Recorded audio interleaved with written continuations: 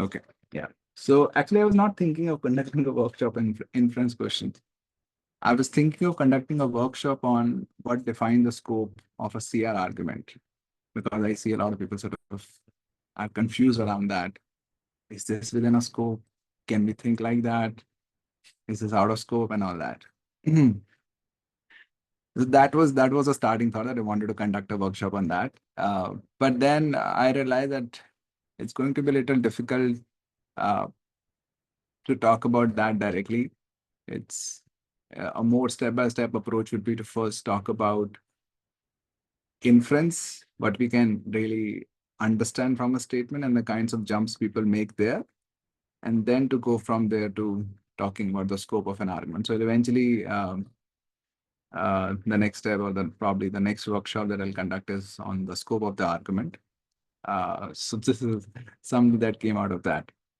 So this workshop, 6-hour workshop, and I think I've conducted 2-3 such workshops now, one on Stendhal Weekend, one on reading comprehension, and I really enjoyed those workshops a lot, especially on Stendhal Weekend. It was good discussion. So the 6 hours are devoted to just inference questions. We'll sort of look at a variety of them. And we'll also look at some of the conceptual questions which I've designed. And before we get started and talk about inference and all that, I'll just briefly talk about myself and what I do and my style of teaching and all that. And then we'll jump into the content of this session. So this is a little about me, more of marketing stuff. Okay.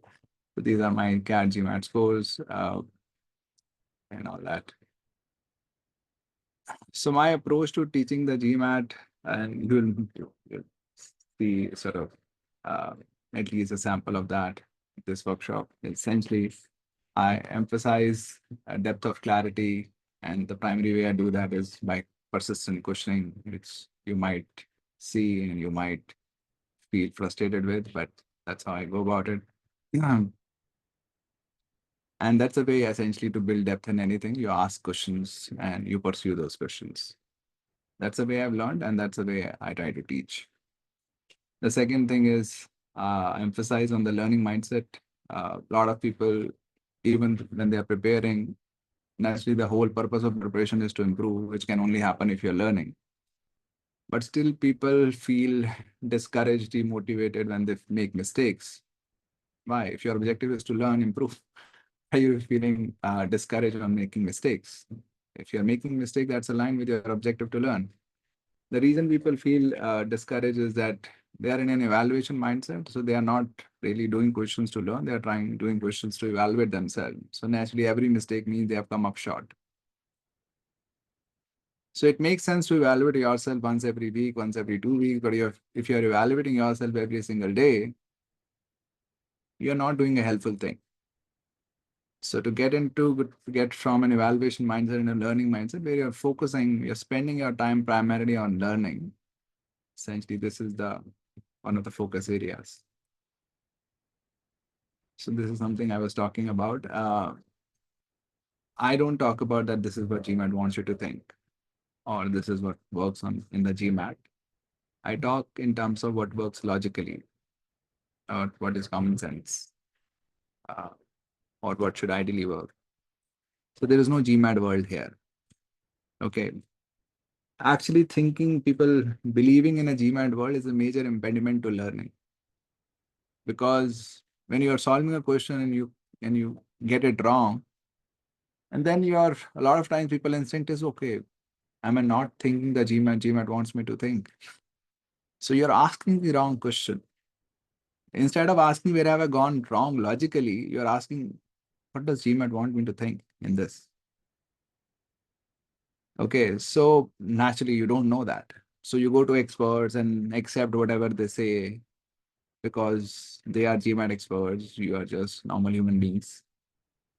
But if I tell you that it's not really a GMAT world, you have to just think logically, then you can logically argue with me that, but this doesn't make sense logically, CJ. Right? In that way, you can now engage with the questions because I'm saying that there is no such thing as a GMAT world. And logically also, there should not be a GMAT world. GMAT is trying to test your logic or reasoning. Why would GMAT create its own world? Okay, that also doesn't make sense, but people still believe in it. So I emphasize a lot on the psychology of GMAT prep. So the learning mindset is also uh, a part of that. But a lot of common psychological problems people face: anxiety, self-doubt, self-criticism, which because of which they end up wasting a lot of time. So I help students to correct those mistakes also. And related to third, uh, I'm not really preparing people for a test. I'm essentially prepare them in a way that they become more sound logically, they become more skilled. And of course, that reflects in their scores also. And that's why I have some recommendations. But essentially, my focus is on skill building, on building clarity of thought rather than just preparing for a test. And in any case, also, it doesn't appeal to me internally also. If I think that what am I doing in life and I see, okay, I'm preparing people for a test, it doesn't sound very interesting. But if I think that I'm helping people develop clarity of thought, become better learners, then that appeals more to me. And that's how I teach. So these are some of my, not some, all of my services actually. So private tutoring I offer, then there is a weekly mentoring calls, which are sort of 30 minutes call every week. So all these services are mentioned on my website. Semi-private tutoring is, let's say if you have a group, you already have a group. I do not help in forming groups. If you already have a group of 2, 3 friends, you can come together, take the sessions. So essentially you can divide the cost. Then there are paid webinars like this. Then there is a classroom course, which is GMAT intensive that Anish and I do together. And then there is a lot of free content, which you can find on my website, on my YouTube channel, and on GMAT Club. And then I also have a book which is available in both paperback and Kindle edition, The Psychology of GMAT Preparation. So, so just to quote a couple of students who sort of, again, emphasize my point regarding the way I go about teaching is, again, as Anish says here, and it's not the Anish who conducts classroom with me, but it's a student. He went to Harvard Business School. I think he's still at Harvard Business School. He has not graduated yet. So, so yeah, I focus less on the errors, but are more on the root cause behind the errors. And again, you will see samples of that during the session, during our workshop.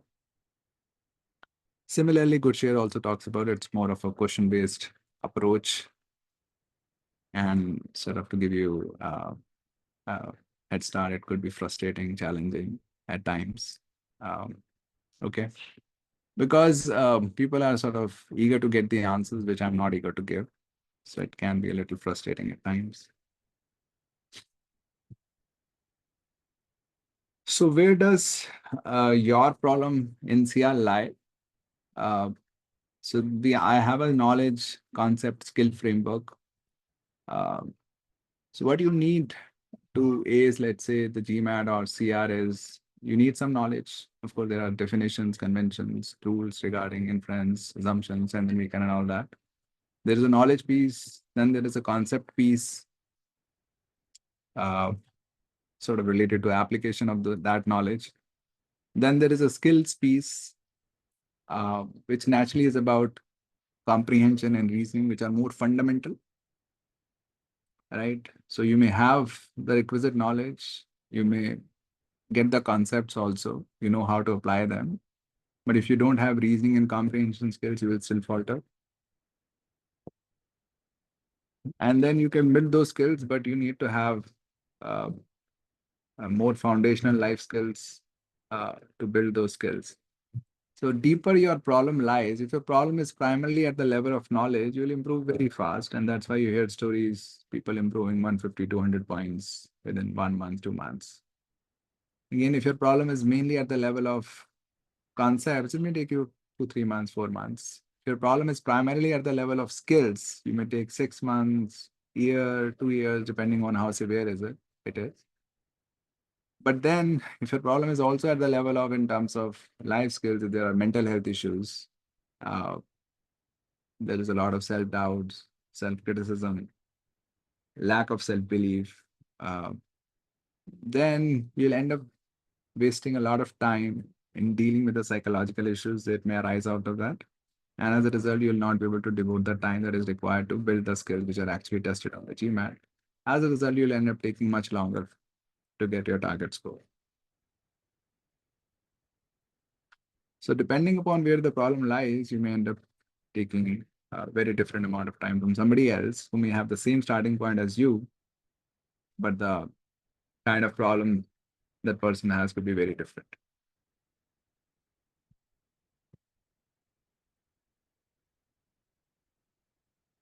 If you have any questions or any comment to make, you can just raise your hand on Zoom, and then I can sort of ask you to speak up, and you can then share your question or comment or anything. So now we are getting to the core of the session. Comprehension is going to be our key focus today, which is essentially what inference is mainly testing you on. Consistently, I've seen that the biggest problem people face in CR is at the level of comprehension. People believe, so they essentially comprehension problem means they are faltering in understanding exactly what the text says. So they are not able to understand what the text says. You're not able to understand the text. But people are, and quite consistently, people are unaware of the problem. They don't know that they don't understand the text. Okay, so they believe the problem is somewhere else, that they don't know some concept, some trick, some technique, something. So they're looking for a problem at different places, but the problem is so fundamental that they're just not understanding the text. Comprehension involves two things. Understanding a text means two things. You are clear about what it says. You clearly understand what the statement says. And you also clearly understand what the statement does not say, which means the boundaries of the statement are very clear to you. So you can falter in either of these two ways, and you will see those samples today. So you may misunderstand the statement, not really understand what it says, or you may end up assuming a lot of things which the statement doesn't say. If you get both of these right, then you get the comprehension right, which, as I'm saying, is the biggest problem people face. If you get this right, a majority of your CR problem will be fixed.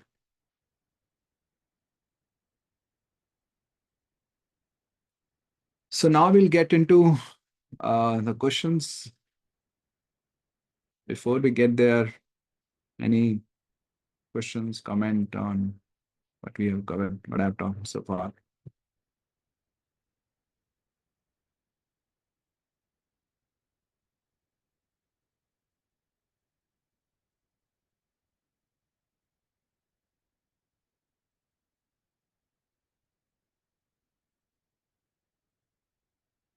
Okay, let's move on to the question.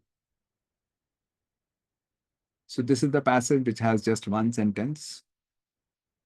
Okay, I'll show you the options one by one. You have to tell me. Basically, I'll just write the answer here. The question essentially you have to answer is, or the way you have to evaluate the option is, can I be sure about the option?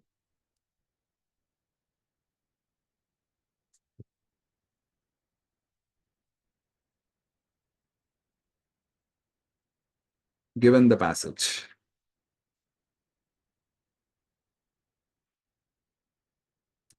Okay. So you can share your answers as direct messages to me, or I can launch a poll, yes or no. Let me see whether I have that poll. Yeah, I have a yes or no poll. So I launch a poll. At every option, you can mark yes or no in the poll. If you believe you can be sure about the option given the passage, then you select yes. If you believe that we cannot be sure about the option given the passage, then you select no. Okay.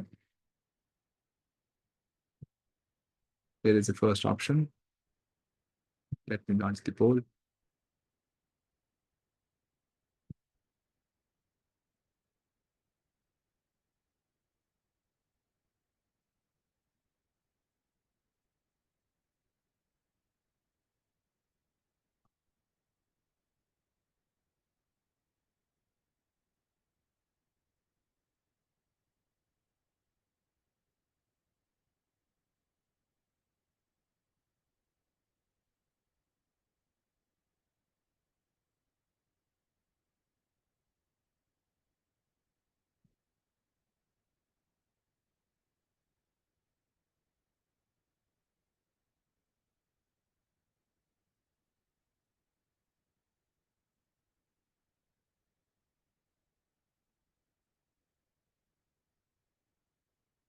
Hmm.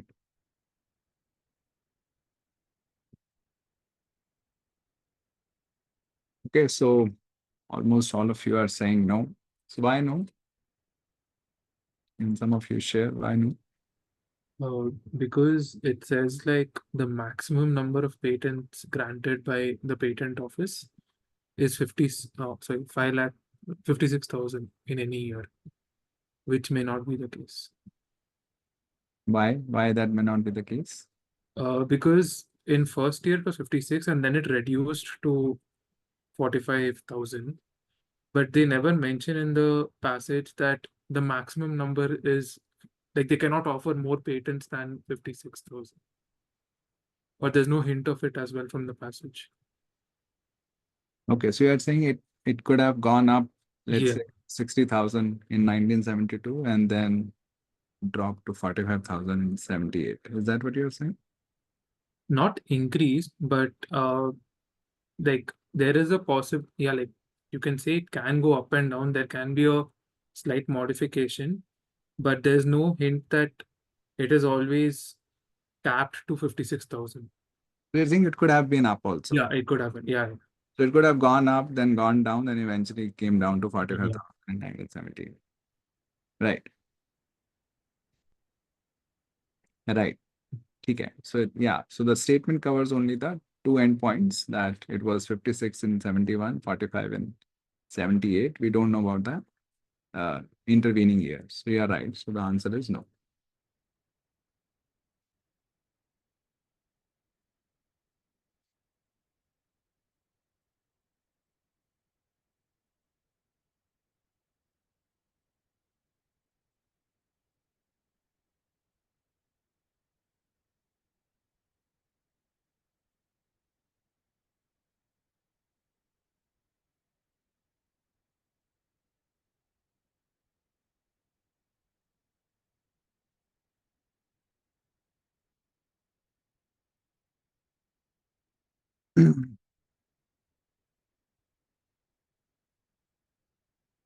Okay.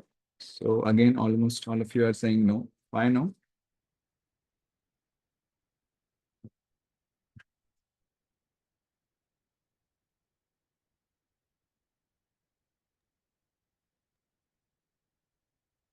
I have, I think it's yes, but Do you think it says okay? Others who are saying no, what if the number of qualified inventions were more?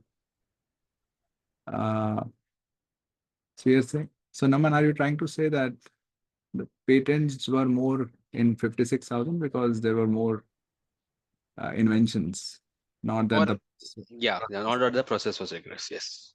okay. Maybe I think it doesn't talk anything about the process. So So, so the process can be less rigorous in yeah, it 19. could be less slow. I can't And say anything about the process. why were there fewer patents in 1978? It could be any other reason, but it could be this reason as well. But I can't 100% Right. say that because the passage doesn't give me that information. Yeah. Yeah. So it's a possible reason, but there could be other reasons also for the drop. So we cannot say that the process of granting was more rigorous just on the basis of the number of patents dropped. Does that make sense, Paras? Yeah. Yeah. Any questions, doubts so far?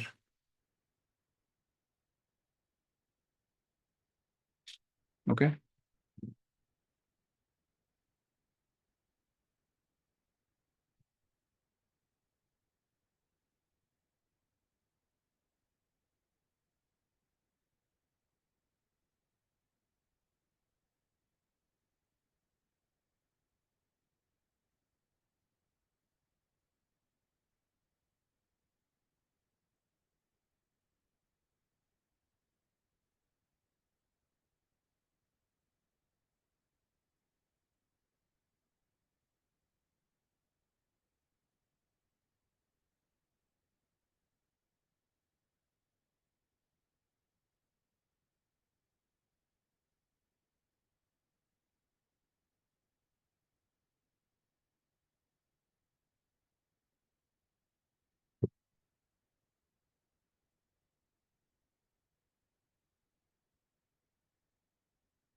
Okay. There is some variation here.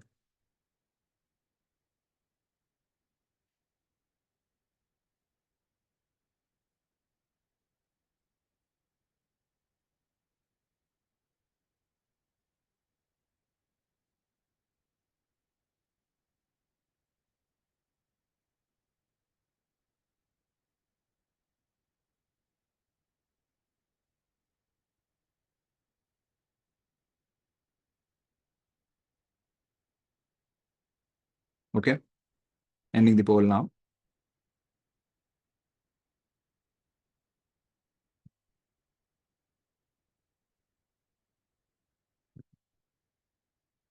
So there are 6 yeses and 5 nos. So let me first hear from nos. Why no?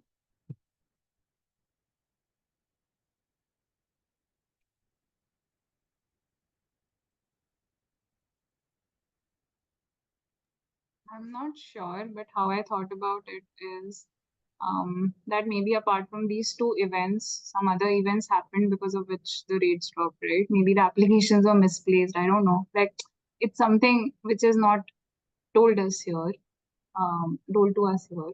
So You're saying acceptance rate is didn't drop. So acceptance rate remained the same. possibly, The number of patent applications also remained the same. possibly, yeah. And maybe there was some mishap in the process because of which the number of patents dropped. I mean, until they tell us that these are the only two events and there's nothing else which can happen, I can't say a yes. Okay. So you are saying it has to be explicitly told. Yeah, I guess so. Okay. So if I say that somebody has covered less distance today than he covered yesterday, Uh-huh. and then I say either he traveled for less time or he had a lower average speed, we can't infer that. Sorry, can you repeat the last time? Let's say I make a statement.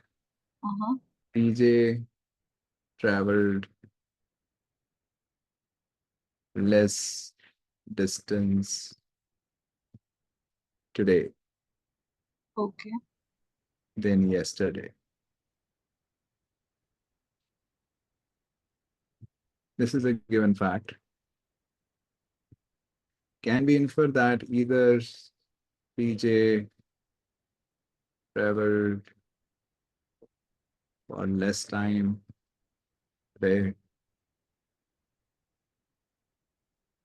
or he had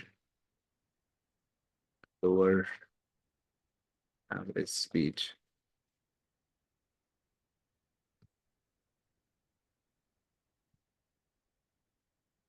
Can we infer this?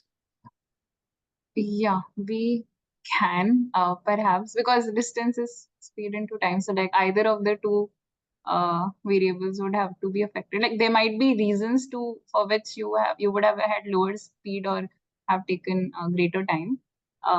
but then these are the only two options which could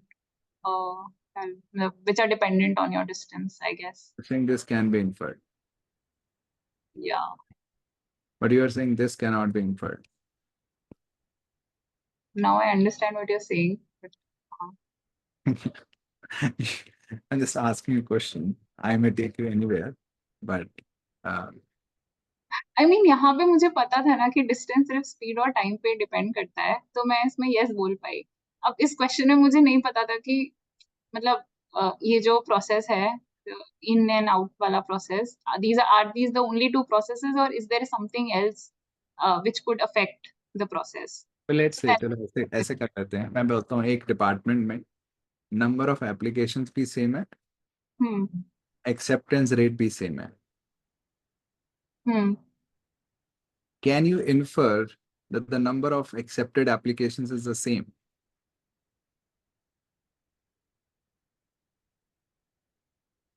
Yeah, yes. पर आप कह रहे हो कोई और factor भी हो सकता है. नहीं, मतलब अगर अज्यूम करते हैं कि कोई और फैक्टर नहीं होगा नहीं तो मैंने बोला थोड़ा ना था assume करने. I just asked you that you are given the number of applications is the same, the acceptance rate is also the same. okay, I'm not asking you to assume anything else. if the acceptance rate is Same. of number of applications submitted and the number of applications submitted are not changing at all, then yes. I mean, it should like form a mathematical equation in my head. Because acceptance rate is the number of applications accepted divided by total number of applications. अगर वो Right. दोनों same है numbers, तो मैं हाँ yes बोल सकती हूँ. But अभी मुझे पता नहीं है वो दोनों numbers सेम है या नहीं, क्योंकि something else could affect those numbers, right? This is how I am thinking. पर मैंने आपको बोल तो दिया वो दोनों सेम है. अच्छा, आप कह रहे हो उस क्वेश्चन में आप इन्फर कर सकते हो, यहाँ पे नहीं कर सकते. Is that what you're saying?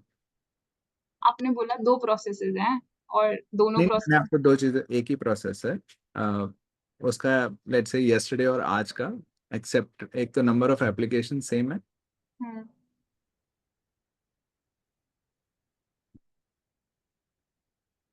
एक acceptance rate of those applications is also the same.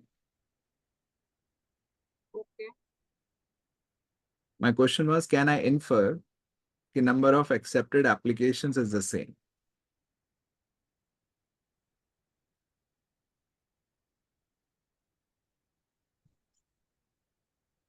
Can I infer this?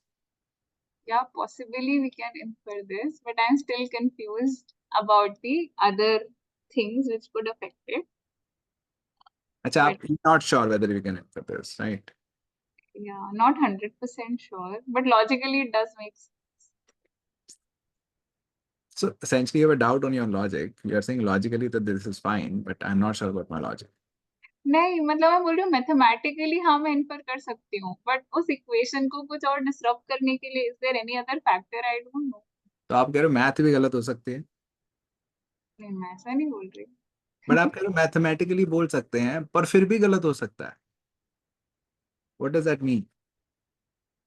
If math से मैं कुछ बोल देता हूँ और फिर भी आप बोल रहे हो कि गलत है, तो फिर तो मैथ गलत होगी ना.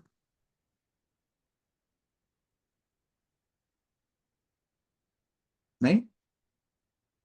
I mean, if x is equals to a by b, and Correct.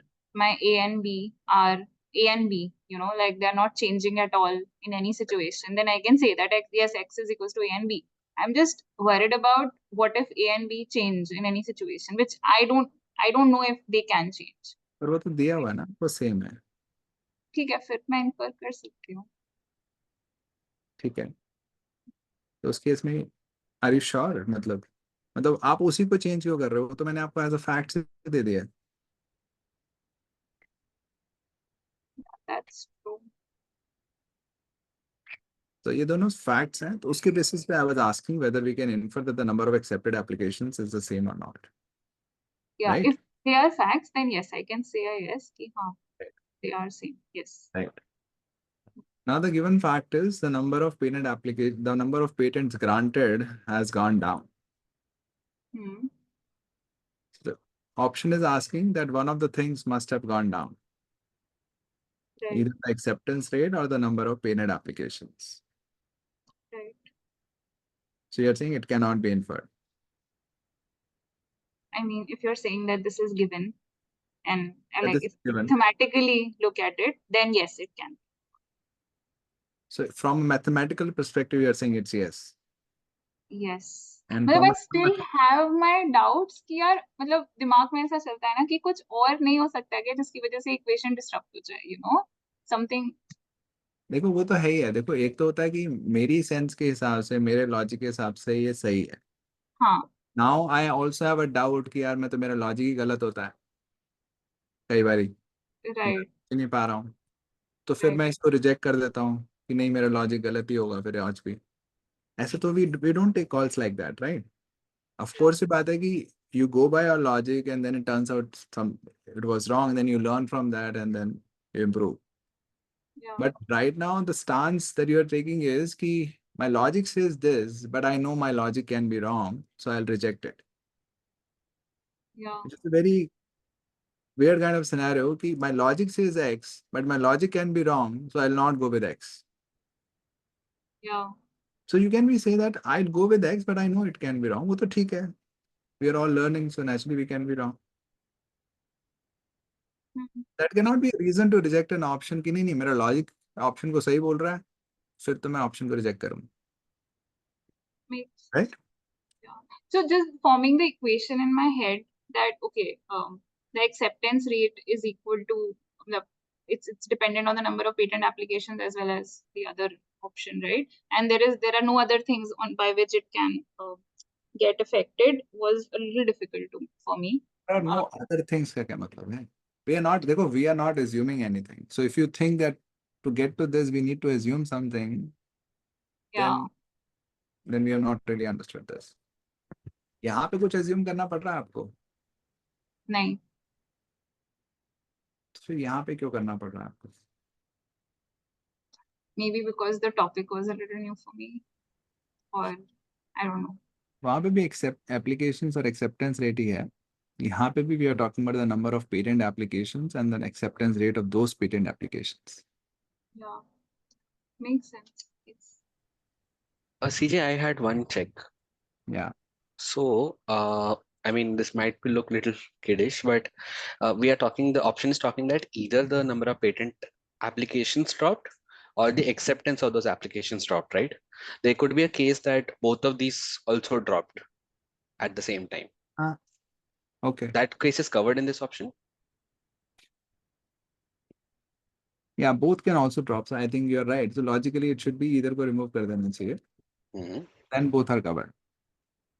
Right. So either is basically making it like one True. should be true and other should not be true. Or Yeah. I mean, I'm not saying not to be true, but either one should be true, right? That is what it is option is saying. Yeah. Number of Either- application लिखेंगे तो फिर दोनों का case भी cover हो जाएगा, right? हाँ, so if I remove either, then essentially both are covered. So in that case, then answer is no. I mean, in this case. With either actually answer is no for the reason that you're saying, but actually that was not my intent. This was just a Sure. thing for me. Sure. Okay, so let's consider it an odd thing only. So let's say either is not there. So both possibilities also covered. We'll evaluate it from that standpoint. Yeah, then I think we should be able to accept it, because what I think हम लोग जो other factors discuss कर रहे हैं, I think, like, to my understanding, all those factors will basically will be a sub factor to one of these two conditions, right? So for example, acceptance rate drop या फिर number of applications drop, sub factors हो सकते हैं, but मोटा मोटी these are the main two conditions that will cover like the total number of accepted patents, is my knowledge. Yeah. Okay. So but right. So what Deshna was saying was general apprehension ki ho sakta hai there could be something else. So even though logically she was not able to come up with anything, and logically actually she was thinking, yeah, this makes sense. But then she was saying, but there could be something else that I'm not able to think of, so I'll reject it. This is not a reasoning, essentially. This is just a doubt on your logic.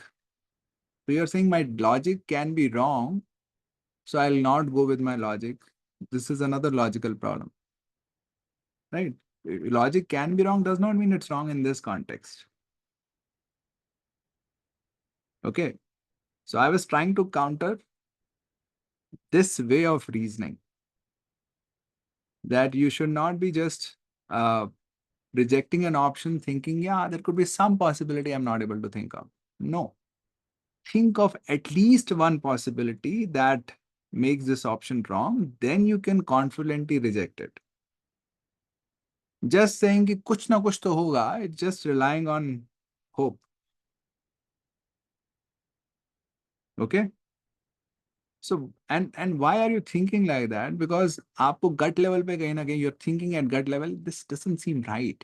कुछ तो है. Okay, but then if that is your gut response, the way to improve your thought process is to think consciously what is wrong. And if you are not able to think of anything wrong, then you are saying consciously, मेरे हिसाब से तो फिर yes ही है. So then there is a disconnect between your gut response and your conscious response. So then from the answer, even if the answer is, let's say, yes, then your conscious was right. If the answer is no, then you have something to learn at a conscious level from that कि अच्छा कौन सा scenario है which I was not able to think of.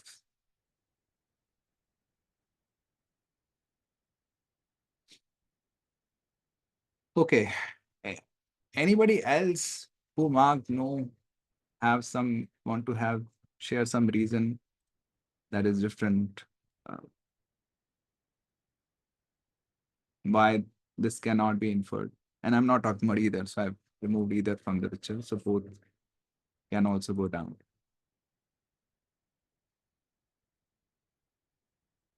Any other reason you can think of? Or anyone else had a different reason for rejecting this option? Yeah, serious. So I went because of what we were discussing earlier, right? It is one of the other possibilities where either the number has to drop or the application has to drop or the acceptance rate has to drop. So my thought was essentially if we have to say that there has been a drop because of either of the two reasons, both of them together has to work. We should know the possibility of if the application are dropping or the acceptance rate are dropping, not just one of them. So the point is that if there has been a drop in the applications, then we should be 100% sure that what is the reason behind it, and if it is saying that either one of them has dropped, then we cannot be confident of it because we need both the parameters to work in sync.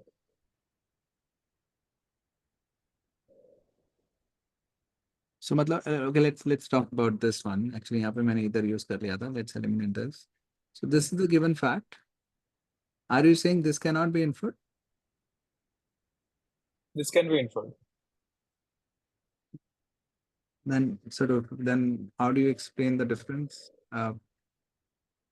This inferred and this cannot be inferred. I have so the below argument that is there. We understand that there is a speed and there is this distance and there is a time involved here.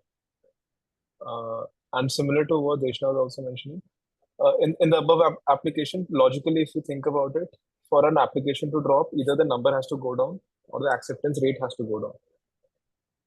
Either one of them has to go down. But let's say if the application rate actually goes down, do we have a understanding of is there any other factor that is coming into the picture? Which other factor? It could be, it could be, it could be anything, right? It could be that probably Yeah, anything. Could be anything. Yeah.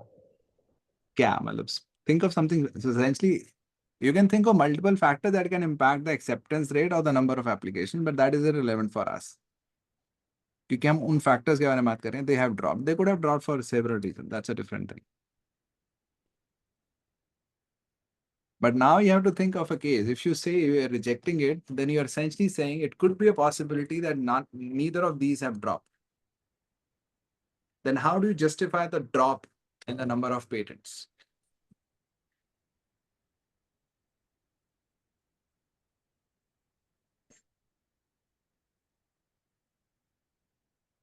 No, I get your point. I think it's the same flaw with me. I think the idea behind getting the drop is these two that I can think of, and the logic works in that direction. But there's an ambiguity in thinking that there could be something else.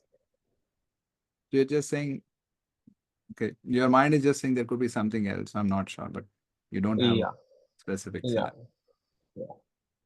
So when I selected no, and my thought process there was in terms of acceptance rate, is the process become more rigorous, or there could be a situation where people are applying for patents which have already been issued. So could that be another reason? But these are So reasons for the acceptance that are going down, right? yeah, so my so I thought that would be something other than the acceptance rate. हाँ मतलब जैसे मेरी lower average speed की है, या तो मेरी cycle हाँ. खराब हो गया है, या तो Hmm. मेरा दिल नहीं है, I am feeling lazy. There could be several reasons for my lower average speed. That's a different thing, Correct. Yeah. Right? Make sense? One more point, Sanjay, just to clarify.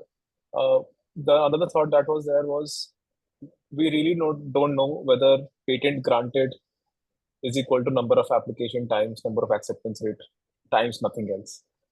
Logically, it seems right that patent granted should be equal to number into acceptance rate.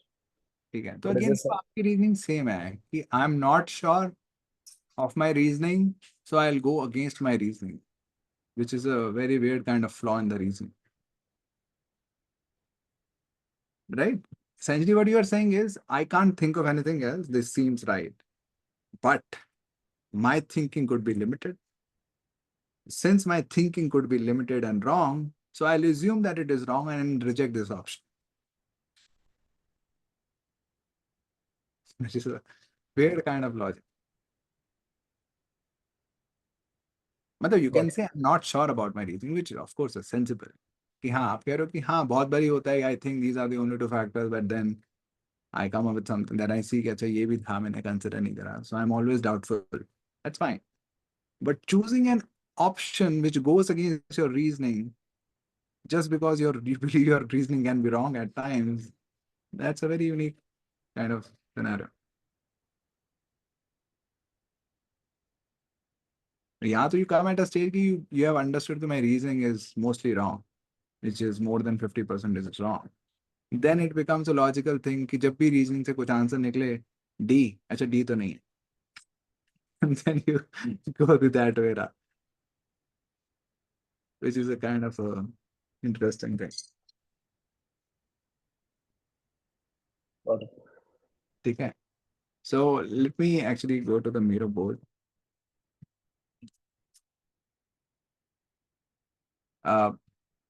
So basically to reject, okay, sorry, the next option also comes in, which I don't want to show.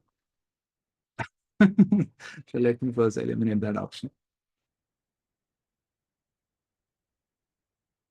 Yeah. Yeah. Okay. So, so this was we are talking about the last option here. And without either. Okay. So the only way to reject this option is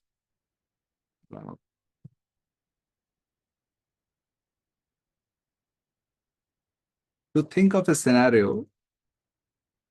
The only way you can reject this option is to think of a scenario in which neither the number of applications went down nor the acceptance rate dropped. But still, the number of patents granted dropped. Right? Basically, what we are trying to do here is to think of a scenario that contradicts the option without contradicting the fact.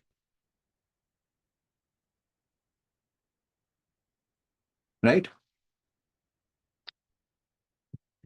Because if we can think of a scenario that contradicts the option without contradicting the fact, we have logic to argue that we cannot be sure of the option.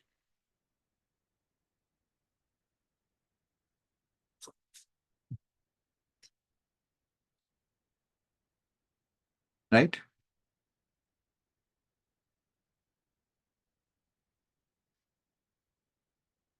That is the only way you can reject an option, because anything that is not contradicting the fact is a possibility, right? Anything that contradicts the fact is not a possibility, because we have to take the facts to be fact. So anything that is contradicting the fact is not there, right? So anything that doesn't contradict is a possibility. And if you can consider a possibility in which the option is not true, which is essentially which is a possibility which is contradicting the option, then you can say that I cannot be sure about the option. So here, what you need to think is there any way in which the number of patent applications don't drop, acceptance rate also doesn't drop, but still the number of patents granted drops? Can anyone think of a case?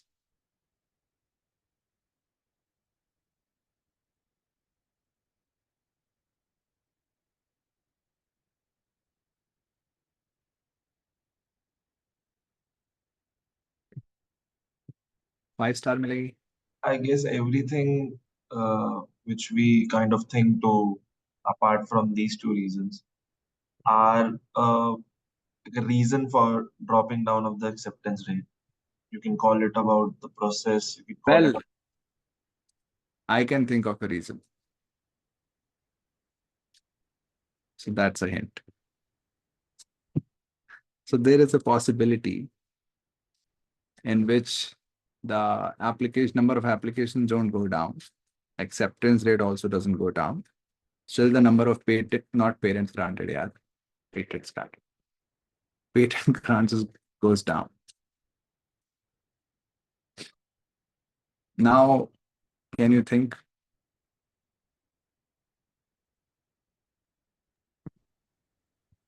Some issue with the like authorizing authority itself? इससे क्या होगा?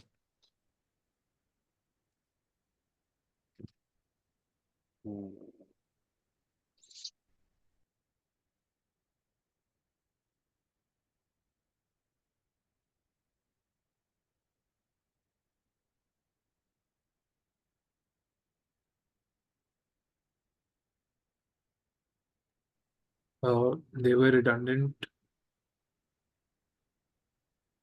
There were what were redundant? So, like,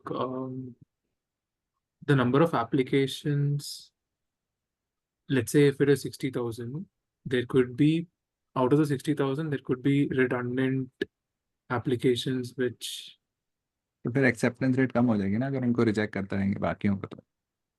yeah. CJ, just a question. The word by in the option by inventors to buy the United States patent. अच्छा वो 2 गलत आ गया वहाँ पे by. तो गलत है ना? Yeah.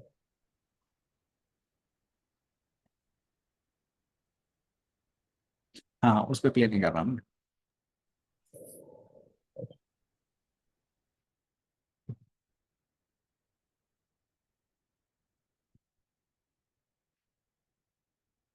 Okay, so should I share?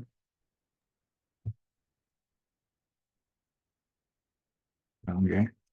Okay. Is there a possibility that, well, I don't know, but can there be a link between the number of patents and the number of patent applications? Right? हाँ वही तो acceptance rate तो link है.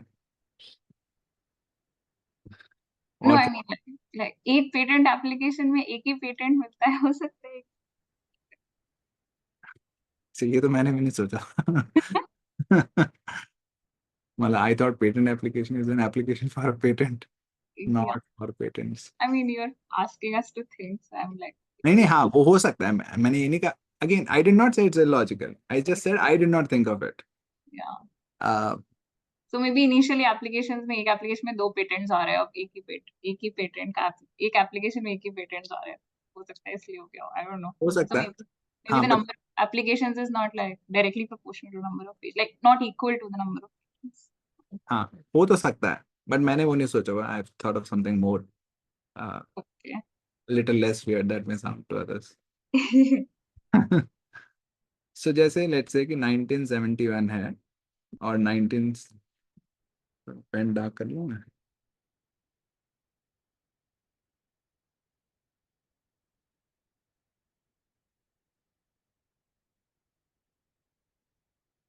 तो let's say 1971 है and 1978 है.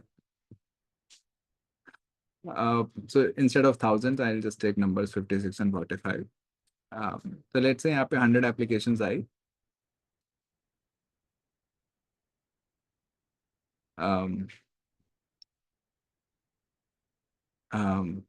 यहाँ पे भी 100 applications आई. यहाँ पे they were able to process 80 applications that year. तो बाकी अभी 20 होल्ड पे हैं.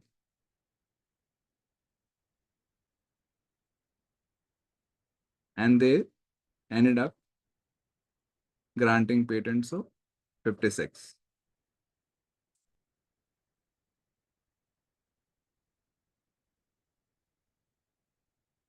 Right?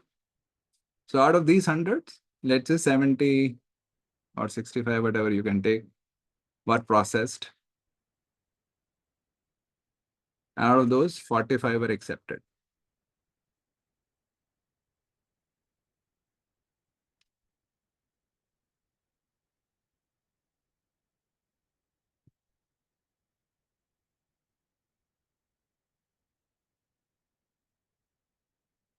Is this a possibility that what is being processed could change over years? This is exactly what I said in the beginning, that what if the applications get lost in the process? Like you are using the word being processed. I said, what if some applications get lost and then, they don't reach, and yeah. They get lost and they don't reach where? मतलब जो patent grant करते हैं, यहाँ पे आप जो बोल रहे हो, आपने प्रोसेस 80 हुए and then देखो, there is a difference there also. So you are saying they get lost. So which means not be granted patents. okay. So then in that case, one can argue that उनको तो नहीं मिला, they are essentially more or less equivalent to being rejected.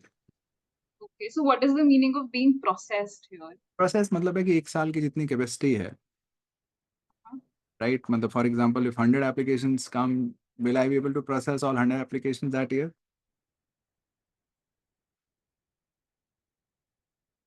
But CJ, since you're saying that some are getting processed, so the rest ideally would go on hold, is what you're trying to next say, year. right? To next year, right? So then basically what that says is the input to next year increases, right? Correct. Correct. So, but if then even after that, the number of applications that are coming out after the, so I mean, I'm just saying like 80 में से 20 गए, 20 अगले साल में 100 आए तो 120 applications आ गई. We are saying that number of applications increased, but अगर तब भी we are saying that the number of patents granted dropped, then that means an acceptance rates went down. नहीं. Number of applications बढ़ गए, अगले साल 120 हो गए, but let's say process अगले साल 80-65 हो गए. तो Okay, backlog, मतलब हम लोग जब 2 साल कंपेयर कर रहे हैं तो will eventually come to a stop, right? कि इस साल में इतने तक ऐड होके फाइनली इतना बना, so you are hold assuming, hold होके so you are ऐसे. assuming the backlog is not increasing, which is a Yeah. possibility. In real life also backlog can increase over time. But I mean, let's say we are considering these 2 years, for example, for 1971, 1978. 1971 में 20 holdovers, 1930, 15 holdovers. So eventually what happens is, let's say whatever the backlog is from each year, कुछ में हो सकता है ज़्यादा process हो जाए, तो कुछ कम भी हो जाए backlog. But eventually the input for 1978 group would be x plus or minus some value y, which comes as a sum total of all these. That is still the input for that year, right? When we are comparing two, call it quantitative years, then for the 1978 year, the number of input is still the same. I mean, number of input एक कोई value है, इसमें भी number of input कुछ value थी. अगर उसमें बाद भी patents कम निकले, मतलब acceptance rate पे तो रहेगा, right? इसके बाद भी होल्ड ओवर हो सकता है. That is possible. I understand what you're saying. There are two situations here, right? I'm talking about the patent application received by the patent office that year. एक है कि उस साल मुझे कितने मिले, and then there is a backlog that is coming from previous years, right? So I'm saying मुझे इस साल तो 100 ही मिले, and then there will be some backlog also. Okay. But then eventually, let's say there is a backlog of 50 in 1978. So there is essentially 100 I receive, so 50 is a backlog, so 150 I have now. Okay. Right? Achha, but then you're saying 150, we cannot guarantee that all of them will be processed even in 1978 as well. Yeah. Okay, got you.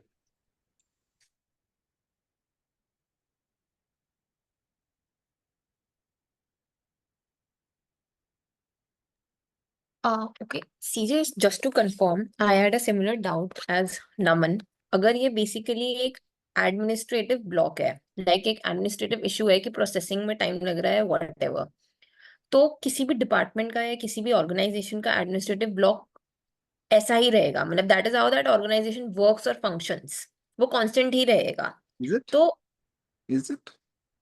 हाँ, that's why what I wanted to confirm कि So yeah, you are it could be an administrative extraordinary thing issue. also. Administrative issue, you are saying कि we can assume कि सालों साल same रहता है हर किसी department का. मतलब that is how the department works. That is it. मतलब आज अगर मैं see if I understand because I gave another example to make. For example, आज US visa के लिए इतना time लग रहा है. But then some things happen in the economy and whatever, हो सकता है कि the time taking gets shorter or whatever. But initially I was assuming कि this could be a constant reason कि this is how the organization works. हाँ, तो वो आपने constant मान लिया, which could also हाँ. be variable. Which could be, but how do we decide that अगर ये assumption हम ले ही रहे हैं कि administrative block है whatever, then how do we decide कि इसको constant मानना है या इसको extraordinary event मानना है? This could be, a person can go the either way. Extraordinary event क्यों लग रहा है आपको ये? एक Extraordinary मतलब आपने यहाँ पे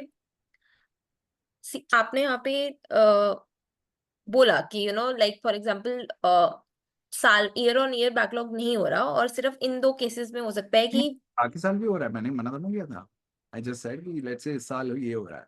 You can also say कि 1950 से onward से चल रहा है. I'm not saying in these 2 years ये हो रहा है. I'm saying these 2 years में भी हो सकता है. I'm not making any comment about other years. The backlog could be there very well. अच्छा, आपको लग रहा था I'm saying कि इन्हीं 2 साल में हो रहा है. yeah.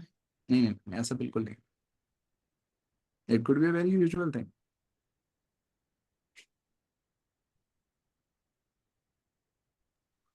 In this example, had we known the processed to application ratio, instead of let's say saying कि number of patents कितने आए, we would have said number of patents processed and accepted ratio.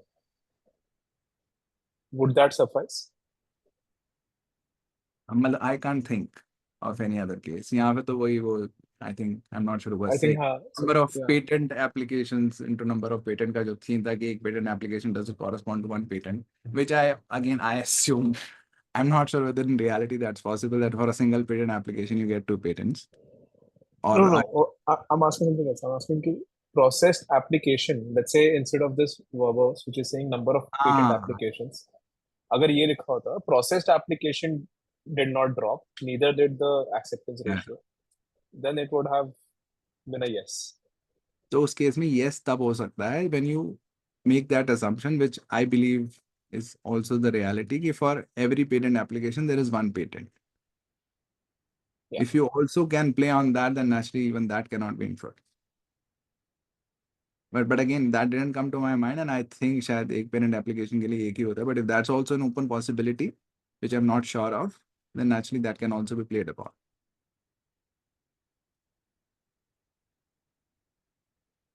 So Right? Patent application. Sorry. हाँ, एक है ना कि number of patent, her patent application corresponds to one patent, or can some patent application correspond to more than one patent? Basically, that application is applying for patent for two products. एक ही हाँ, application में that हाँ, kind of scenario. दो patents, दो products तो नहीं, patents, दो हाँ, patents मतलब दो एक patents for two application. products. हाँ, yeah. नहीं, products अलग बात है, दो patents for one application for two patents. अगर ऐसा भी हो सकता है, then actually that can also be played upon. CJ, if over here we were told that the team is same who is kind of processing the application, I'm just trying to challenge your option right नहीं, now. challenge So नहीं कर रहे, you are creating a specific situation जिसमें हम शायद ना बोल पाए. You're not yeah, challenging. You are naturally, if you're creating a situation, you are not challenging me. You are saying कि उस situation में क्या होगा. yeah. So agar if the team of the application, like grantors of the application or patents is same, तो हमारा फिर processing हम same समझेंगे, right? या फिर वहाँ पे भी Do you think so? आप ही रोज काम करने जाते हो, आपकी प्रोसेसिंग सेम होती है रोज. नहीं, बट हम इतना मैकेनिकली तो we are not judging, right? Like नहीं इतना अकॉर्डिंग टू द इसमें मैकेनिकल मैकेनिकल तो मुझे लग रहा है आप कर रहे हो कि सेम बंदा जा रहा है तो रोज 10 आउटपुट निकालेगा. This is mechanical to me. For me a more humanistic approaches कि रोज बंदा जा रहा है तो ऑन एवरेज 10 निकालता है, किसी दिन 8 भी निकाल सकता है, 7 भी निकाल सकता है. Not sure unless you tell me that person is consistent. Can you normally assume people are consistent? No. नहीं अज्यूम कर सकते ना हम. तो फिर हम उसमें कैसे अज्यूम कर लें कि हाँ हाँ अगर सेम टीम में है तो सेम प्रोसेसिंग पावर रहेगी उनकी. Acha, what if this is we replace the whole office by a software which does this whole work? Then a lot of these flaws can be answered. हाँ हाँ, तो फिर कई सारी चीजें फिर उसमें माननी पड़ेंगी कांस्टेंट, क्योंकि then it's now it is mechanical. Yeah. Right, कि वो तो जो है सो है That process. then backlog also is not existing, can be assumed कि it's processing all the applications. No well, I will not assume that. Backlog तो यार मतलब naturally depends on the processing capacity also. But naturally उसमें backlog सोचना थोड़ा मुश्किल हो जाएगा, right? Got it. Then as one I think Deshna was saying or somebody else कि हाँ वो थोड़े एक्स्ट्रा ऑर्डिनरी, फिर वो ऐसे लगेगा हम बहुत ही एक्सट्रीम सोच रहे हैं इसमें. ओके चलो पहले इसके बारे में बात करते हैं. तो any other objection to my objection to this option?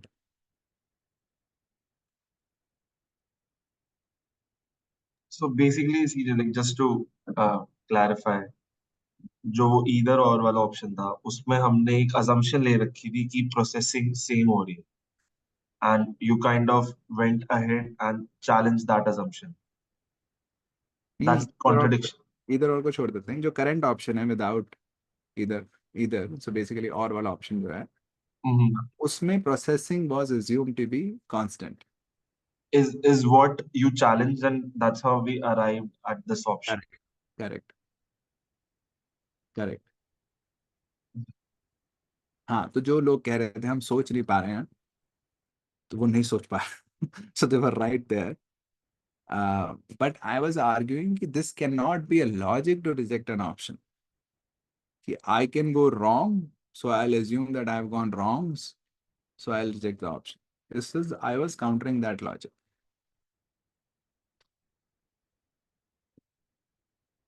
Naturally, of course, जैसे processing की बात आई तो I think probably, I'm not sure, again Deshna was saying because cameras are not on, so I don't see the name. Somebody was saying कि it could be you lost her and then she was around processing. So it could be that you were there, but a lot of people were not able to think if this processing. But now when I say it, it makes sense. हाँ होता ही है departments में ऐसा. ऐसी कौन सी वाहियात बात है. but when you are reading it, then it is not striking you. जबकि मैं आपसे स्पेसिफिकली पूछ रहा हूँ, can you think of a scenario जिसमें ये दोनों नहीं पड़ा है, still the number of patents drop. I'm asking you specifically, and I told you that the situation exists. Still no नहीं आ रहा है. Because the mind, और जब मैं बोल रहा हूँ, then you can hear, yeah, हो सकता है. It's not, it's alien to you. You know it some part, in some part of your mind, there is there. That's why you can just immediately relate to it. Otherwise, I'll take an hour to explain you. You know कि हाँ होता है normally. But at that moment, it was not clicking. So the mind is just has assumed it without any sort of any objection to it. So इसको हम तो एक तरह से इसको मैं ऐसे भी बोल सकता हूँ. The mind is not consciously aware of what it does not know. In this case, it is the processing capacity or the backlog. Subconsciously, of course, you can relate to the backlog. So I'll not say subconsciously also you're not aware at all. But at least at awareness level, at a conscious level, you are not aware that you don't know this. So you'll solve the questions as if this is known, कि वो same ही है. I can call it a problem at the level of comprehension if we define comprehension as being clear about what you know and what you don't know. Or I can call it a problem at the level of critical thinking. You're not able to criticize it enough. You're not able to find even more problems.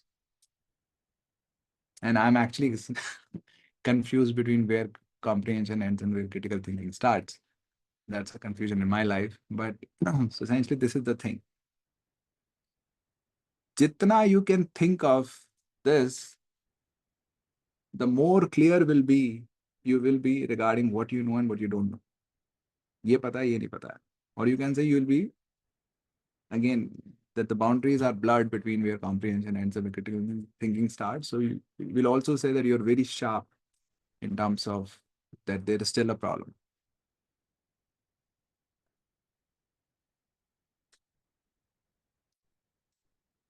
Okay. So I understand it was a little hard to think of, and that's why many of you couldn't think of that. But essentially, there are just variations of this problem. कि बहुत सारी चीजें भी end up assuming जब सामने आते हैं, then yeah, it was there. Okay, any questions, comments, doubts before we move on to the next option?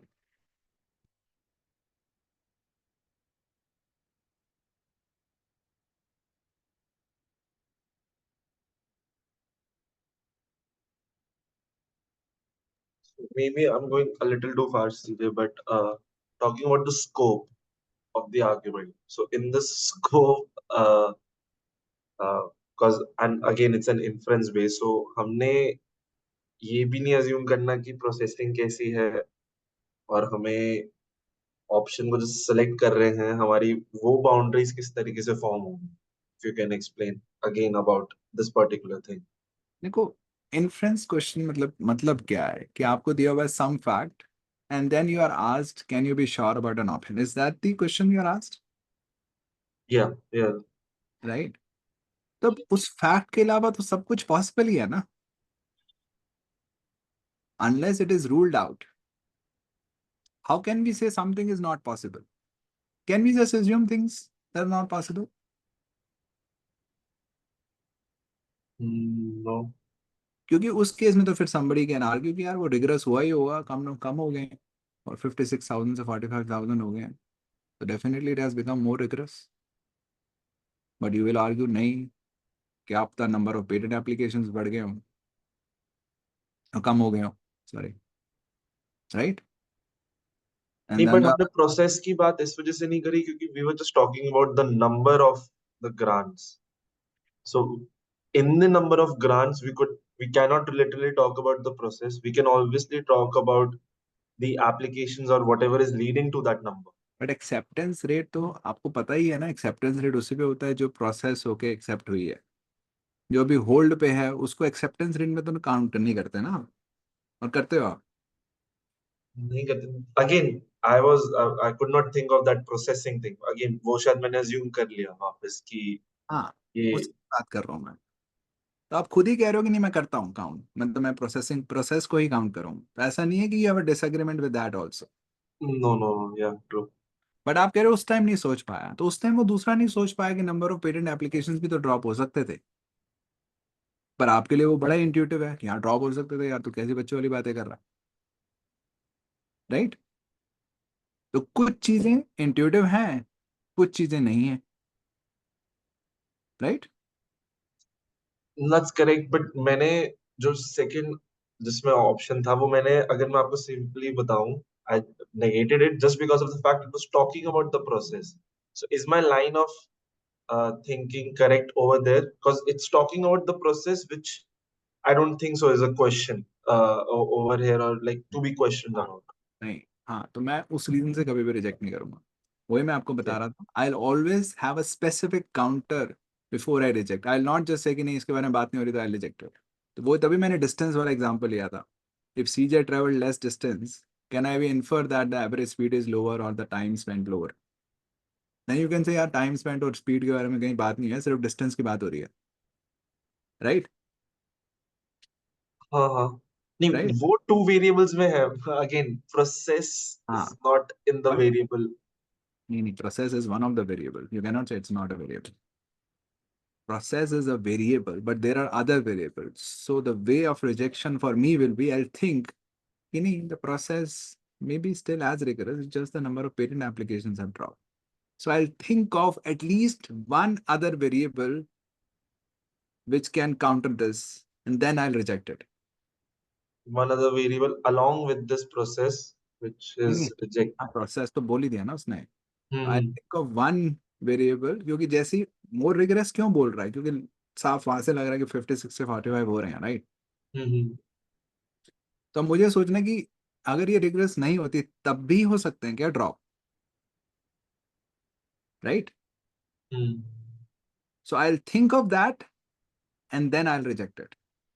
I not just say कि और कुछ भी हो सकता है and just reject it. Okay, exactly. so the question is, can I be sure? So I'll reject an option only if I have at least one specific reason to reject it. I'll not reject it just by saying बहुत कुछ हो सकता है life में, which is also a reason people reject in data sufficiency. इस information से तो a lot of things are possible, so they'll reject that saying it's not sufficient, but then realize कि जो भी possibilities थी, everything was giving the same answer. Does that happen in data sufficiency? So I'll never go with that way of thinking कि बहुत कुछ possible है तो बस नहीं, I'll think of one case which is counter and then I'm convinced कि हाँ sure तो नहीं हूँ।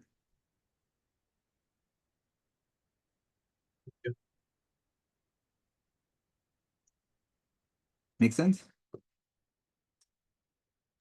Yes. Okay.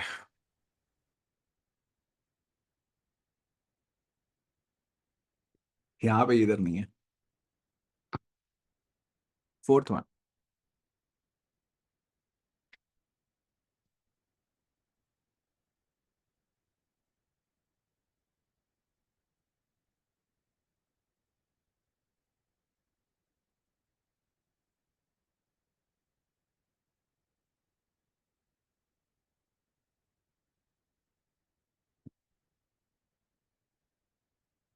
Okay, let me launch the poll. I did not launch.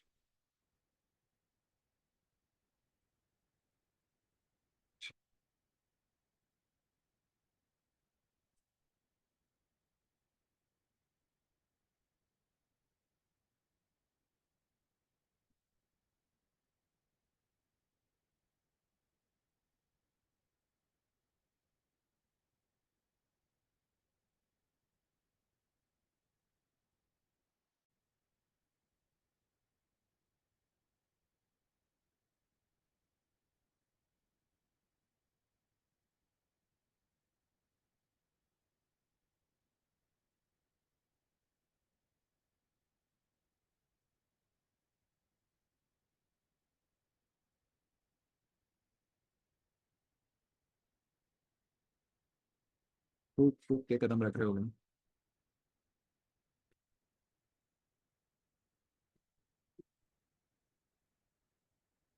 Okay, 10 more seconds to go.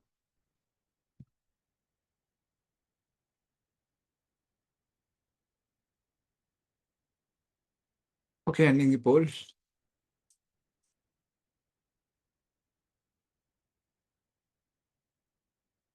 Okay, almost all of you have said no. So can some of you share why no?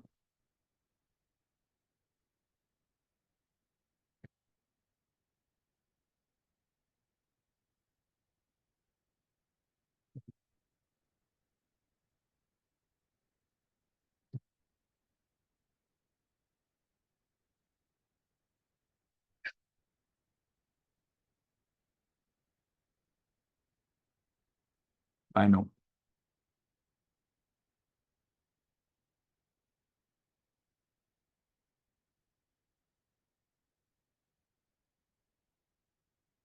No one? I'll give it a shot, CJ. Okay. So इसमें the first thing is the number of staff in the United States patent went down from 1971 to 1978. I think this could be reasoned out by saying that there could be automation. Probably staff कम होने से processing कम हो जाएगी या फिर acceptance कम हो जाएगा. We can't really say that. And second, क्या sorry? reason after the number of patent granted? So the number of staff didn't go down, you're saying? I'm saying, there's a possibility. I mean, I'm saying, I'm not saying did not go down. I'm saying there's no impact of this into saying that why would it drop?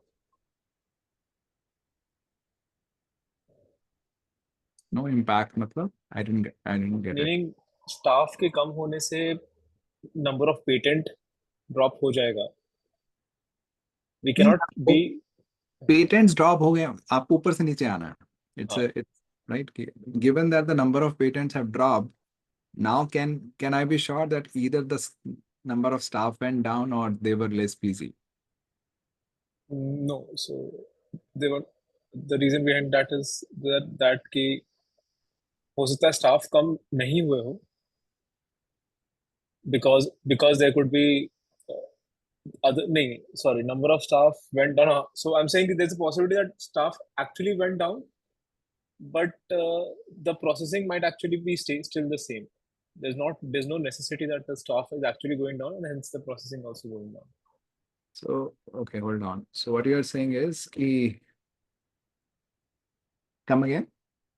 I'm saying there's a possibility that staff actually went down. Possibility that staff actually went down. But the number of patents that were granted. Number of granted patents.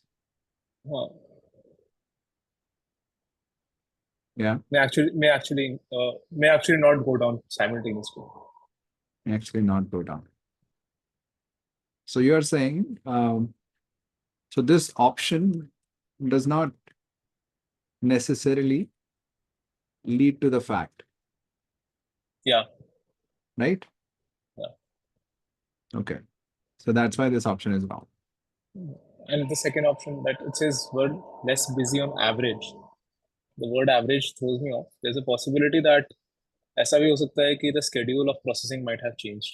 That earlier it was yearly patent where every 3 months patent was granted, but now it is in a different schedule. So the average way में 1978 might be less busier, but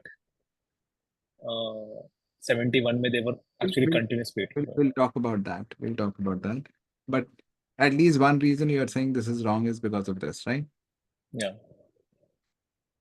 Okay. Anyone can find any problem with this reasoning?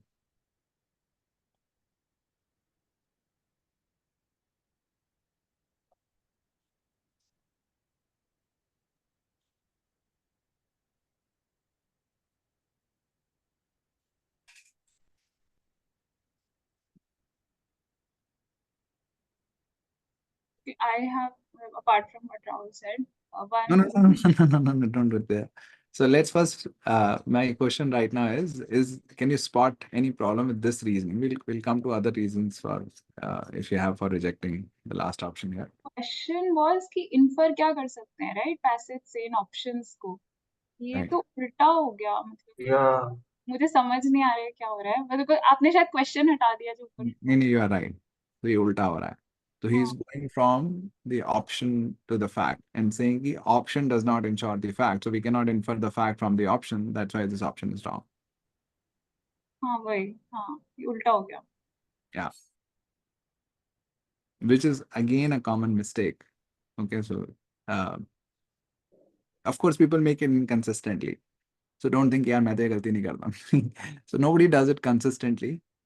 Everyone I've seen make this mistake. They make it inconsistently. So in a lot of questions they won't commit this mistake. This won't even arise to them, this way of thinking. But in some questions, for some reason, they would go from the option to the fact. But this option doesn't really ensure the fact.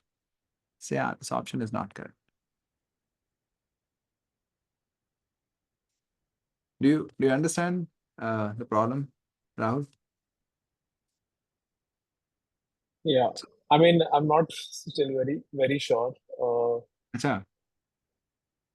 The question was, can we be sure about the option given the fact? So हमें देखना था, given the fact, can we be sure about the option? Or we are looking for an option such that the fact necessarily leads to the option, right?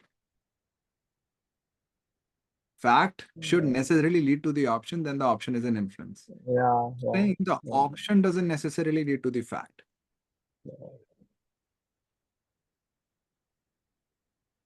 Okay, this is again happens inconsistently. Okay, so this reasoning is off. So let me remove that. Yeah, so other reasons a lot of people mark no. So why no? Okay, so my thing was कि maybe the application, the क्या बोल सकते हैं यार, application reviewing process जो staff करता है, right, वो हो सकता है lengthy हो, तो उनका काम same ही हो, time same ही लग रहा हो, but you know, yeah, that's one loophole. पहले कम applications, अभी कम applications है, पर time उतना ही लग रहा है जितना ज़्यादा applications में. Became more intensive, you are saying. Yeah. ज़्यादा time consuming हो चुकी है. तो हाँ. सेम स्टाफ है, सेम ही बिजी है, इवन दो कम पेटेंट एप्लीकेशन ग्रांट हो रहे हैं क्योंकि अब it's more intensive now. Yeah. That's one reason. Okay, good. Any other reason?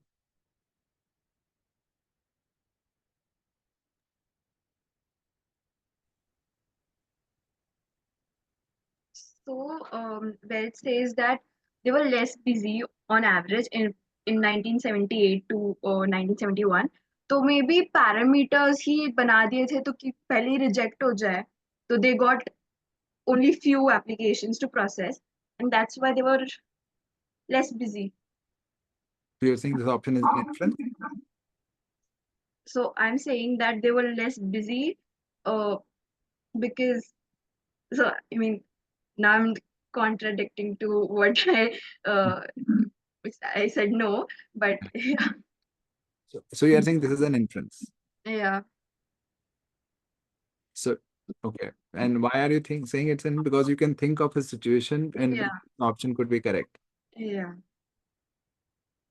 Okay. So if we can think of a situation in which the option can be correct, can we be sure about the can we be sure about the option?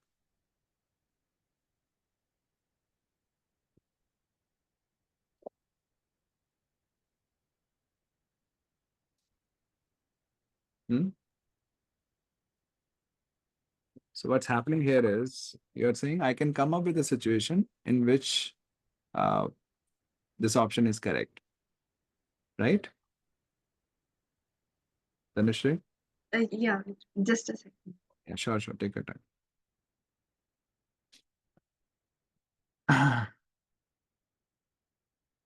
Others, a lot of people mark no. I've gotten just one reason. Everybody had the same reason.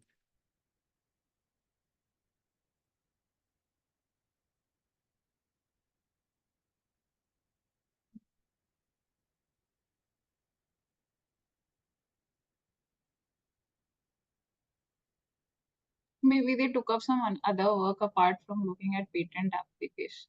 Who knows? Okay. Some work other than reviewing patent applications. Right. हो Their सकता है ऐसा productivity decreased. काम तो same ही कर रहे हैं, मतलब सेम घंटे ही कर रहे हैं, हाँ, वो productivity. प्रोडक्टिव नहीं नहीं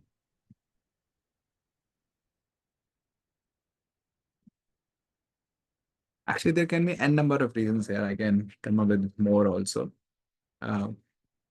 मतलब एक तो सिंपली है कि नंबर ऑफ पेटेंट एप्लीकेशन जो है वो सेम ही रह गई, तो तुम्हारा काम तो पेटेंट एप्लीकेशन को रिव्यू करने का ना, तो पेटेंट एप्लीकेशन अगर सेम है तो चाहे ग्रांट कम हो रहे हैं पर तुम्हारा काम तो सेम ही है, right? Basic thing. Patent granted has dropped. Nobody is saying the number of patent applications has dropped. There could be other reasons also. Again, these are the assumptions you make in your mind which you're not aware of. Number of staff of the patent office could be chai walas also, right? Chai wala बढ़ गए होंगे, अब बैठ के चाय पीते रहते हैं, तो काम क्या करेंगे? तो मतलब you just assume कि staff at the patent office मतलब सारे patent review कर, मतलब even though at some level you know, but पढ़ते time objection नहीं आ रही.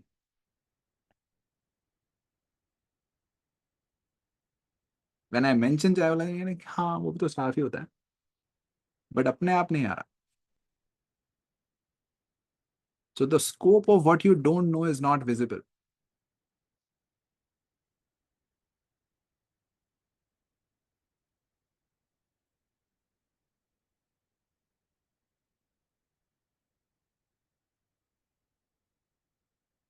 Naturally, when I talk about all this, people are like, "Itna सोचना है इसमें." Uh, so yeah, this cannot also be inferred. Fourth one, if you have any apprehensions, any doubts, confusions regarding what we are talking about, if you can't relate or you have any kind of comments or doubts, you can make. Yeah, actually, CJ, so what happened? We were talking about the previous option. वहाँ पे I was pretty confident. I'm not sure they कुछ disconnect हुआ कि जब अभी हम last option के बारे में discuss कर रहे हैं.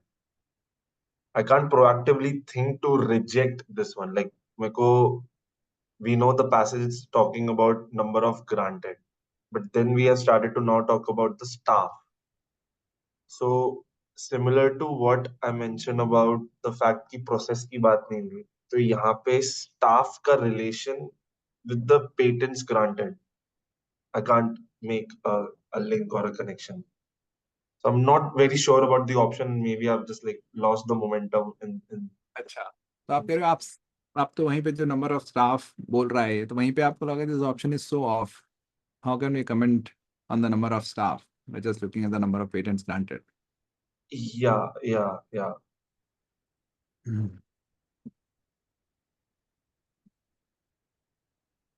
Okay. Uh,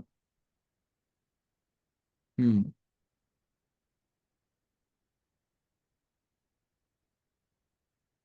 So मतलब पर are you saying the number of staff in your mind does not have any relation with the number of patents granted?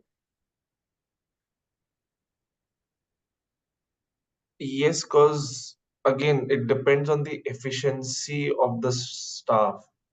हाँ, फिर आप specific factor लेके आ रहे हो ना. When you are saying कि efficiency पे depend करता है, which is what I think Deshna was saying. कि हो सकता है productivity efficiency ही कम हो गई हो, इसलिए number of patents granted कम हुए हैं, not that the staff reduced or they were less busy. That's a different thing.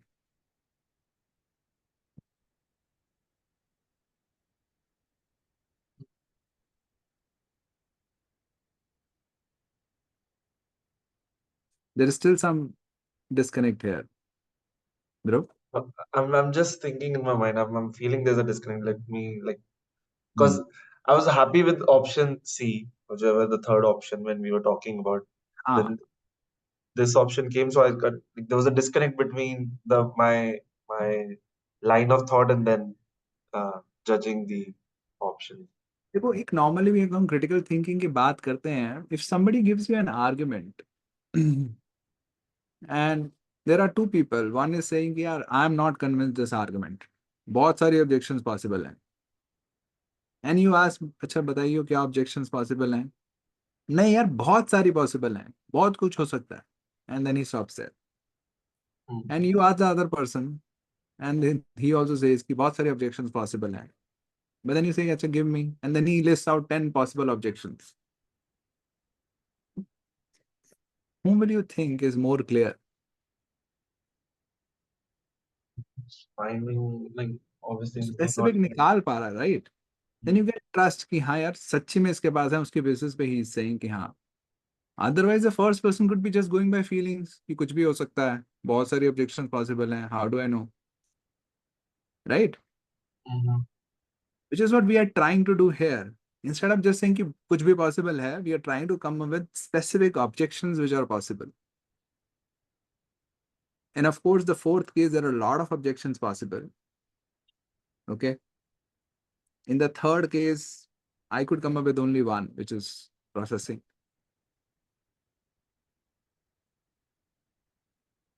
But as I said, when I am solving any question, I always have a specific objection before I reject it. I just don't go by my feelings कि हाँ कुछ तो होगा.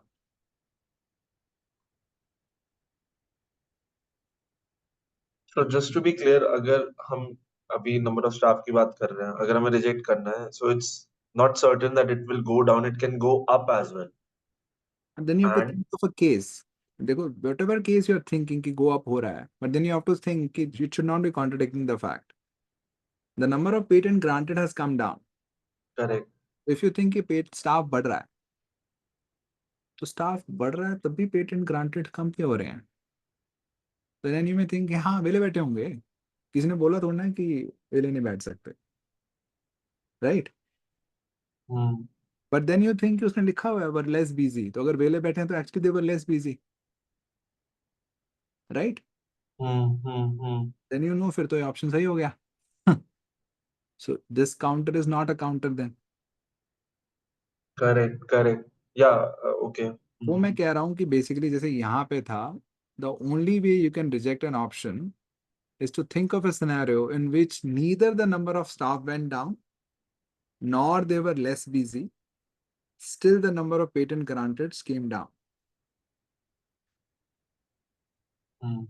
That is the only way to have a reason. You can go by your feelings कि मेरे को नहीं पसंद आ रहा, but if you want to have a reason, that is the only way to have a reason.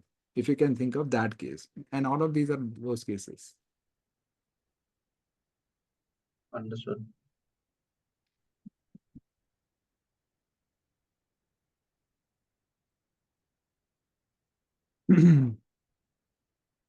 Any other apprehension, questions, doubts?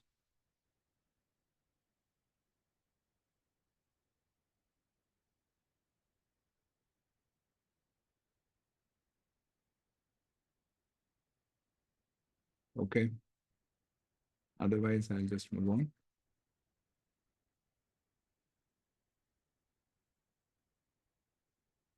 Okay, so the first statement is the same. There is now an additional second statement here. So again, the question remains the same. Can we be sure about the option given the facts? Okay, given the passage.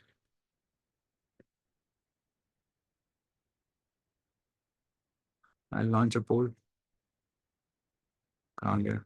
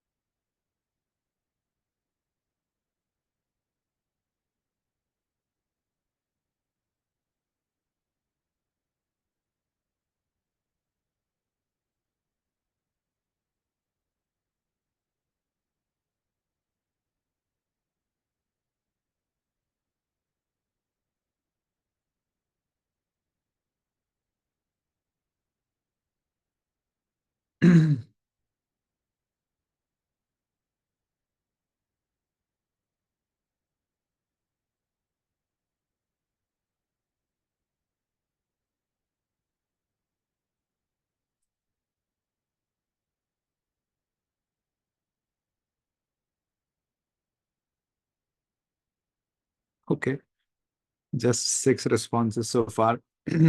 Another 15 seconds.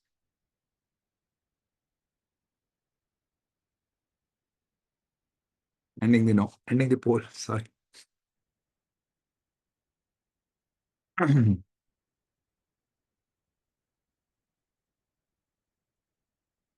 So majority stands with no. So let me ask the no people, why no? जो बीच का time है from 64 to 78, it could have been more than 3% or gone down. So we don't know about what up and down it must have happened between that period. Okay. Okay. So between 64 and 1978, you don't know what happened. So it could be more than 3, less than 3, right? Yeah. Okay. Any other objection?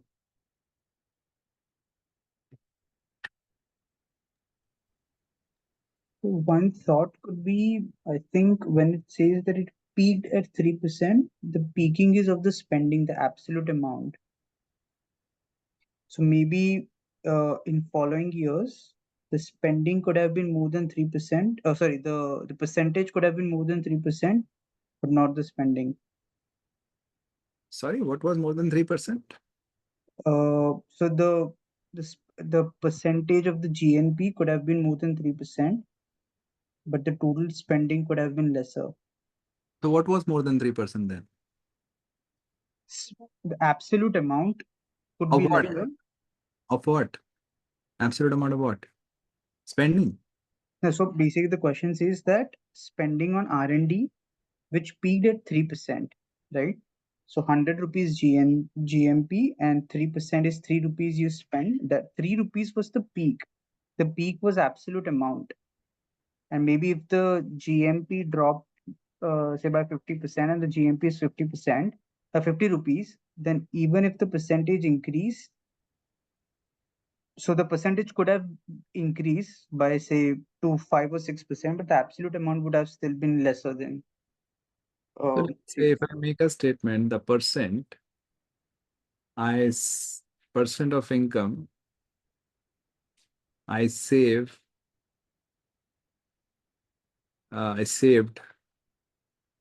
last year was 3%. What do you mean by this?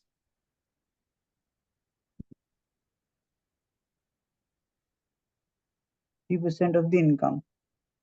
Of which income?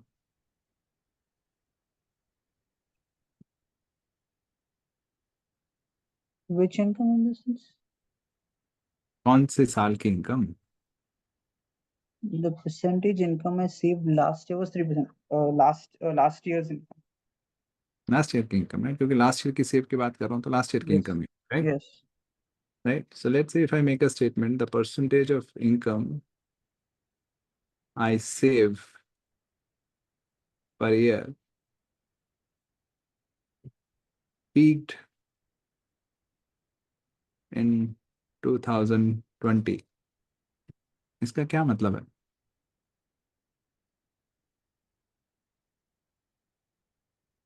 So the percentage was highest. The savings percentage was highest in 2020. So if let's say in 2020 I saved 20% of my income, can it be more than 20% in any other year? Post 2020, no. Acha. Before 2020 it could be more. No, it peaked in 2020. Before 2020 also. But here you are saying it can be actually more than 3%. Just the amount needs to be less. Yeah, because when we hear, I think the peaked word is used for the absolute spending, the absolute amount and not the percent. Yeah, I'm also talking about save, which is the money I save. I don't save any percentage.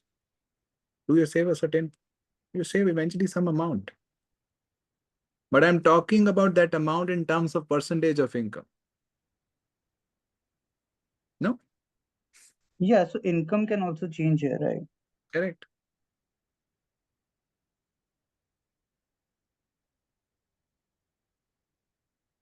So I'm not getting the question. So I'm saying here you are entertaining the possibility that in some year it could be more than 3%. Yeah. But here you are saying no, it cannot be more than 20% in this. So I'm trying to reconcile the two. How do you reconcile? Because in the example which we took, we're talking about the percentage. We Yeah. said the percentage peaked. Here, no, that's what I'm saying. I think in my analysis, the the peaking which says is about the absolute amount and not the percentage. But in our example, we are talking about the percentage. Okay. So my expenses, which peaked at,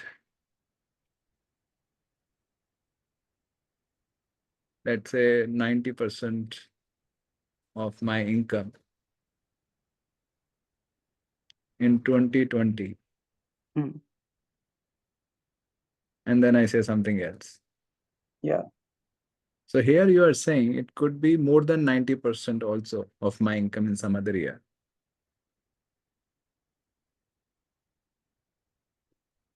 No. Okay.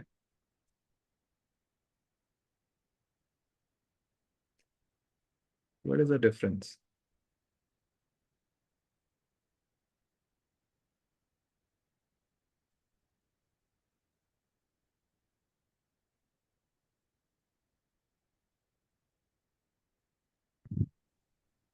You want to Chiranjeevi, hold on, hold on. Whom was I talking to? Sorry. Just let Me, Ankit. Ankit. So are you thinking about it or I'm still thinking. I'm still thinking. Sure, think about it. Sure. Good. Yeah. Sorry, somebody else spoke. Yeah. yes, Anish. Sorry, yes, Chiranjeevi. The option basically is talking about 3% of US GNP. But so, for example, what I did was I just did a quick math, right? Where I assumed that in 1964 GNP was 100. So the spending on R&D was 3 million, right? If it was 100 million was the GNP at 1964. So when in case of 1978, the GNP value would actually come closer to 136. So basically GNP value is increasing. So we cannot tell about this option because we don't know which years or what is the value of US's GNP in Let's this option. talk about this case. Forget about this. Okay. My expenses, which peaked at 90% of my income in 2020, and then I say something else. So do you think my expenses could be more than 90% of my income in some other year? I still think like post 2020 not, but maybe say in 2019 because it peaked. So maybe in the previous year also it's 90%. Next year it's 90% and then it went this thing. So you're saying it could be same, but can it be higher? No. Okay. So let's, okay, that's fine.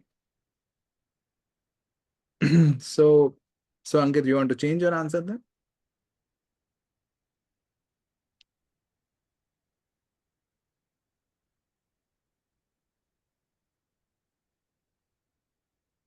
Okay, you want to think about it, you can think about it. Naman, I was talking to you. So in this case, are you saying that my expenses in some year other than 2020 could be even higher than 90%? No, that should not be the case. But that you are creating cases here, no? Yes, basically, I okay, wait, even I got confused a little bit.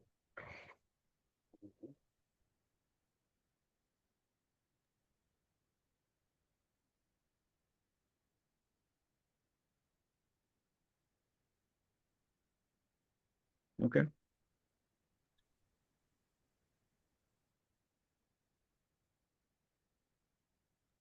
Okay, other people who said no, what was your objection to this option?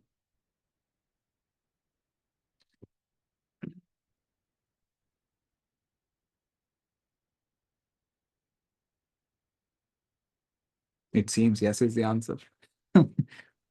I don't know. Just thinking out loud here. So can it be the case that it peaked at 3%, which means, say, if I'm in 20, let's take your example, if I'm in 2025, I said from 20 post 2020, it never went above 90%, but before that it did. So the last peak was 90%. Then you should So say that. maybe in okay. Then you should say it last peak. But if you're just saying it peaked,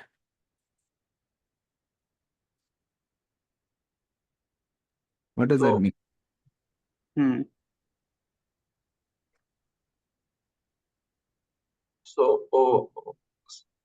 CJ, if I can like intervene. Yeah, please. So we are talking about spending, and then we are taking percentage of net revenue. So we are talking as spending as a whole, absolute number. It peaked at a certain time at 1964, and that was 3% of GNP. What if next year it went to 4%, but the GNP was quite low? Which is the case, I think, quite similar to what Naman was creating, which is Yeah. fine. But now, sort of, you just need to sort of give me an answer to this.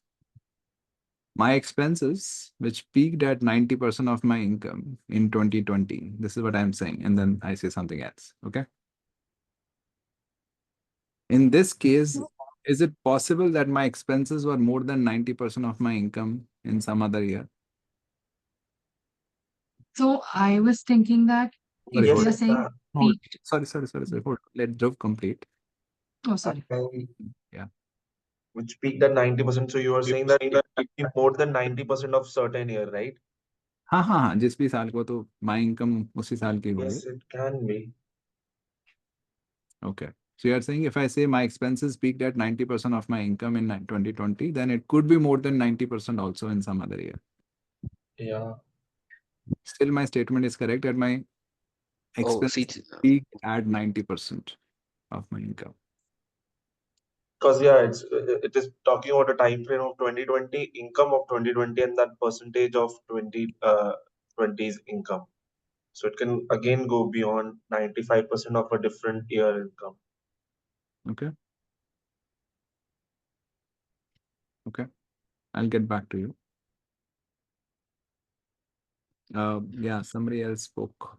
CJ, like basically, are you trying to say that the absolute value of the expense could have increased in other years, but the percentage of that with respect to the overall income stayed less than 90%, right? That will be my conclusion. So I sort of align with that. Yeah, Nivriti. my thought process was that when they say peak, it the year following that it would have dropped. So there was no increase beyond that. But so for example, in 2021, it would have dropped. But in the following year, so 2022, it may have gone above 90. That was my thought process. So you're saying in the earlier year, it could have been more than 3%. In 2019, it could be more than 3%. And then it became 3%. And then it went down further. No, 2019, it would have been lower than 3%. It peaked, in 2020, it would have been 3. 2021, there was a fall for sure. And then in 2022, it may have gone about 3.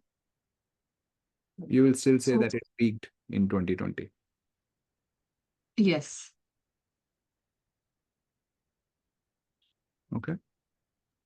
So as of 2020, it was the highest. That's what I was If you thinking. say this sum expense peaked in a particular year, you're saying compared to the closest 2 years, it was the highest. Is that what you're saying? The previous years, yes. So compared to years till 2020, it was the highest. Yes. After 2020, it could have still risen. So then 2021 still higher. The following year, it didn't rise. So at least 1 year it has to drop. Then Yeah, after the that again. following year. Yeah. Okay. You are saying it has to be down before for sure, and then for at least 1 year it has to go down. Then again it can rise, and then sitting in 2024, you can still say it peaked. My expenses peaked in 2020. Okay, now that you're saying this. I'm just thinking about it. Yeah, Paras, you have anything else to add? Oh, yeah. So something like, for example, let's say, uh, if I set aside, let's say, 10,000 rupees for my expenses, and in that year I have earned, let's say, 1 lakh. So, like, figures are a little bit different, but it'll be something like 10% of my income. Right. The following year, I may or may not earn the same amount. It could be increasing or it could be decreasing. So, if in 2021 my income increased, let's say, to 1,50,000, then my percentage of expenses, if it is still the same, then uh, the percentage is going to decrease. हाँ, और अगर income कम हो जाती है तो percentage will increase. Correct. So, but can you से कि पिछले साल वो पीक था मेरा? If the percentage is still increasing, let's take your example कि let's say 2020 की बात कर लेते हैं. So your income was 1 lakh and your expenses were, let's say, 10,000. And 2021, you are saying income is, let's say, 80,000. Expenses 10K, or let's say 9K, right? yeah.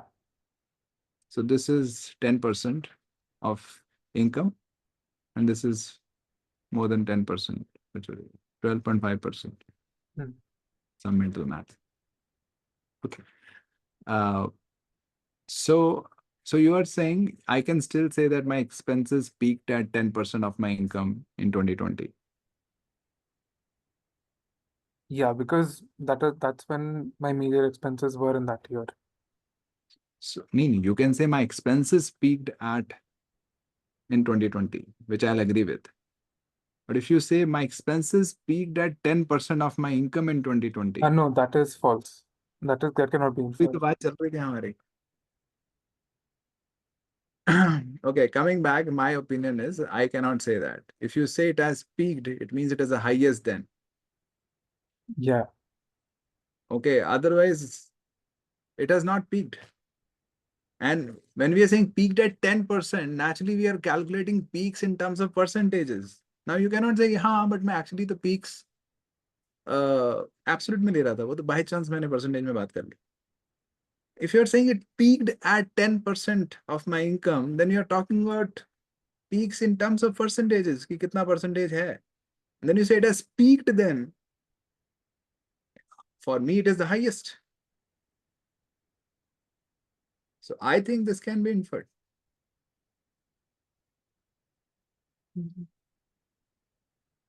No, I didn't get that. Could you repeat that? So again, so if you say my expenses peaked in 2020, so naturally your expenses were the highest in 2020. So your expenses cannot be higher than what they were in 2020 in any other year, right? But if you say my expenses peaked at, let's say, 10% of my income in 2020,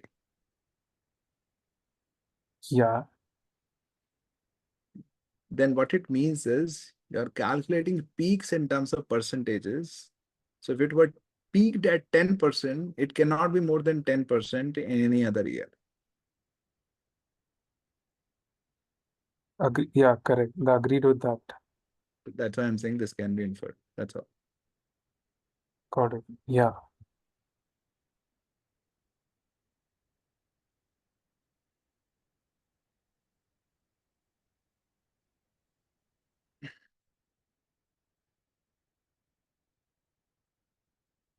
So interestingly, you had objections. I could see a lot more objections to this than to this. I was using this to sort of to make you think differently. So why were you thinking? So a lot of people had objections to this, but then when they looked at this, they said, yeah, it cannot be more than 90%. Why is that the case? It's the same structure, my expenses, which are absolute, which peaked at some percentage of my income. Spending on research and development peaked at 3% of GNP.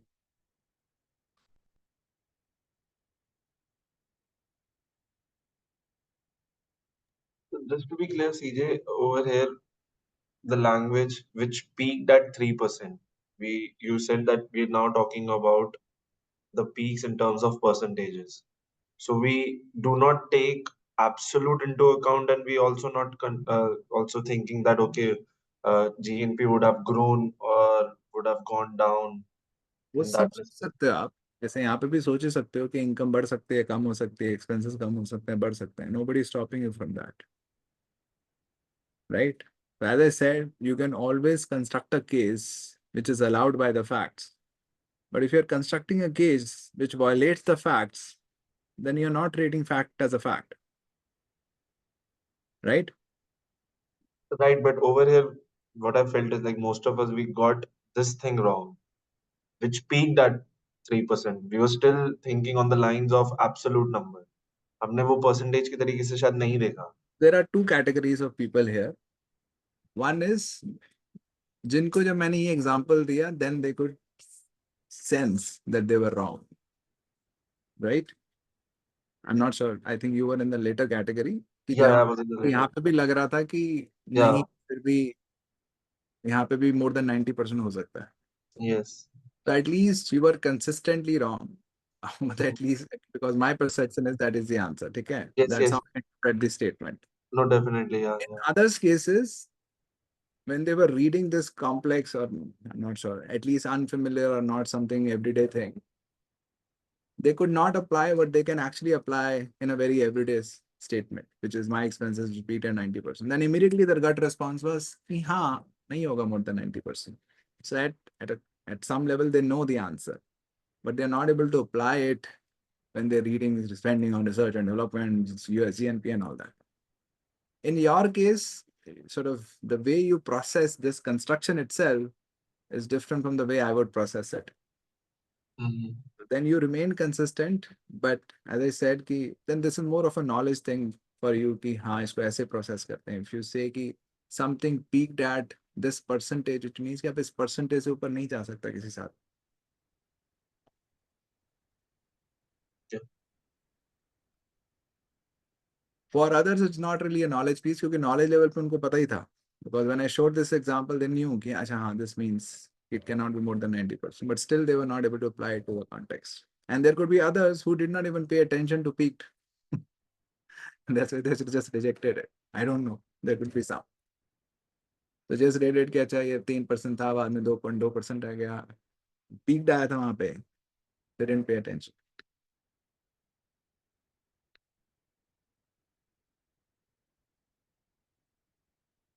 Any questions, confusions, doubts?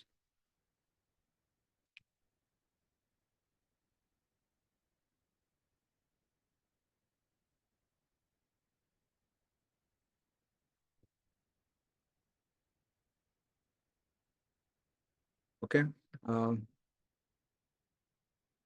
So can we do one more option before we conclude today's session? Is that okay? We are already over time. Can we do one more option? Yeah. Others okay? Or should we conclude Yeah. here? Okay. So let's do one more.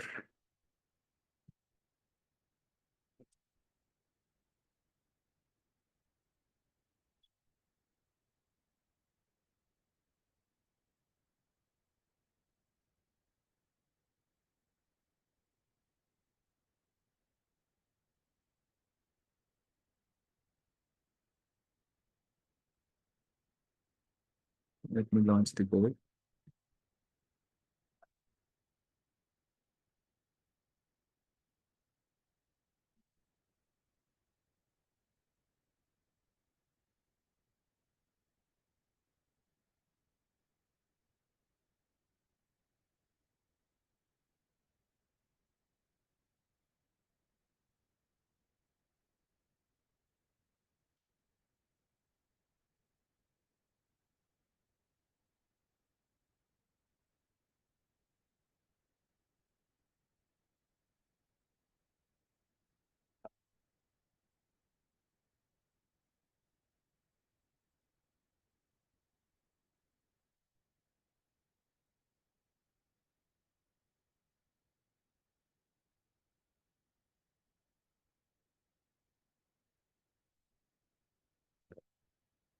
Okay, 10 seconds to go.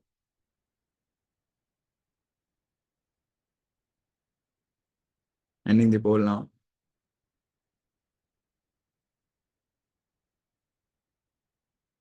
Okay. Almost all of you have said no. So let me show you a variation of this. Sorry, but the next is just a variation. That will be our last.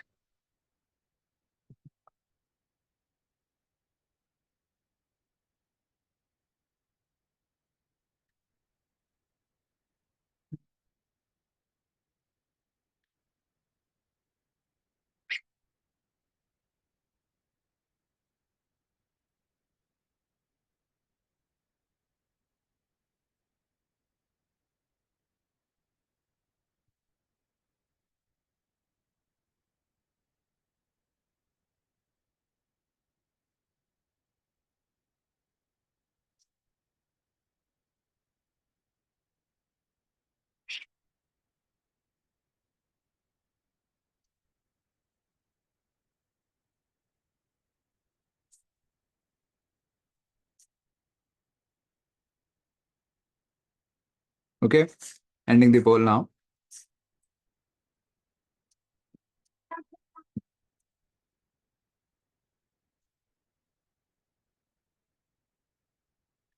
Okay, there are a few yeses and a few no's here. So yeses, how we can be sure about this? The third one I'm talking about.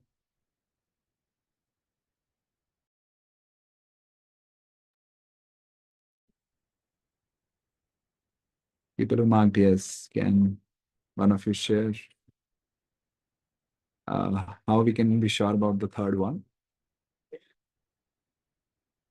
So, again, like it was written apart, and then in the interest of time, while I was thinking about the fact कि इसको reject किस तरीके से करना है, I was looking forward to the thing कि ये accept किस तरीके से हो सकता है कि okay,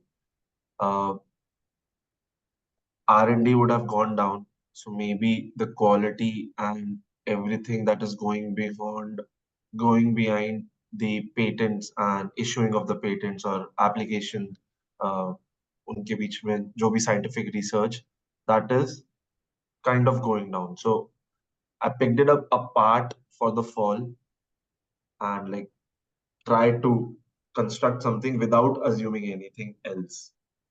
So this was my thought behind saying yes to the third option. अगर आप स्टार्ट ही मे बी से कर रहे हो कि शायद ये हुआ होगा, तो यहाँ पे तो हम श्योरिटी की बात कर रहे हैं.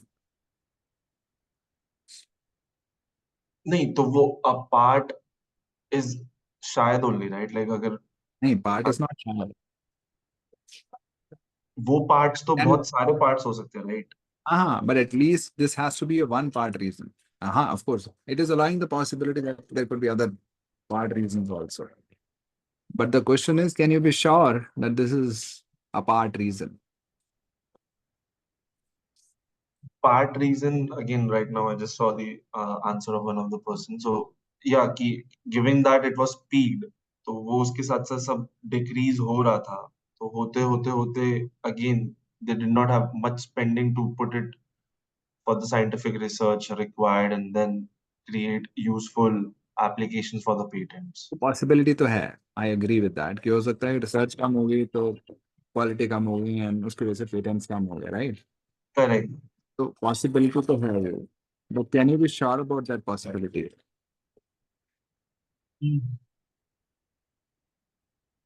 Can you be sure about that possibility? On top of my head right now, I can't, because I was just like trying to devote a part to the reasoning. That's all. हाँ, I understand कि वो part है, it's a milder statement then the second one. Second तो कह रहा है यही कारण है, this is the only reason. Correct, correct. But now it is saying it is one of the reasons. But can you be sure this is one of the reasons?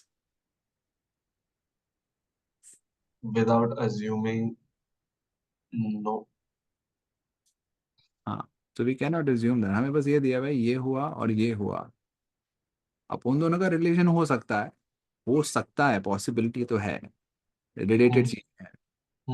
हो सकता है कोई रिलेशन ना हो, कि एक्चुअली जो GDP का percentage कम हो रहा है, बट जीएनपी का परसेंटेज कम हो रहा है, बट जीएनपी इतना बढ़ रहा है, तो परसेंटेज कम होने से कोई पेटेंट्स कम नहीं हो रहे हैं, right? So we are not sure कि this is even one of the reasons, right? Other reasons तो बिल्कुल ही नहीं बोल सकते हैं, but even if is this one of the reasons, that also we cannot be sure about, right? Yeah. जैसे अगर मैं बोल रहा हूँ सीजे चलता चलता गिर गया, and the second statement is सीजे बहुत तेज चल रहा था, इन दोनों स्टेटमेंट्स के बेसिस पे can you be sure that one of the reasons for his falling is that he was walking very fast? आपको लगेगा कि हाँ बट इन दोनों स्टेटमेंट के बेसिस पे कैसे बोल सकते हैं ना, वो तो आप वहां पे ऑथर ने तो कुछ इंडिकेशन नहीं दी है आपको, right? What the author has stated is CJ fail, in the second statement is CJ was walking very fast, but it could be CJ is normally very fast walker, right? Are you getting it? I'm If I trying to. Again, my assumption itself is in the lines ki okay, if spending on R&D is related to application. So उसमें वो assumption है. That's why I'm holding on to this option कि हाँ, a part of this is uh, uh, uh, the reason for the fall. But trying to process. ठीक है, इसको दूसरे perspective से भी देख सकते हैं. Are you sure there has been a reduction in R&D spending?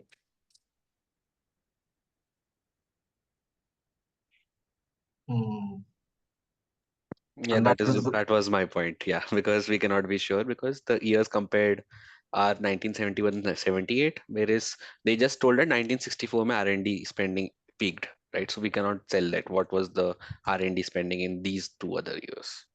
So we cannot say anything about it. So 1971 में भी 2.2% ही हो सकता है. 1978 में तो 2.2 है ही. हाँ, possible. We are not even sure whether the actually R&D spending even as a percentage went down between 1971 and 78, जिसके बीच का फॉल का हमें पता है पेटेंट्स का, right? got it.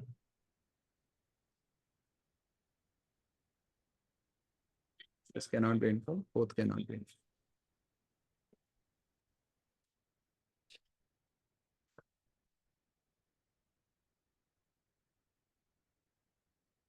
Any questions, confusions, doubts, apprehensions?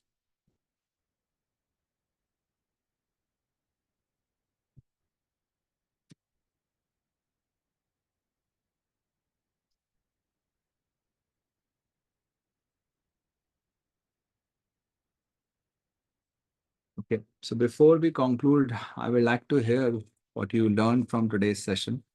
If you have any takeaways, I would like to hear them.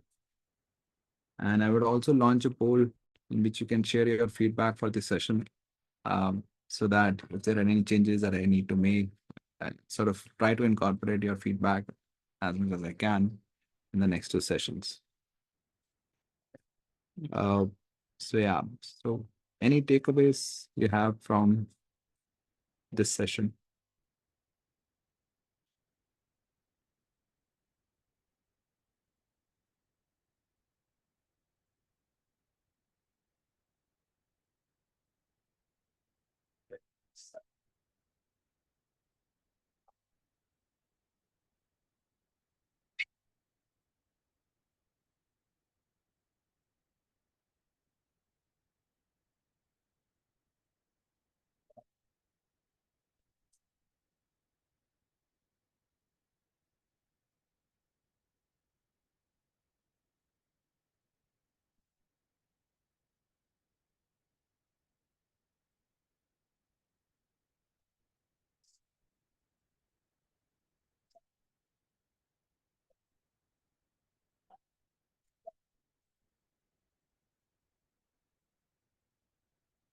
No takeaways?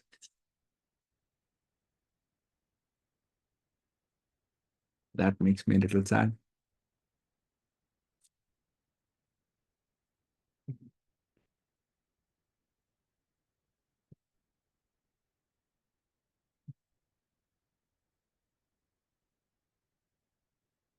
Anything you learned today, it may not be sort of earth-shattering,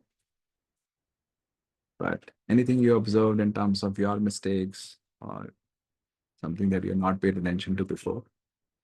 I think asking a lot of questions at each and every step, like why, what, how, Okay. that questioning capability sort of helped a lot. Okay. Thank you for sharing that.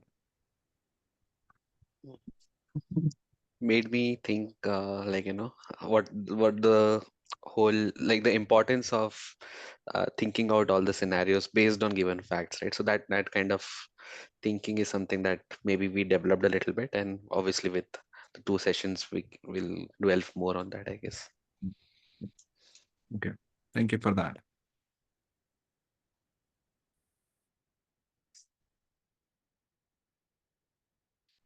Anything I else? think You know, for me, just to understand what we don't know, I think that was something that is very important.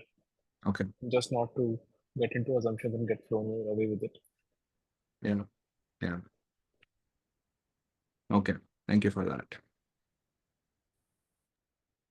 For me, it was the basic theme that, can you be sure of the option? I think that is one takeaway for me where I will practice using that, keeping that in mind, so Right. that, earlier I would probably mark an answer as no, just because um, I think that there can be other scenarios, Mm. but I mean, you should be sure of any exception. So I think that is my takeaway to implement whenever I'm practicing such questions. I see. Thank you.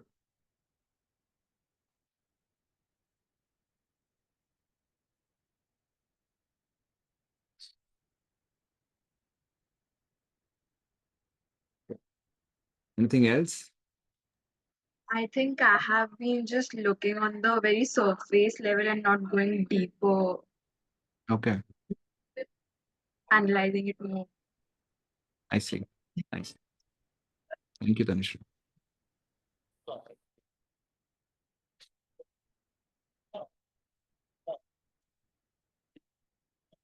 Anyone else?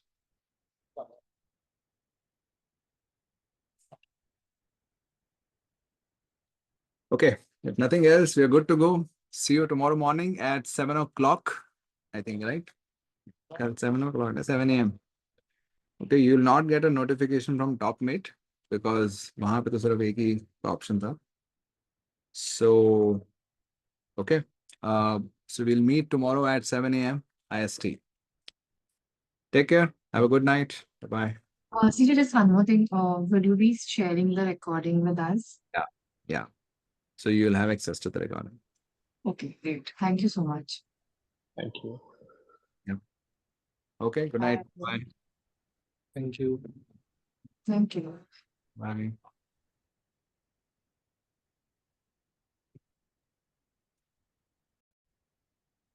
So we're going to start with the fourth option.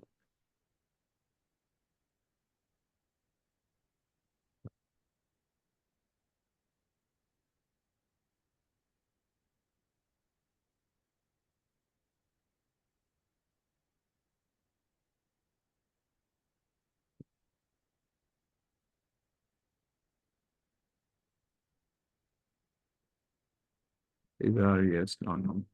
Now we are on to fourth.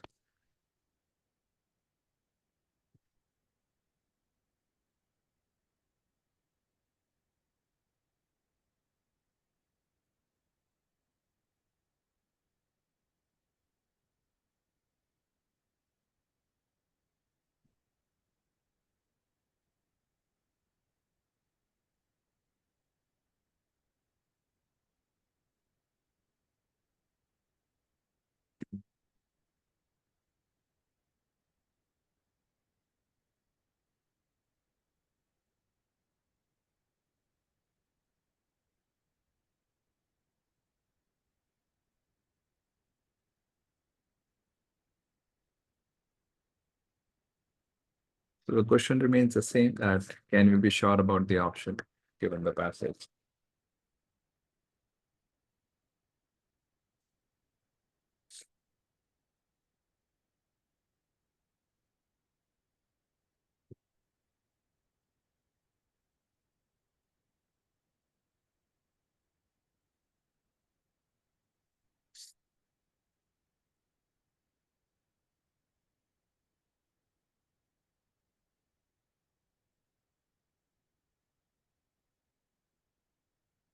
Okay, ending the poll now.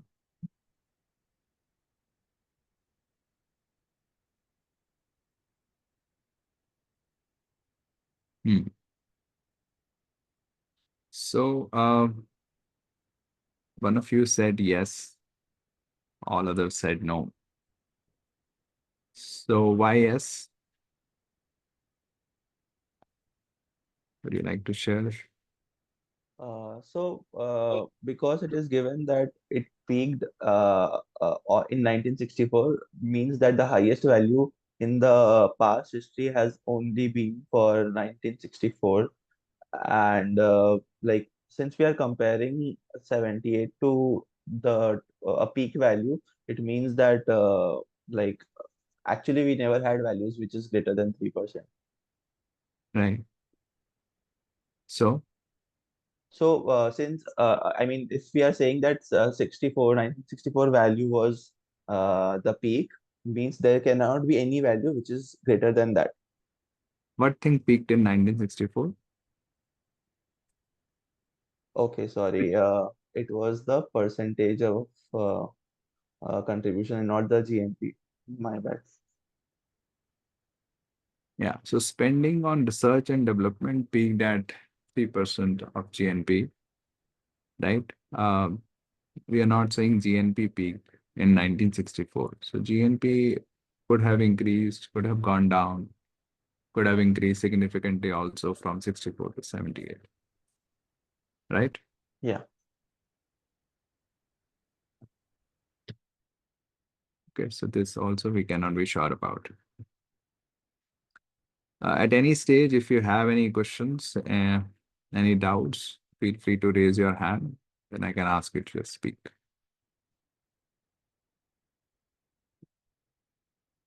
Okay, now we are on to the fifth one.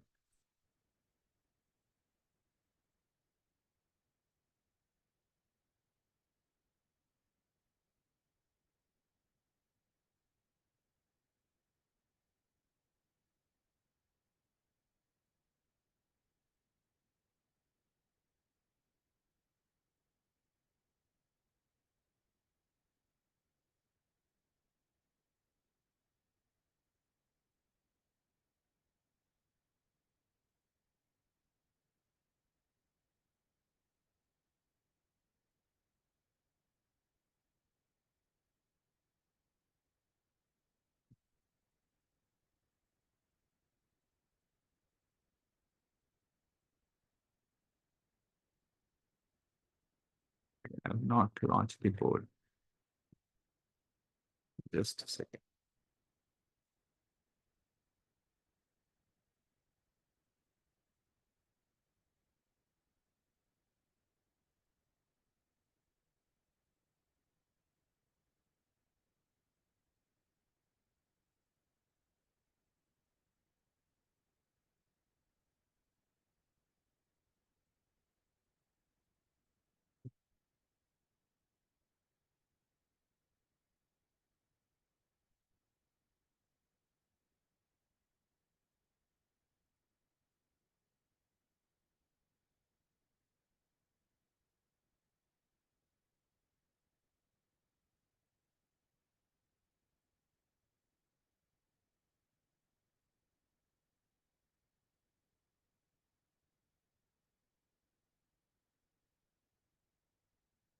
Okay, ending the poll.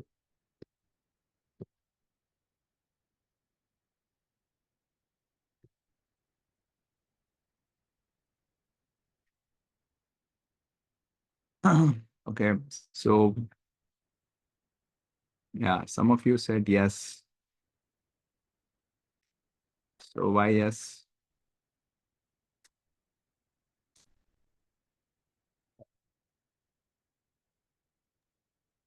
So 1964 data is included, and we know that that's the highest. So obviously there is a value which is higher than 2.2%.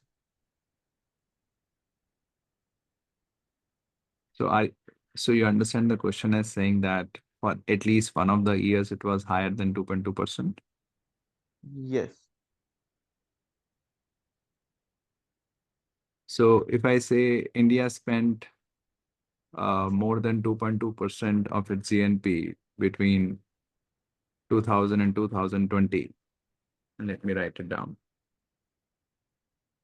India spent more than 2% of its GNP on R&D between 2000 and 2020. What do you understand from this? That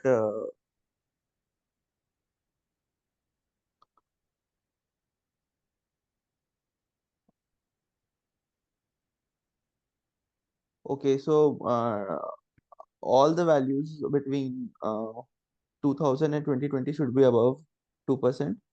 All the values. And for this, you're saying at least one of the values. Okay, right, I got it. So, but why did you think of at least one value here, even though you understand what the sentence means, the structure means? Uh,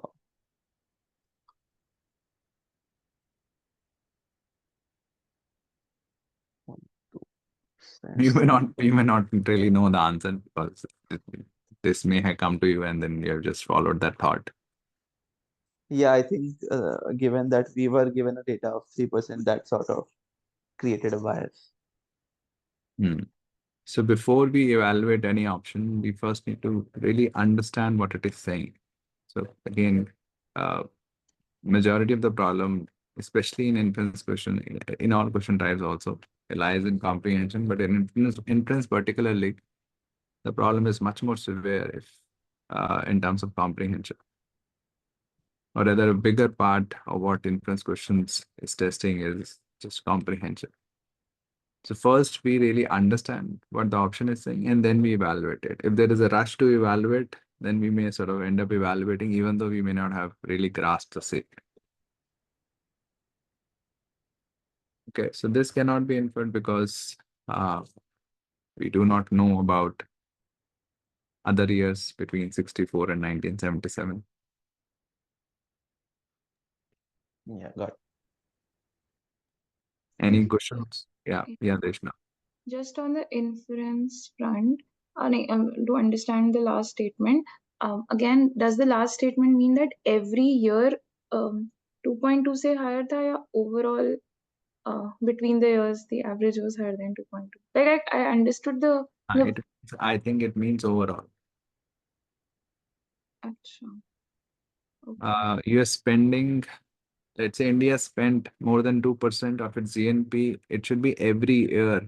Then it would be for every year. But if you say collectively, then overall it seems collectively. Okay, got it. Either Even case if it will be wrong. Yeah, either case it will be either wrong. it's case wrong, yeah, that's So just one second over here. When you said if it had been written every year, then obviously it says that each year it's more than 2.2. But then overall, when you say overall, so we're just comparing 2 years out of 20-year horizon, like over the 20-year horizon, starting from 20, what the base was, and then what in 2020, what the base was. We're comparing those things now. So then we are comparing cumulatively. So overall for 20 years, what was the total GNP, and overall for 20 years, what was the spend on research and development? So if this was written, then still we can't evaluate the fifth option, right? If every year is not given. Yeah, every year is not given here. So you have a doubt. You have some Yeah, doubt. I have a doubt. Then again, I would not. I would say no for the fifth option. Yeah. So it will be no because we know that in 1978 it was 2.2%. In 64 it was 3%. It never went above 3%. Mm-hmm. But did it go below 2.2%? It could have, Yes, yes. right? So we cannot say that overall for these, let's say that 13, 14 years, it was higher than 2.2%. It could have been lower also. Mm-hmm. No, I'm speaking about the last line itself. The statement that you wrote, India spent more than 2% of its GNP on R&D between 2000 and 2020. Yeah. And here we're still not talking about every year. We did not write every year. So Collectively, we are talking about. yes. So related to this line, if there was a option saying on the similar lines that India R&D did not about like India spending on R&D between 2000 to 2020 was higher than 2%, I would still say no, right? Why? Why will you say no?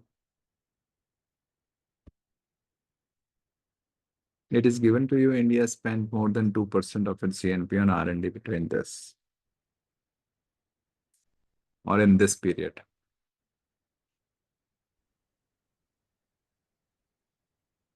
Yeah, sorry, my internet.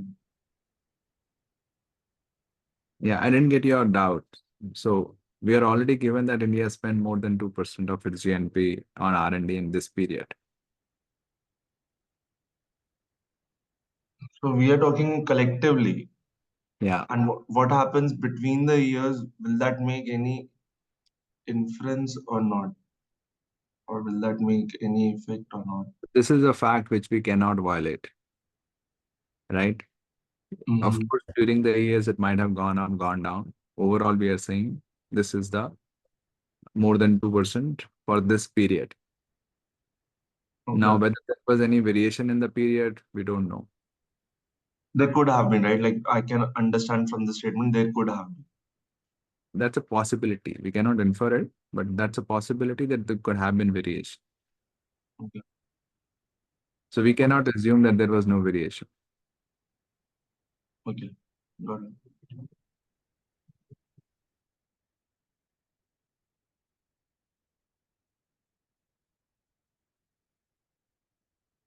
Okay, let's move on. So now one additional statement has been inserted here.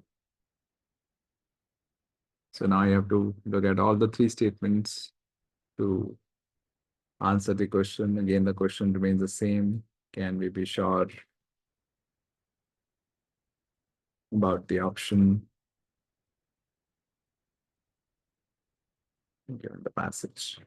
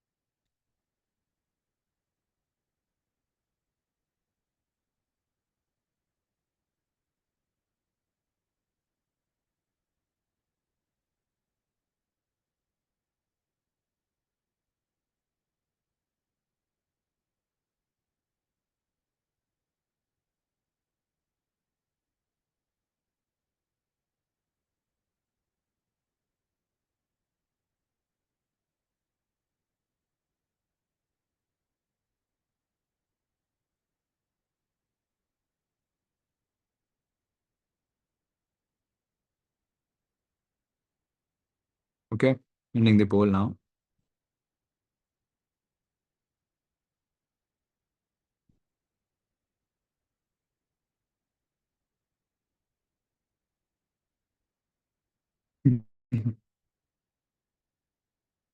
So some of you mark yes, some of you mark no. So why no?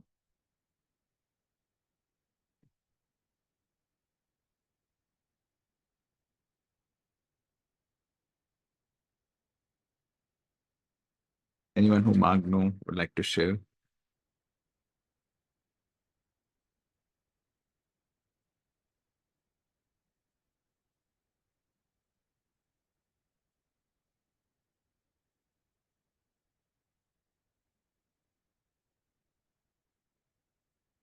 Anyone who marked yes would like to share how this can be inferred? So basically they've told like the US's GNP has been decreasing steadily. So after 3%, it just kept on reducing until 1978, where it became 2.2. And Germany, in the same duration, increased it from something to 3.2. So Right. it increased it to 3.2. Similarly, Japan had something lower than 1.6 and eventually reached a percentage of 1.6. Okay. So we can conclude that Germany, like in 1978, had 3.2. So in the lower years, it basically had something less than 3.2. Okay. So So during this period stands for which period? 64 to 78. Right. So the period that was talked about in the last statement. So we are given that from 64 to 78, West Germany increased the percentage to 3.2. So if there is an increase to 3.2, it must be less than 3.2 in 64. Correct. Right. So this can be, we can be sure about this.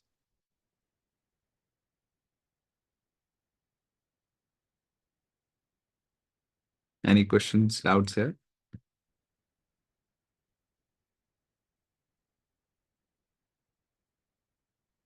I think I did a um, problem with I had a problem with comprehension where I wasn't able to understand the meaning of the last line. As in, वो पूरे period का decrease हो गया. I thought like for the whole period it has decreased to 3.2 and 1.6 and couldn't understand that like towards the end it has decreased. Like 1978 की values दी हुई हैं perhaps 3.2 and 1.6. Decrease नहीं sorry increase. Yeah. हाँ, तो अगर मैं किसी के बारे में बोलता हूँ during the last 2 months, or during the last 2 months, let's say, he decreased his weight to 70 kgs. Yeah, it means that at the end of 2 months, his weight is 70 kgs. Yeah. During exam, I feel like don't understand how to comprehend. So, is it a good way to like have such easy examples to sort of help us comprehend and then go back to the question? What do you think? I don't think we have enough time, but So then you will just take a call and move on. no. I mean, फिर करना पड़ेगा. Maybe it will take more time. I don't know. So naturally, अगर exam में बार बार ऐसा होता है, तो it means कि अभी your preparation is not enough. Basically, this is, of course, what we are doing is it's like you cannot drive a bicycle on 2 wheels, so you need additional wheels. Right, But the presence of additional wheels means you're not comfortable enough with riding the bicycle. right, right. So you should have practiced more so that you become comfortable so that you don't need the additional wheels. But अगर चाहिए तो it's better than falling off. Good example, right? So basically तो practice में हमें इतना कर लेना है that we become more and more clear, more and more comfortable with these constructions. But of course, there may be some construction which we may not be very comfortable with even during the exam. So, we can use it. Right. Thank you. Okay. Second one.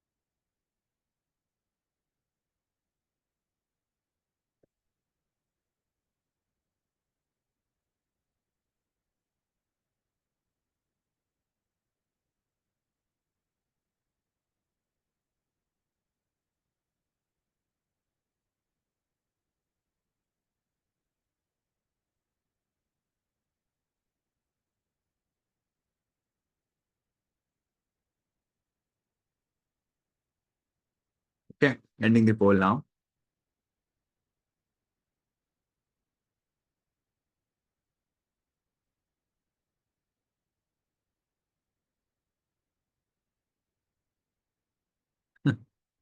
So only 6 have responded. And that's also 50-50 split.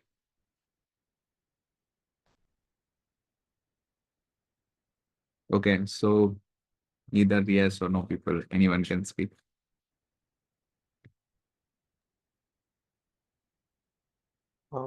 So like between 1964 and What 1978. did you mark? Did you mark yes or no? Oh, yes. Okay. Tell me. Yeah. So basically, between 1964 and 1978, they've said that Japan has increased the percentage to 1.6. So Right. that means there was like, by the end of 1978, it basically reached 1.6, and they never like reached, as in it kept increasing. So all the values before 1978 were less than 1.6. It kept increasing. Kept So there was increasing. no up and down, you're saying. Correct. How do you know that? They've told like it increased the percentage, right? So if it increased the percentage, that means by the end of 1978, or yeah, by the end of 1978, it became 1.6. Before that, it was always less than 1.6. So if I say that my salary increased between 2000 and 2020, that means it never went down in between. It has to sort of. Increase. Is that what you're saying? Yeah. If I say my salary increased between 2000 and 2020. No, so that in this case, it's relative. So compared to 2000, my salary increased between 2000 and 2020.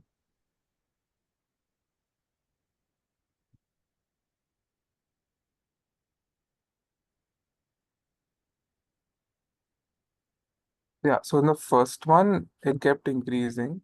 In the second one, we don't, it's like in 2020, the increment was 70,000. Sorry. In the second one, the increment was 70,000. Yeah. Sorry, Increment. my bad. Sorry, the My salary became 70,000 in 2020. Yeah. Actually, this is not a complaint because I have not given the initial reference.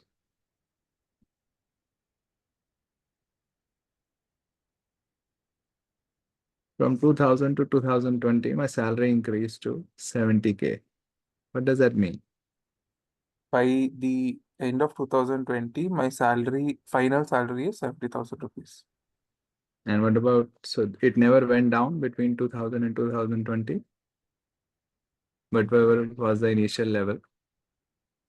Initial level was something less than 70,000. Right. So let's say it increased from 45K to 70K from 2000 to 2020. Correct. Okay. So you are saying there was no dip. It has to constantly go up. Yeah, that's what I'm saying. Are you sure about that? Or do you have doubts about that? Um, okay, now when I think about it, there could have been dips, but from 2000 to, so when I'm looking at it, it's like start and end point. Hmm.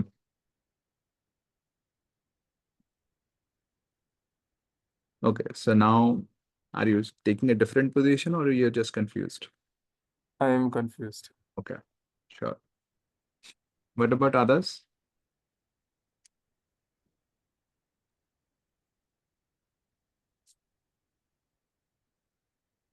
Anyone else like to share? Yeah, I think someone else is talking, is it? No worries, you go ahead. No, it's okay, Dhruv. You can go ahead. I'll speak later. Okay. So, when we were discussing on the last part where we did not include the last line, right? We had the similar argument that you said India spent more than 2% from this year to that year. I selected no, so I'm just justifying my answer. So there itself, like I was trying to understand from you, and then that we are talking about the cumulative 20 years or like right now 14 years. And it Here are we doesn't, talking cumulatively in the option? here we are not talking cumulatively. It says no year between this. So we are talking about, we are taking each year into consideration. Yeah.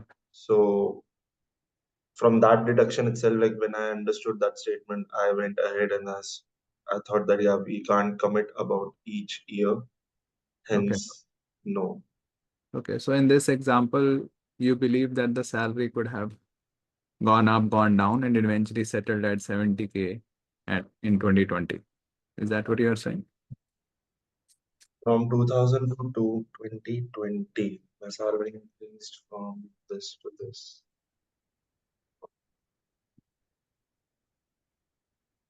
Starting from, we have a start point and an end point. I would still be with the no option here. It So would you're not saying there could have been depths if we just know the starting point and the end point, right? correct. Okay. Okay. So yeah, so the answer is no. So what we know is it increased to 1.6%. So there is an increase from 64 to 78, and in 78 it was 1.6. So in 64 it must be less than 1.6. But of the intervening years, we don't know.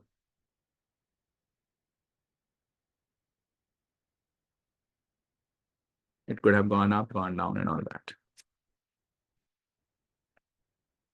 Any questions, doubts here?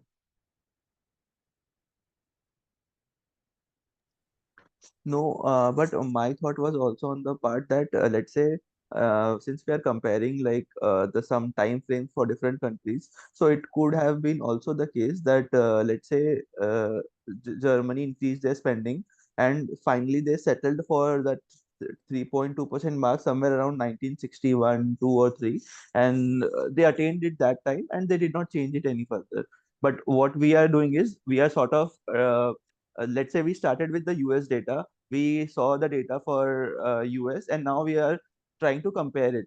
with other countries. So straight away we go and pick the relevant data, and we don't care about the anything in between, and we just say that okay, US का decrease हुआ but ये दोनों तो increase किए हैं. सही So है. in that way we are not even concerned about what happens in between. So you're saying we cannot be sure about Yeah, between. I mean the 3.2% mark could have like attained right like 2 years after 1964, and it might have stayed constant. हाँ हाँ हाँ, वो तो हो ही सकता है. So I'll So find something. Yeah. no, I mean what I'm trying to say is wo fluctuation is, I'm not sure of the fluctuation, but point being that at least that mark would have been attained any time even before 1978. हाँ हाँ हाँ, but उससे ऊपर भी जा सकता था उस मार्क्स से ऊपर, ये क्वेश्चन है. It might have, and then it would have like for हाँ, one or two वही spike. हम बात कर रहे हैं कि बीच में आप जा सकता है, नीचे भी आ सकता है. You're right. Right, and you are also right भी हो सकता है. तो एक केस तो ये भी हो सकता है कि इमीडिएटली आफ्टर 1964, लेट्स से 1965 में ही 3.2 हो गया and then it stayed at 3.2. That's also possibility. Yeah. या CJ, can we approach this question as कि steadily नहीं दिया हुआ है, steady increase नहीं दिया हुआ है, the word is not given, so I we'll can just assume that we'll get to that. We'll get to that.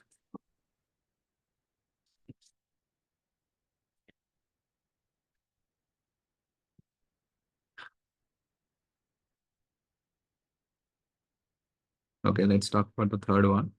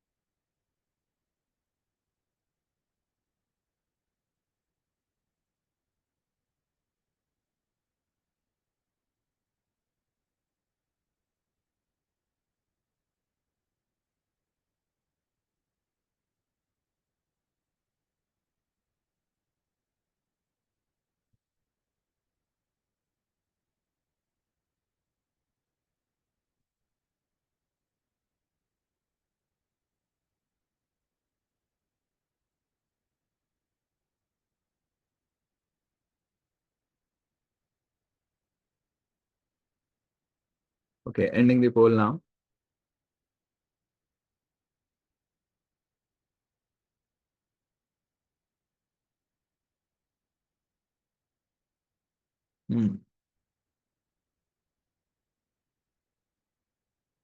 Okay, so anyone would like to share?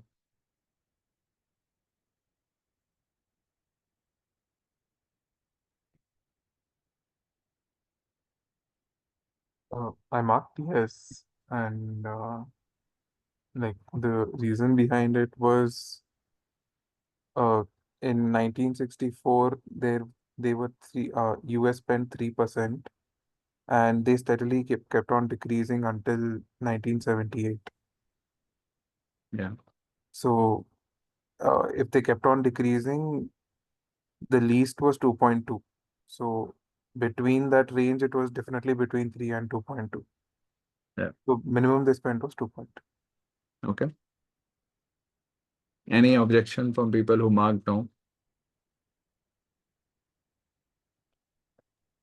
I think I just applied the logic that we discussed for the last option, that we are given data for the two. So steady decrease is fine, but again, uh, it it might not be very much accurately that it cannot touch 2.1. Let's say it could have been the case that we are talking at a time of let's say in year 1978. So we are using that data which is like very close to something like that. It could have been that it was 2.1 or 2% in 1975, 76, and it sort of makes sense to make a reference of any recent data. What do you understand from the word steadily decreasing? Steadily. It can still go up, down, and all that. No.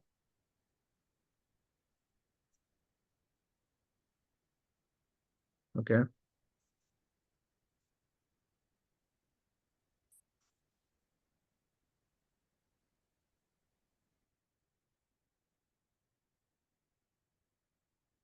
Deshna, I didn't understand your comment. Oh, yeah, so Akash said, right, कि किसी दूसरे साल में कुछ और हो सकता था. So I'm like, it specifically tells between these 2 years. So why would we consider any other year? I think वो इन दोनों साल के बीच के किसी दूसरे साल की बात कर रहा था. I think. Not sure. Right. हाँ, तो steadily decrease का मतलब होता है constant decrease. So you cannot have ups and downs. It's a steady line there. So if it's a steady line from 3 to 2.2%, naturally for other years, it cannot be less than 2.2, but otherwise there will be fluctuation.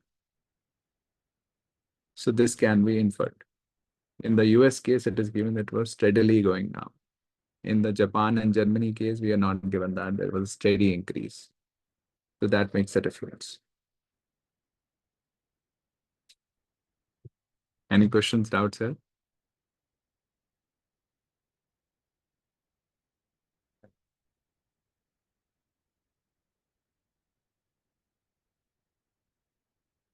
Okay.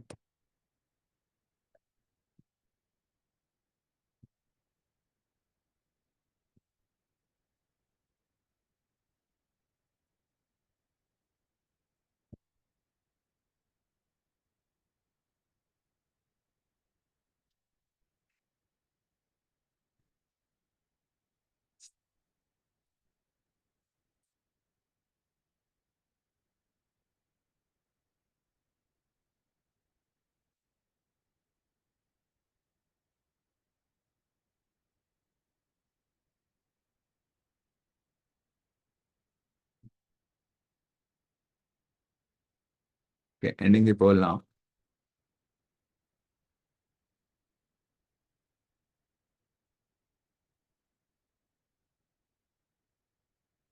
Yeah, it's a lollipop. So yeah, so we cannot infer this. All of you mark down. What we know is that in 78, the US, the percentage wise, it was between Japan and Germany. But the actual amount spent, we don't know. That depends on their GNPs.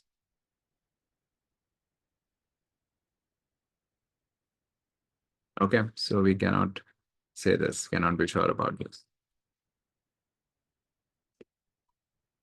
Okay, let's look at the fifth one.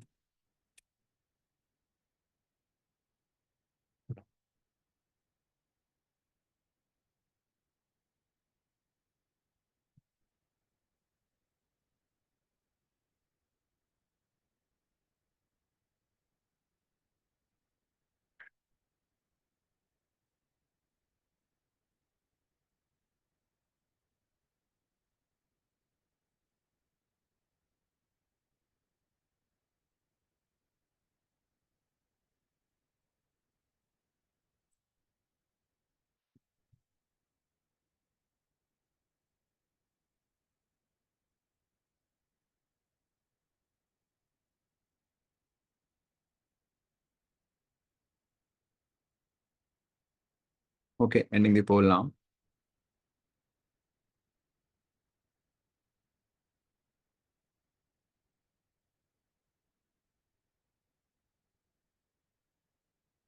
So people who mark yes, can you share how we can be sure about this option?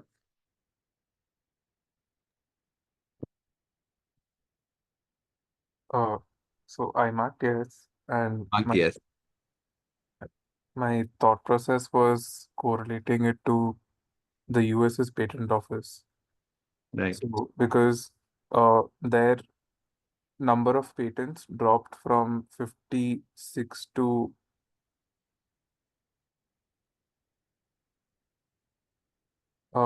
56,000 to 45,000, Right. and that's because the GNP correspondingly That's decreased. because that. Sorry? So you're saying that is because of the second statement.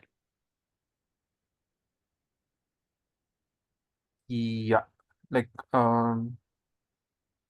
the second statement was like said it wrong. The second statement was a cause of the first statement. Second statement is the cause of the first statement. That's what you're saying. Right? Uh, sorry, it's the other way around. The first statement is the cause of the second statement. My bad. नहीं. Sir first कैसे cause होगा? So I basically, think confusion I- हो गई. You are saying the patents dropped because spending reduced. Is that? correct. Yeah, that's what I You're was. saying second is the cause of the first. Okay, yeah. Sorry. But how are you sure that the second is the cause of the first? Um, because Given to us? no, Okay, no, not given, but we can reduce it.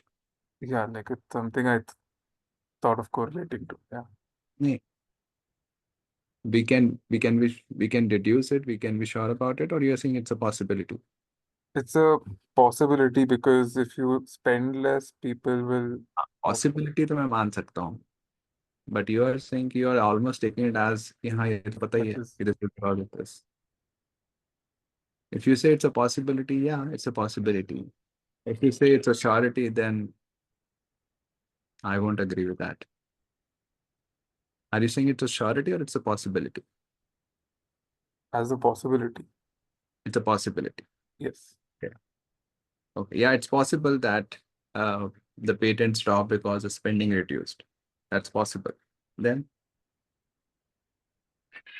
So in like a similar way, West Germany increased the similarly, there also it is possible yeah, that, possible. that they increased the research and development, so the number of patents increased. That's Yeah. also possible. But you are saying the fifth statement you are sure about. Yes. Can we be sure about the fifth statement? Yeah, not now.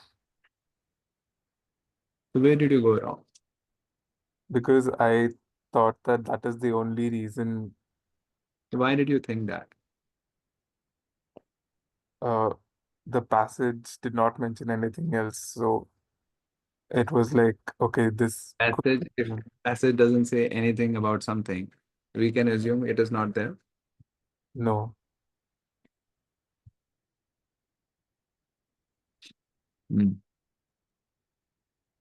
तो अगर passage कुछ नहीं बोल रहा then it's an open possibility. Yes. There may not be there. Yeah, so we cannot be sure about this. It's possible, of course, but can we be sure? No, we cannot be sure. Any questions, doubts here?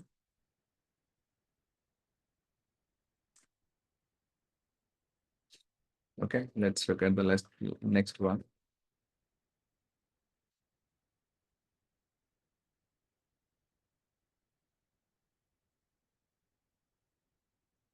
Just give me a moment.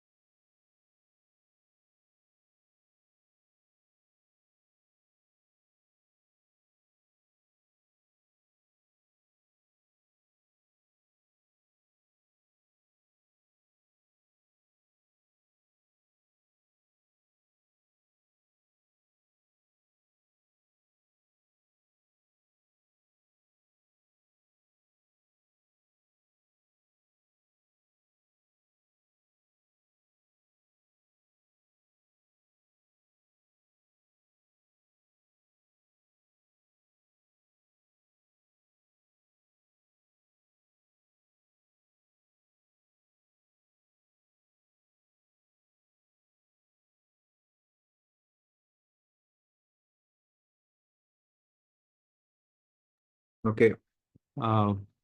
Ending the poll in 10 seconds.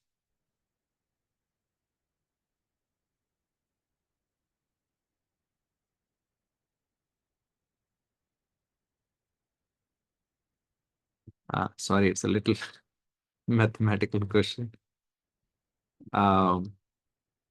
Okay. So yeah, we have some yeses, some nos.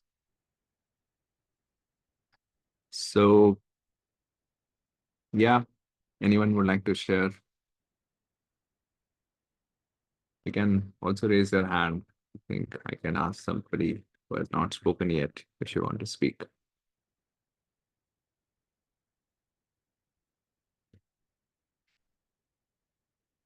Anyone wants to share your reasoning?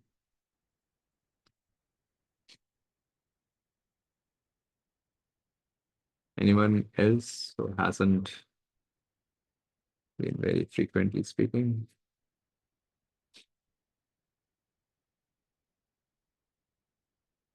Okay, Paras, good. Oh, so basically, if What it did you mark? I mark no. You marked, okay, sure. So, if it was more than 10%, then um, the so let's say one out of 1 lakh rupees, 10,000 rupees was spent on the R&D. Next second we are going for you're taking some example. 1964, 1978, GNP, and let's say R&D. Okay, go ahead. So, let's say 1 lakh rupees is the GNP in 1964, Okay. and for R&D, let's say 10,000 rupees. So, नहीं वही लेते हैं जो दी हुई हैं figures. So okay, 3% था ना? yeah, So so that is 3K. 3,000, yeah, 3,000 rupees. And by the end of 1978, it would become, let's say the GNP increased to maybe, let's say double, 2 lakhs. And R&D is 2.2. So 2.2 would be approximately 4,400 rupees. But in the question, they say that the same amount is there per year. So Correct. So this has to be 3%, right? yeah, that has to be Sorry, 3K.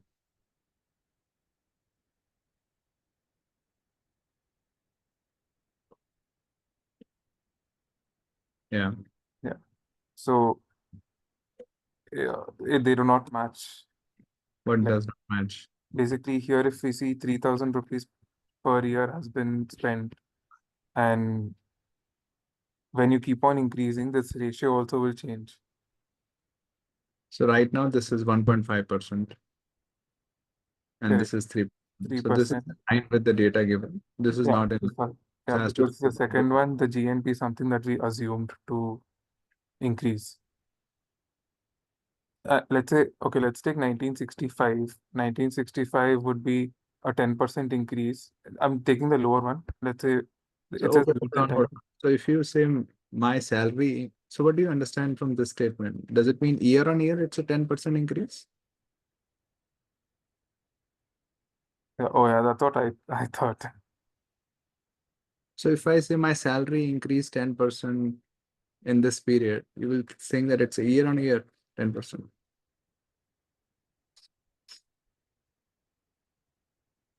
One second. Do I not need to state per annum? We'll Oh, just correct. Yeah. So at the end of the period is when it is a 10% increase. So uh this is 100,000. So this will become basically more than 1,10,000 rupees at the end of 1978. that's what the statement is saying, right? Yeah, I interpreted it wrong. That it is greater than 110K, Correct. right? Yeah. Then Okay, so if we take 110,000 itself, and if I take 3,000 as the R&D thing, so the ratio is 2.7,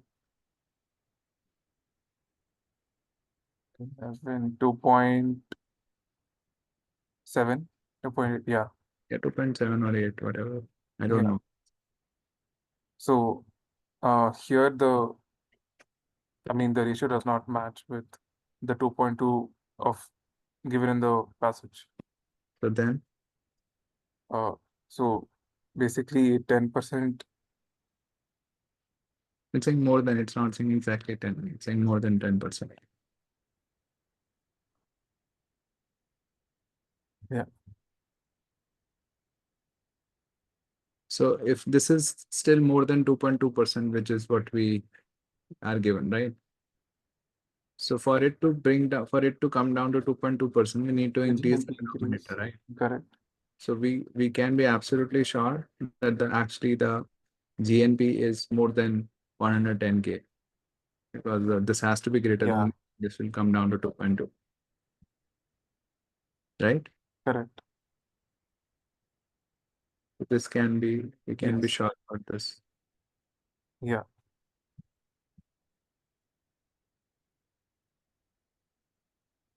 Make sense? Yes. So the way I would process is this. We know, first of all, so again, some of you may be making this mistake, assuming it to be 10% year on year or per annum, which is not given. So that's again a comprehension mistake. But another thing is, let's say if you understand it correctly, what I know is in 64, we are spending 3% of US GNP. And in 78, we are spending 2.2% of US GNP. And we are spending the same amount. So this 3% of this is equal to 2.2% of this. Right? This is what we are given. Now, if this is the case, I can sort of, you can mathematically do the algebra, but the point, what I can say is, for this to be 2.2% and still be equal to this, what I can see is, this is the 10% of this. If you have a 10 more percent here, 10% of this will be 0.22. So if this were 2.2 plus 0.22, which is 2.42,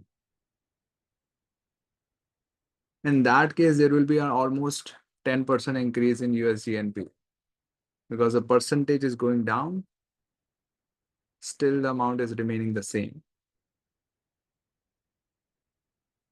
Okay, so there has to be a corresponding increase in the GNP. So if the percentage is sort of going down by 10%, there has to be a corresponding increase in US GNP by 10%. Right now, what I see is it's going down from 3 to 2.2, which is more than 20% decrease, because 20% of 3 will be 0.6. Okay, so I can be very, very sure just by looking at the numbers that there has to be at least 10%. Actually, it will most likely be more than 20% also, but 10% is absolutely given. Or you can, of course, take some numbers to do the calculation. Lastly, you can, of course, if nothing else is giving you satisfaction, you can also take, you can also do algebra. But essentially, you can also logically argue, as I said, but you can also do some algebra. So let's say you take the initial to be 3% of initial GDP, which is 1964, is equal to 2.2% of final GDP, which is 1978. So 100 will cancel out. Basically, F will be equal to 3 upon 2.2 I.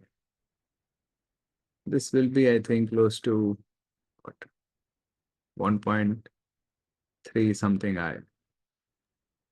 So the final GDP is 1.3 times the initial GDP, which is 30% more. So there has been at least 30% growth.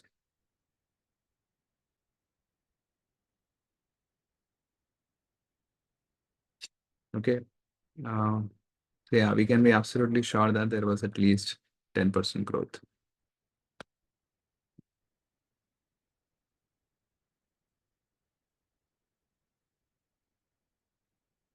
Any questions? Anything not clear?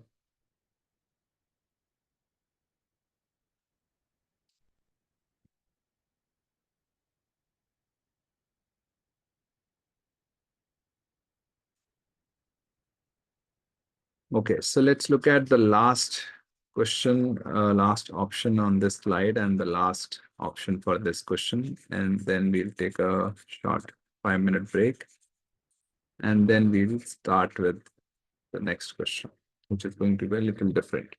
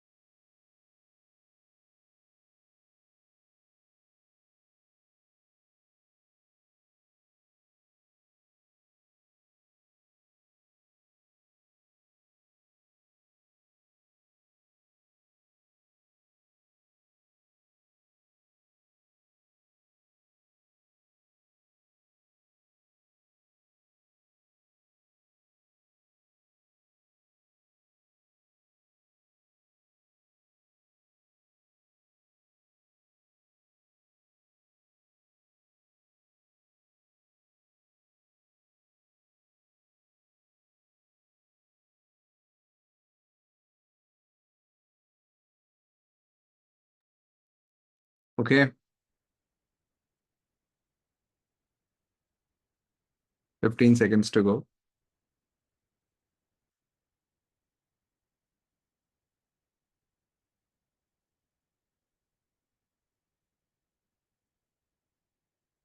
Ending the poll now.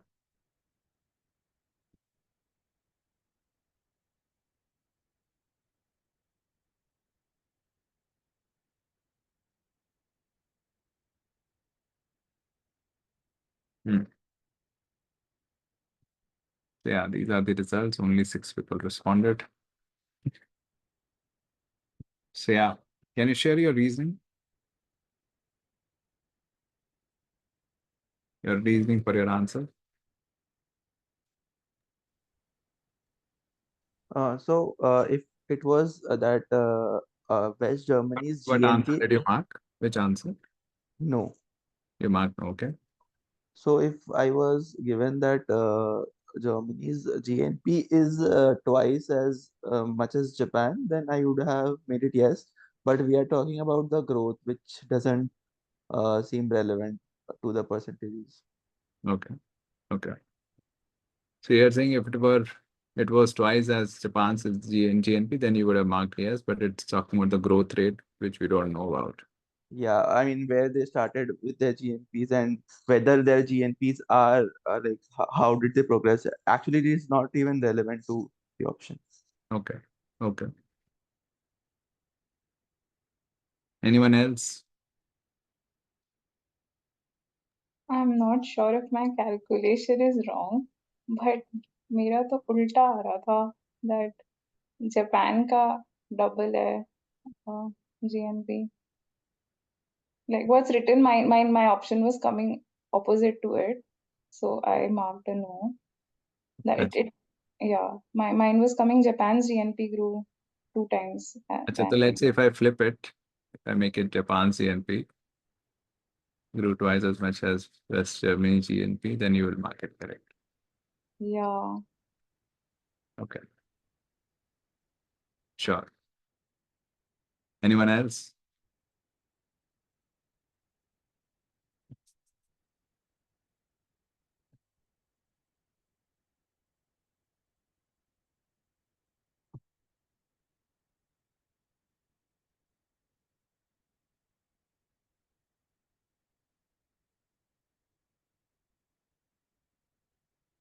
Okay. So if I make it, let's say Japan's CNP and make it West Germany's CNP, it will still be incorrect. If I make it was, then this will be correct.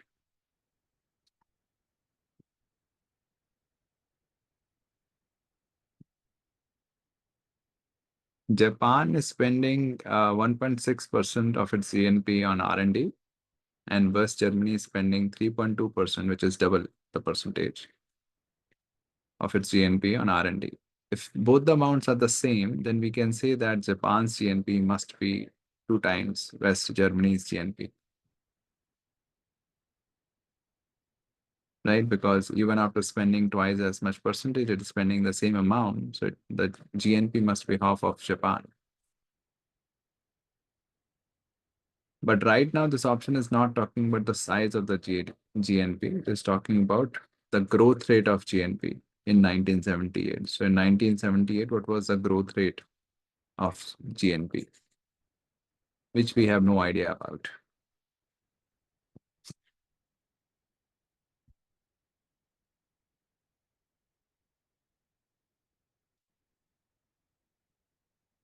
So yeah, so we cannot be sure about this. Deshna does, yeah.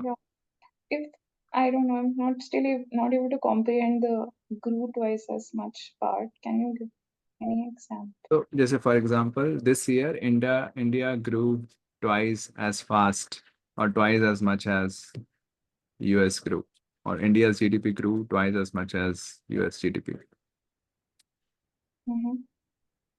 क्या मतलब होगा उसका?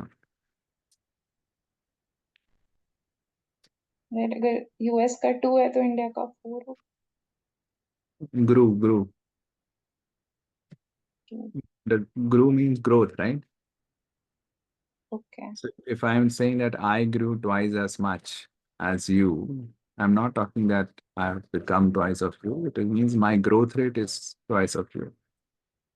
So does it mean the growth rate is 2%? मतलब mathematically क्या उसका मतलब है? मतलब जो भी जिसका जैसे वेस्ट अगर let's say Japan grew twice as much as West Germany GNP, Japan GNP का जो ग्रोथ रेट था in 1978, that must be twice the West Germany GNP's growth rate in 1978. So if West Germany का GNP grew let's say 10%, so Japan's GNP grew at 20%. So the growth rate was 20%.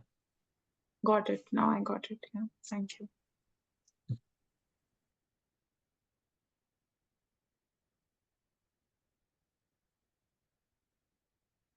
CJ, one question here. Can an option answer option be incorrect? The sense that incorrect in the sense that the mathematical terms may the numbers might actually not make sense. Like what Deshna was also saying, right? That 2x, let's say, had it been not 2x and the word would not be grew, it would be was. So can that option be there? Okay, hold on. Which option? So I'm saying, can an option be incorrect in terms of numbers or calculation that is coming out during a CR question? बताओ कैसे मतलब for example? For example, let's say West Germany's GNP was 3 times as much as Japan's, but actually the calculation comes out to be 2 times. हाँ तो फिर वो option reject कर दोगे और क्या? You That can cannot. happen, right? हाँ मतलब उल्टा बात मतलब गलत है ना बिल्कुल. So when you are saying we cannot be sure, it could be that the option is may or may not be true, or the option may be contradicting the facts. That is also an incorrect option, right? Got it.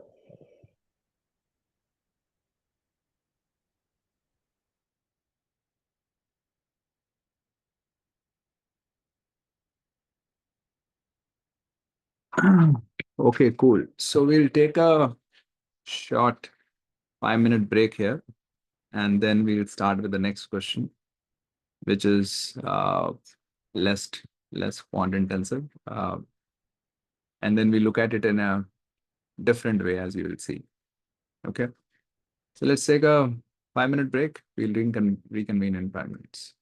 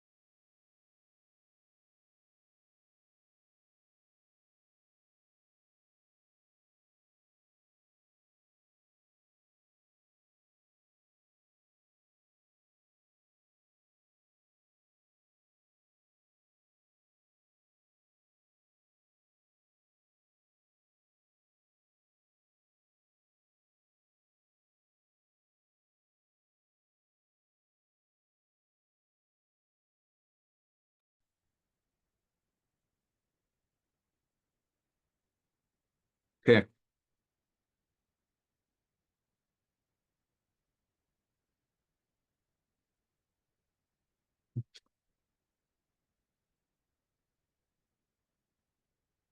Okay, let's start.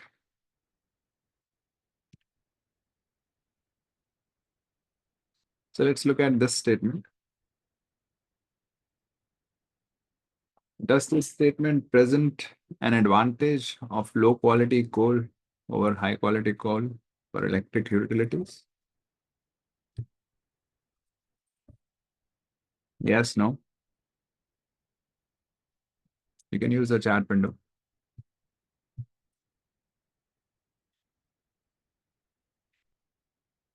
Does this present an advantage of low quality coal over high quality coal for electric utilities?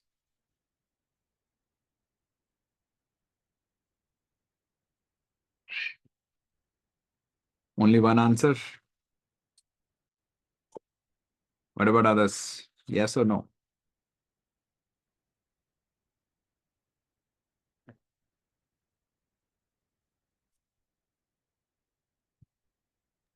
I think आप 5 minute से पहले आ गए. अच्छा नहीं यार, मैं 118 पे गया था, 124 हो गए. अच्छा, लोग नहीं आए हैं कुछ भी. अच्छा, ऐसे.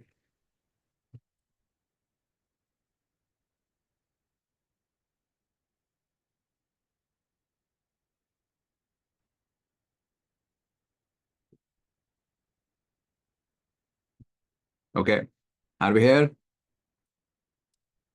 Are we back? Yes, no?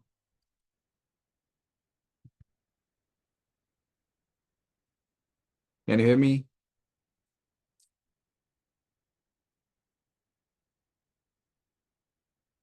Yes, no? No response. By default, it's a no. If you can hear me, say yes.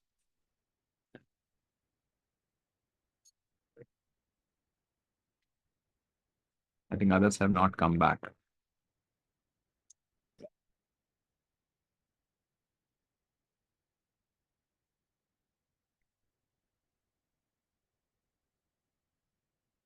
Can you hear me?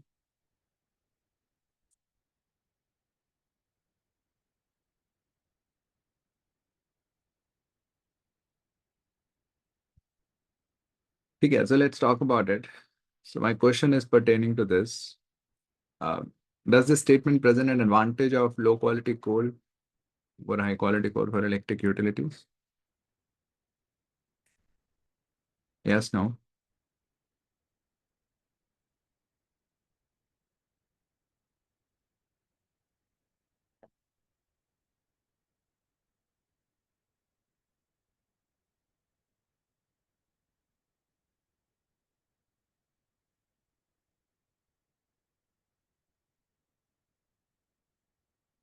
No, no, no. Anyone with a different answer?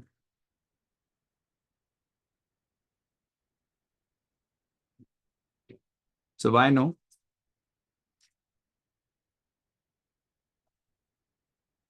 Why does this not present an advantage? If I am given that the utility provided by both the coals are equal, then I could have said that it provides an advantage. But I have not been indicated that the low quality coal will also produce the same output as the high quality one. हाँ, वो तो है. But फिर low price advantage भी नहीं है उसलिए. Yes, because probably to have like to generate the same amount of energy, I have to spend more amount of the low quality coal. वो तो ठीक है. I understand कि finally overall whether it will make sense to go for low quality or high quality, we don't know. That's what you are saying, right? That's what you Yeah, are. so कि बाद में I अभी भी उसका production, उसका पता नहीं है कितनी उससे जो भी इलेक्ट्रिसिटी मिलेगी हमें.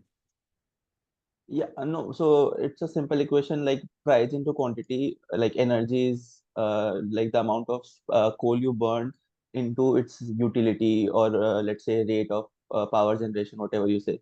So either like to have it to be equated for both of them, low versus high. So there's the other factor which we are given, like uh, the other factor which is like the energy utility that can be generated, it's like speed into the time. So at least I should know that the time is more, so here that time corresponds to like the speed corresponds to the quality that could be uh, generated.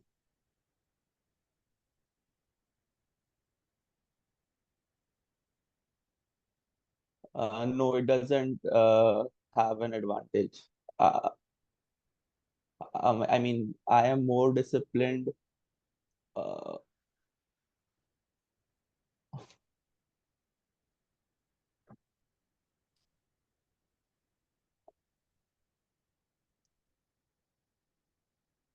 is this-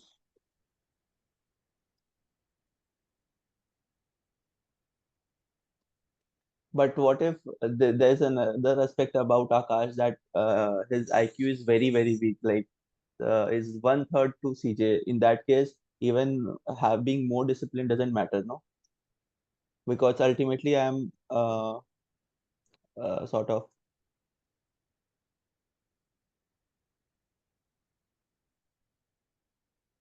Is there a difference between these two questions?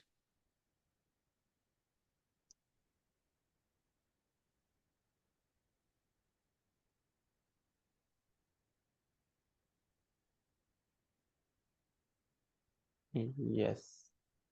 What is the difference? So the second one is Akash better talks on an overall basis, but the first one just needs one aspect or one characteristic in which Akash can be better than CJ. Okay. Then Yeah, then, but I like talking about our specific example, I still feel that advantage can only be said on an overall basis.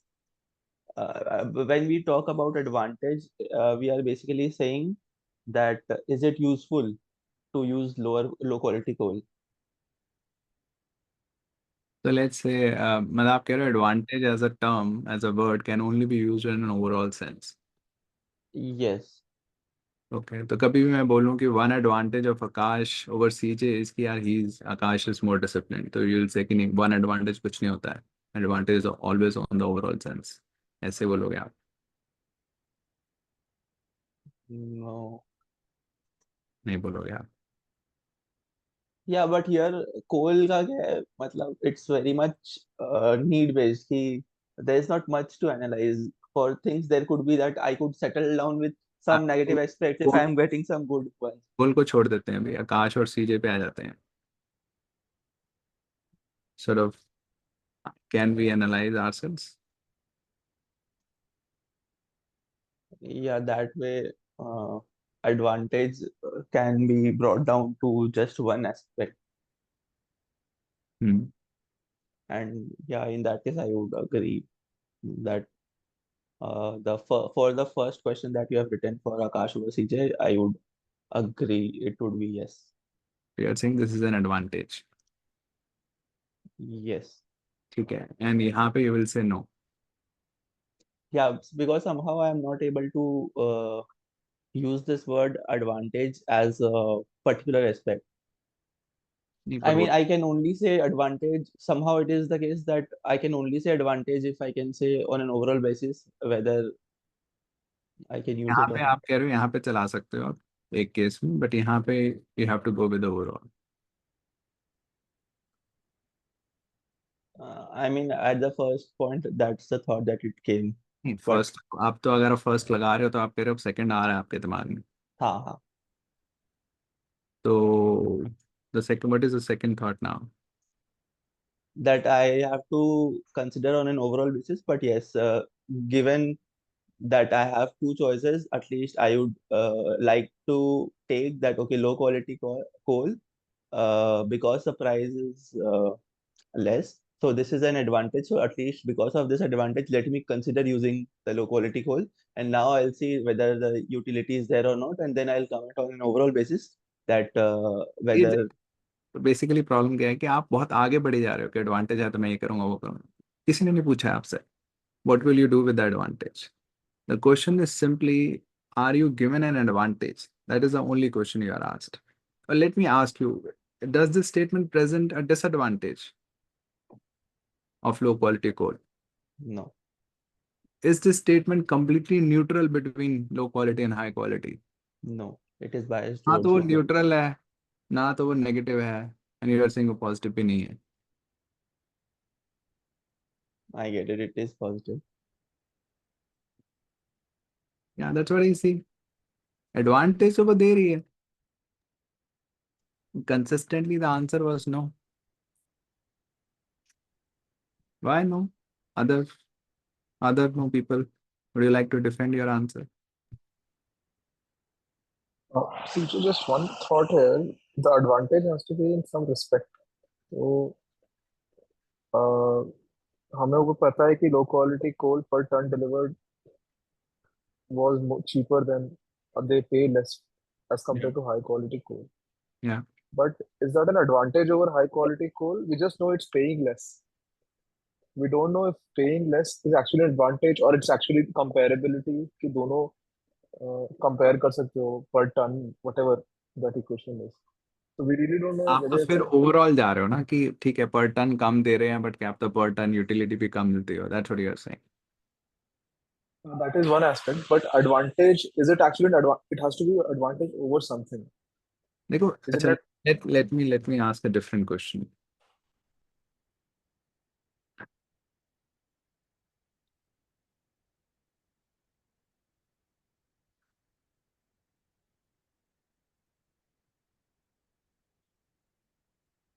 And low quality coal is more advantageous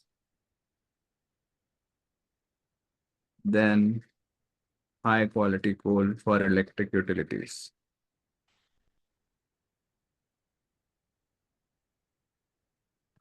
What will you say here?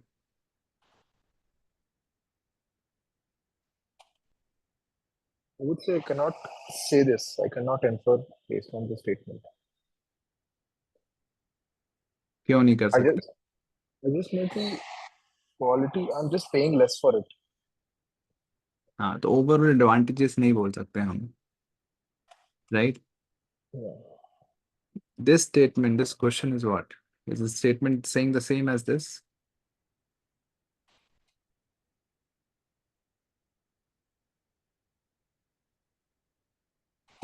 No, right? In this statement, it's just asking me whether it's an advantage to whether there is an advantage over low quality coal. This is just asking whether this statement is presenting an advantage. This is not saying does this statement mean that overall it's advantageous or not. If you get to know something is cheaper, is this an advantage? Or no? Of course, there could be other disadvantages. You may not decide to buy it. That's a different thing. But if something is cheaper, is that an advantage or no? It is. It is. Then why no for this answer?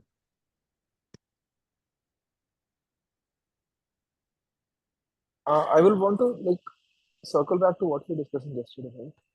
It is a possibility that it might be an नहीं, advantage. अच्छा नहीं. You are saying अगर if something is cheaper for a company, that's a possibility of an advantage. Cheap होना अपने आप में advantage नहीं है. एक तो है कि चीप होने के बाद और factors could be disadvantages. That's a different thing. But cheap होना is could be a disadvantage also. Is that what you're saying? Yeah, it could be a disadvantage also, right? कैसे? From that aspect only, right? I'm not saying it could be a disadvantage. I'm saying it might not be an advantage. हाँ ठीक है, let's talk about it. तो कैसे it might not be an advantage?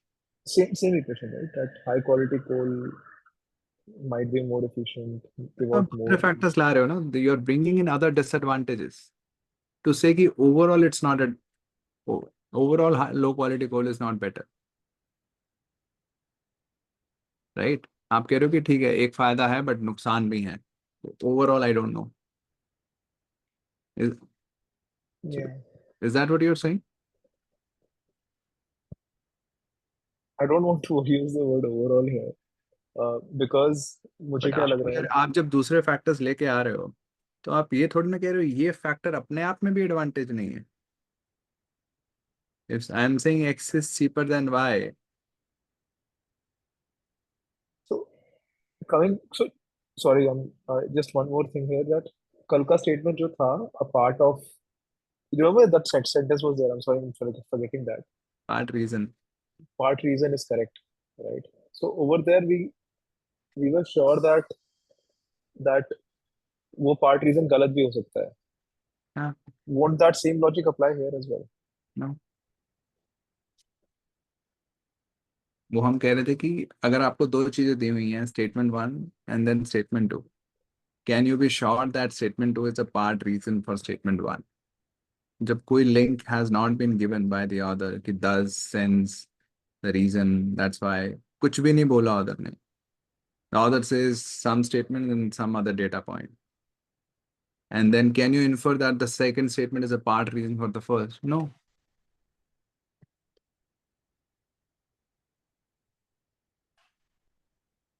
Okay. So again, here also, if you say electric utilities pay less for low quality coal per ton delivered than for high quality coal, does this statement mean that low quality coal is better than high quality coal for electric utility? No. There could be other disadvantages. Understood. Okay. But you are saying this itself is not even an advantage.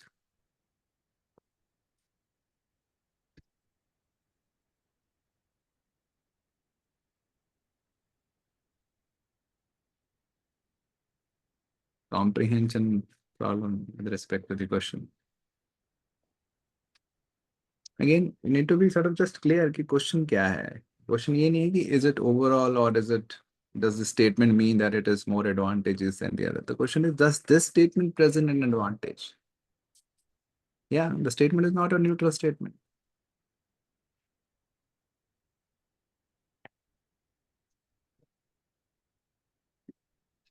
Make sense? Yeah. So now you can say no here, which is, we already had this discussion. I thought we will have it later. ठीक है, तो ये नहीं बोल सकते हम. We are given an advantage, but we are not told that there is no disadvantage. So we cannot make this statement.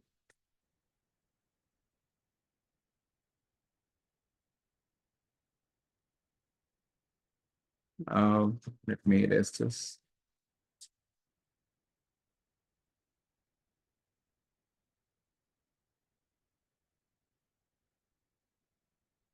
More of a subjective question. If you want to share your opinion, you can raise your hand.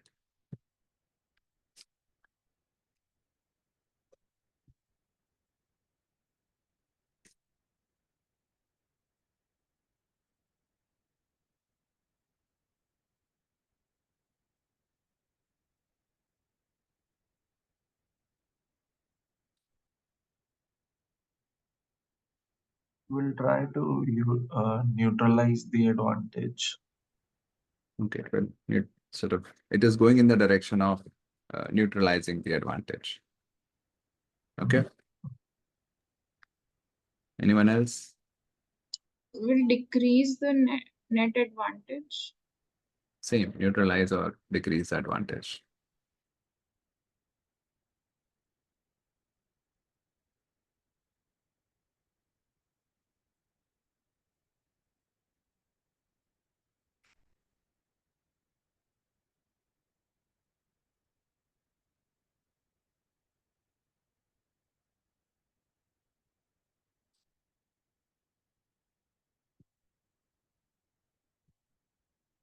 Anything else? Anyone else?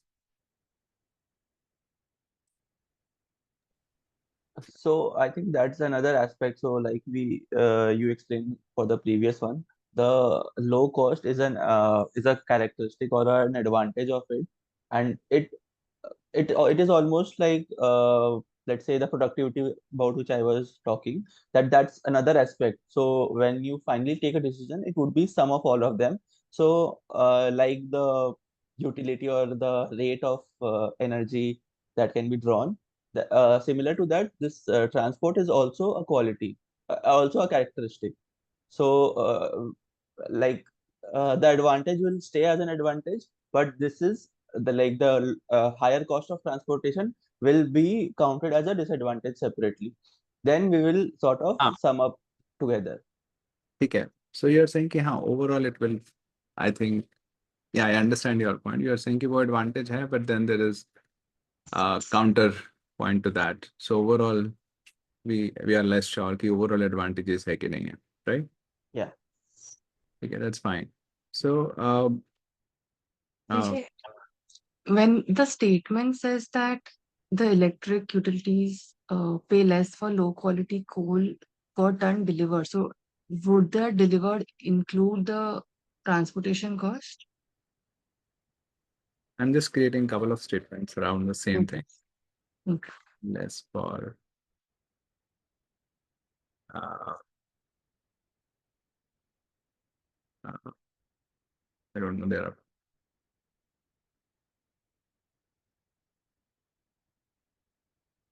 are biscuits. Then Mary biscuits. I pay less for Parle biscuits delivered than Mary biscuits.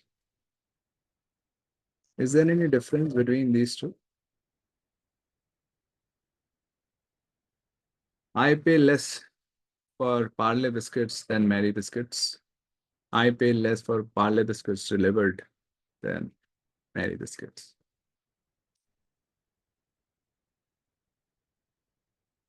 Second वाले में delivery cost भी add हो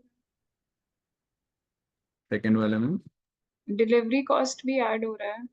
we are saying delivery cost add करने के बाद this is still less. Yeah. First वाले में delivery cost added नहीं है. Okay. What about others? Do others think the same or do we have a different opinion?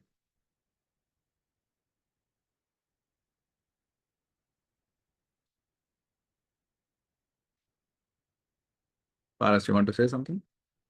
No, I was just thinking, I think the second one is only the delivery cost, not that plus that.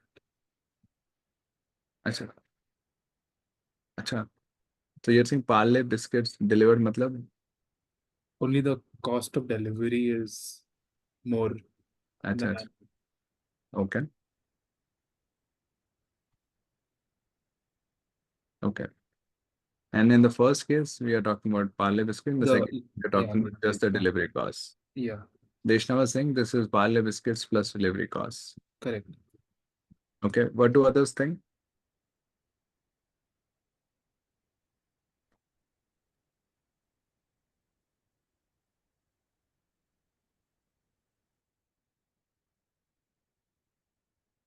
Anyone else? This is biscuit plus delivery.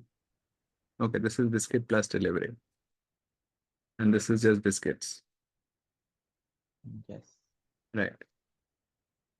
So I agree. Yeah, go. Sorry, Tanush. Go on. Tanush, you want to say something? Yeah. So I pay less for Parle biscuits delivery than my biscuits delivery No, it's not delivery, it's delivered. delivered. Oh, sorry. Yeah. My handwriting is quite poor, but it's delivered, yeah. So yeah, I agree. This is, you're saying कि जो deliver हो गए हैं उनके लिए overall I'm paying less. So this is biscuits plus the cost of delivery. Yeah. This is biscuits. So here we are saying per ton delivered.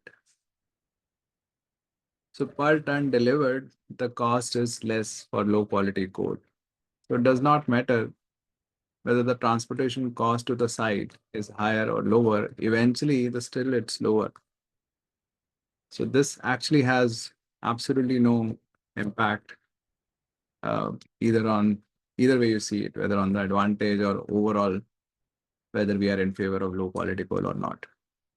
Where already the delivery costs have been included. So if somebody comes and says delivery costs are higher, that doesn't move us anywhere.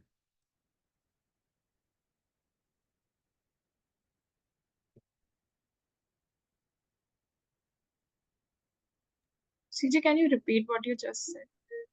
It's saying it's already comparing the cost in terms of per ton delivered. So as we discussed here, if you say delivered, you're essentially talking about the cost of delivery is already included. So essentially we are saying the cost of delivery is included when we are saying the cost overall they are paying less. So now even if you say that the cost was actually higher for low quality coal, it does not matter because overall it is still lower as a fact. Got it. I think when you asked the third question, I saw just those two lines and did not refer it back to the original statement. So, That's done. Okay. yeah. So, but how will you answer? क्योंकि मैंने आपको बोला था how will that impact the given advantage? Given advantage तो यही था. हाँ, मतलब मैंने वापस पढ़ा नहीं to understand कि अच्छा वो delivered word लिखा हुआ था. I should have read it. Yeah, yeah. तो ये सब रह जाते हैं issues पढ़ने में. Then the options look close. In verbal, options are never close. Commonsensically, it's not quant. Quant me if the correct answer is 29, if there is another option which says 29.5, there is absolutely no doubt 29.5 is wrong. 29 is the answer. In verbal, if you create two close options, let's say one option, let's say it's a strengthen weaken, one option is strengthening 20%, other option is strengthening 25%. Even experts can't figure out exactly 20 or corner, 25 corner. It's verbal, it's not quant. So naturally, by design, the options can never be close. You may find options close, which is fine, because you're faltering in terms of comprehension or reasoning. Okay, but the options are never close, and they cannot be close by design. I know it's a very common experience, people find options close, but then they start thinking, oh, they are designed to be close. Verbal mein to aise hi hota hai. It's not. It just seemed close to you because you are making one or more comprehension or reasoning mistakes. Okay, if you keep ignoring words, misunderstanding things, naturally things will seem close. Okay. Any questions, doubts here?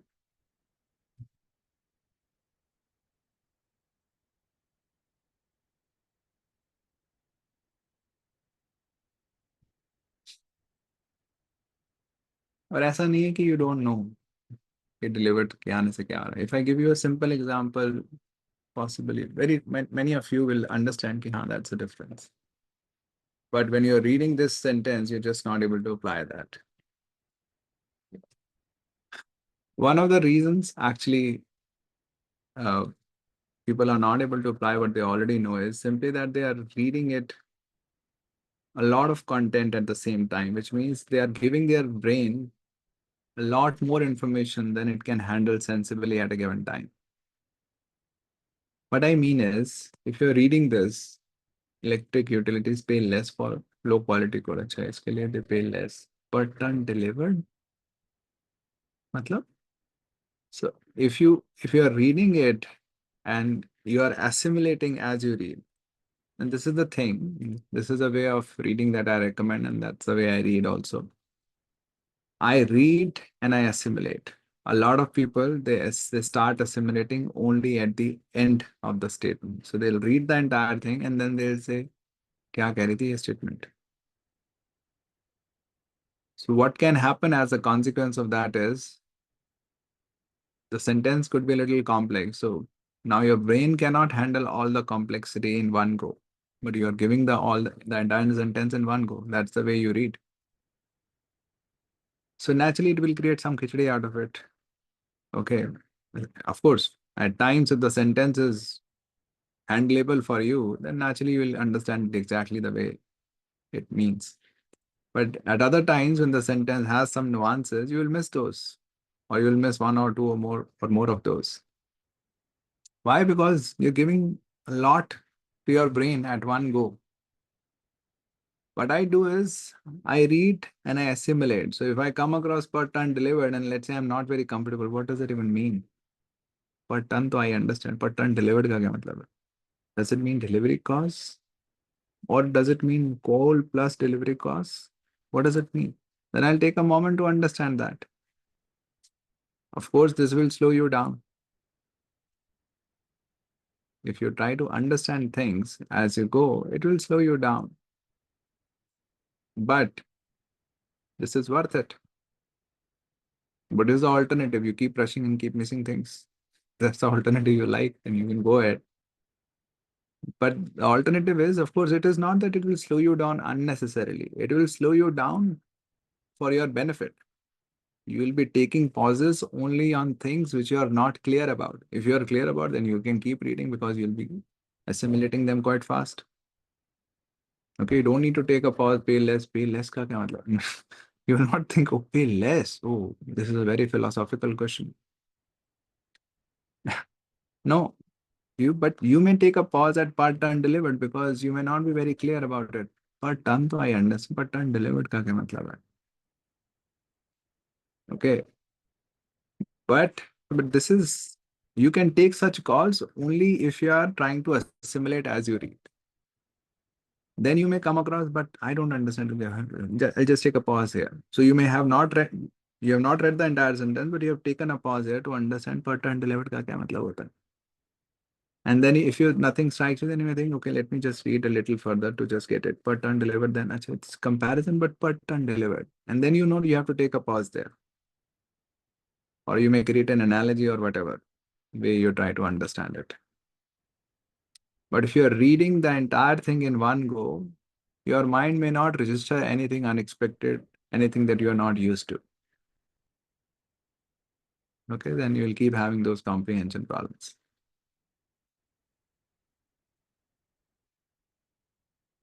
Any questions, comments there before we move on?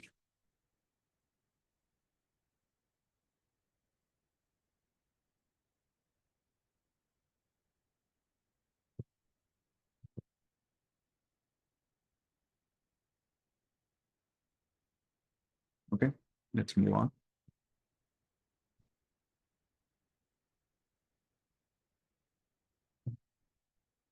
So one more statement has been added here. It starts with yet. What does yet indicate? A contradiction. Contradiction. Some contrast. Is contrast the same as contradiction?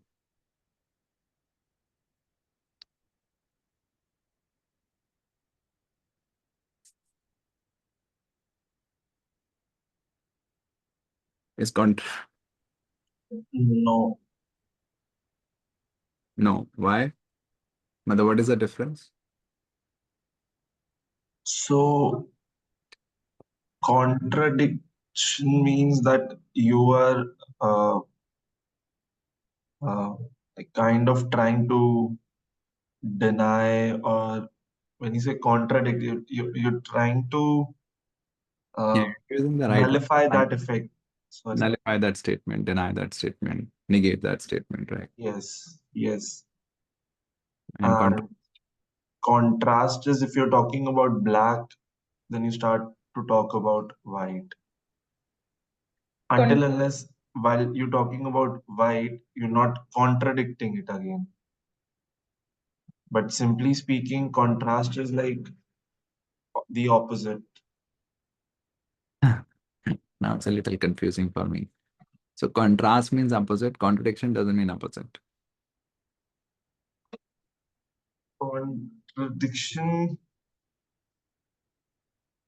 is somewhat like again nullify the effect, but in contrast, you're just stating the opposite things. You're not attacking on the previous part, rather than you're just talking about uh, you're just stating the opposite of it. You're not attacking the previous statement, whereas contradiction kind of attacks.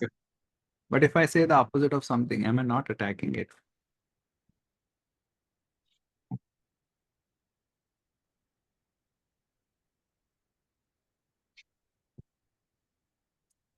Yes. Okay.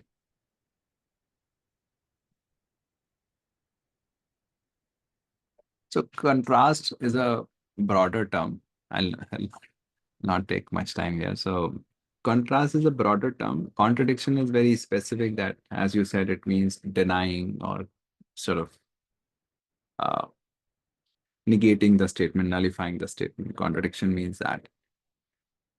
Contrast is a broader term. Contrast means we are taking a different direction. There is some opposition. Let's put it that way.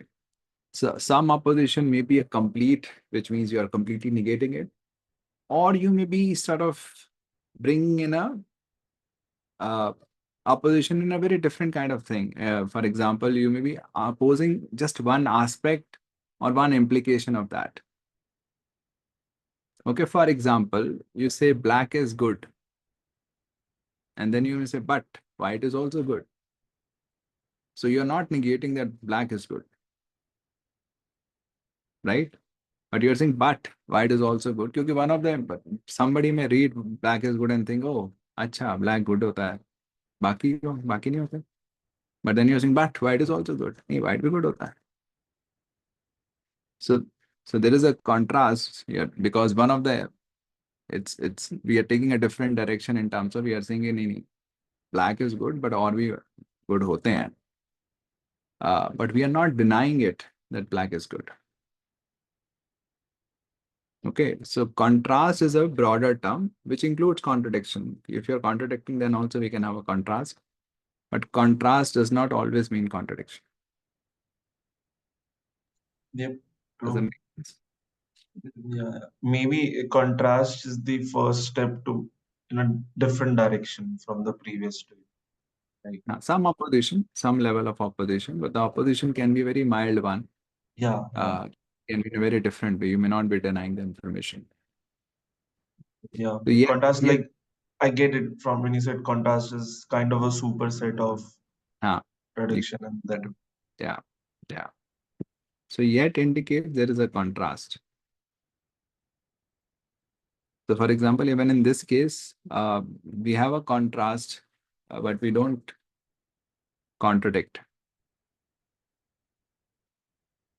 So what is the contrast here?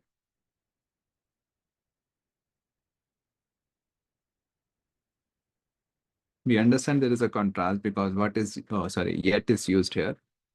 But what exactly is the contrast? The cost is low, but the quantity required is high. हाँ, वो तो आपने दोनों statement repeat कर दी, which is fine. But what is the contrast? What is the opposition here? so just trying to draw from the previous, like the previous conversation that we had about the first line. We were talking about some advantage of having the low quality coal.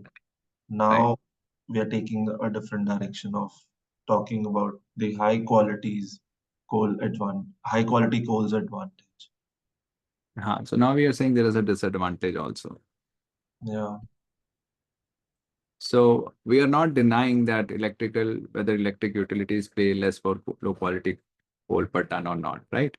We are not denying nahi, that's not even cheaper. We are saying, but we are now introducing a disadvantage. That okay, it is cheaper per ton delivered, but it requires sort of more coal needs to be burned to generate the same amount of electricity. So now we are presenting a disadvantage of low quality, right?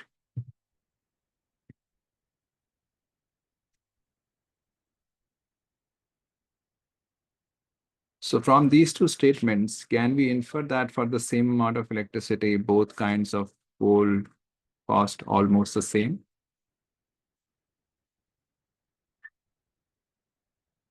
Yes, no?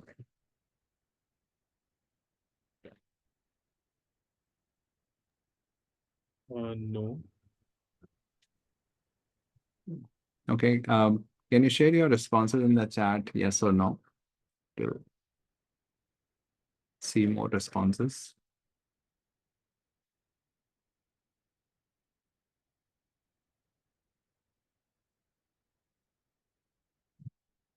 Can we infer that for the same amount of electricity, both kinds of coal cost almost the same.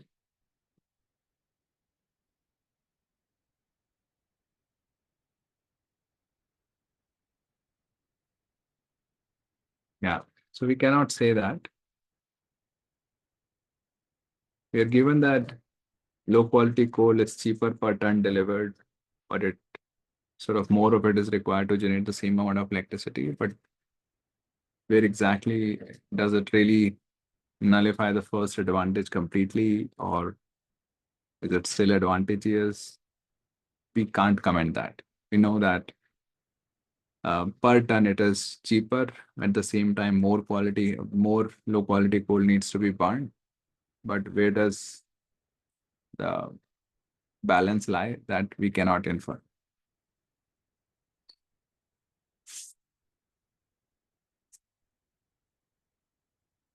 Can we infer that low quality coal is not economically better than high quality coal?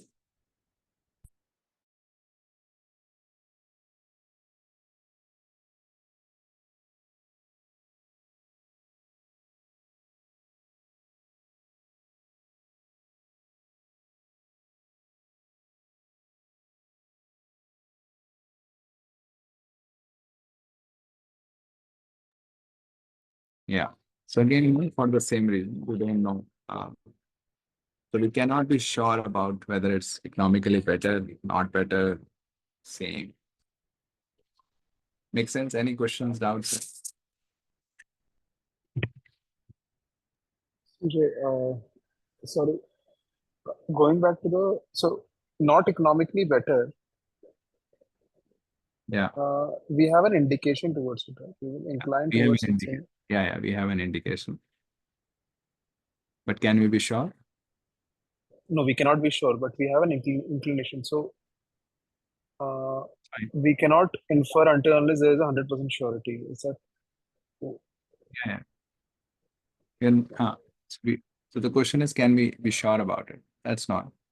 Is there an indication that it may not be? Perhaps. Yeah. Okay.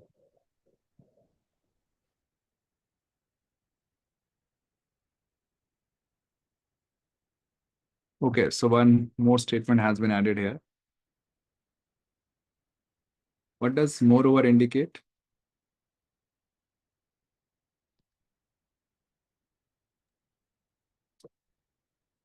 An additional fact. An additional fact. Okay. Any additional fact?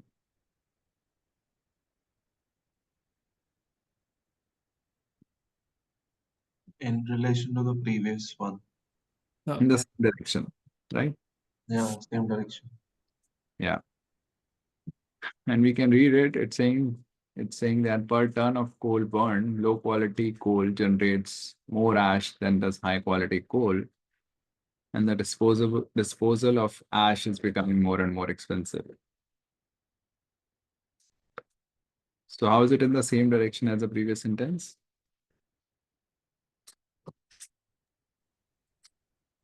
It's just adding one more disadvantage. Yeah. It's furthering that fact. Yeah. So moreover, there is also this disadvantage. So can we say this?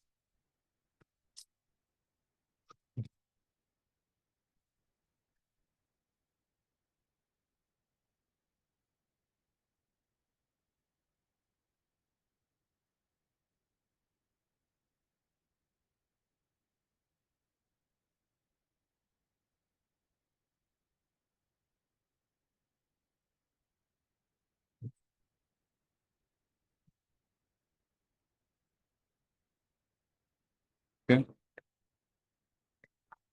Yes, no.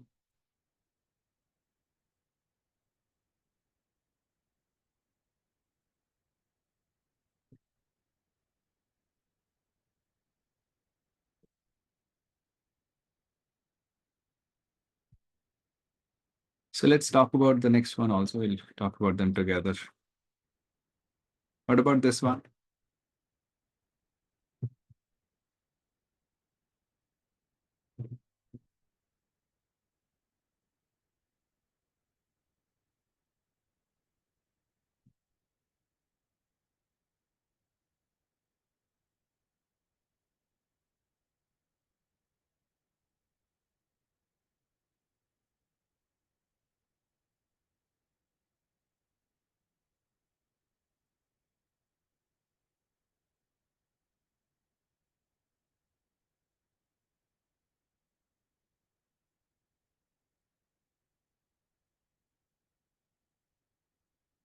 Others?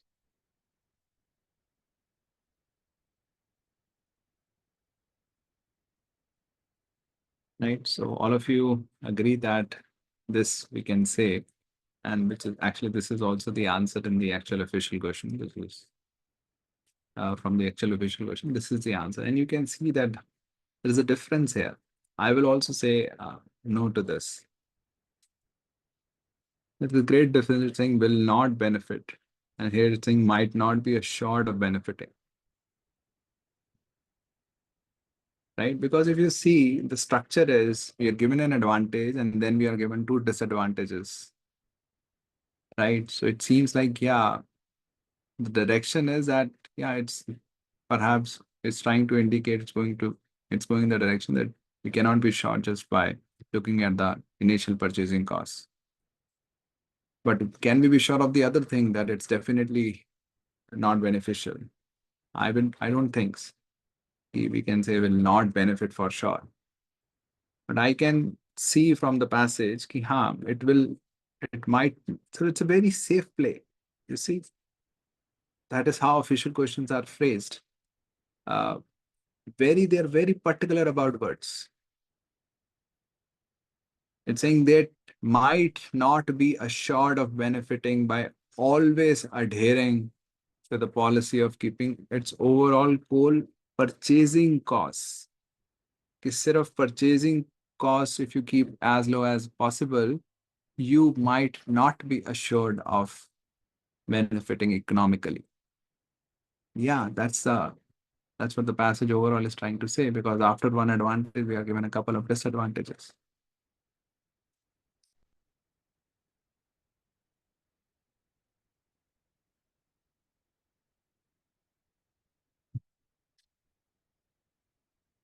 Make sense? Any questions, doubts here?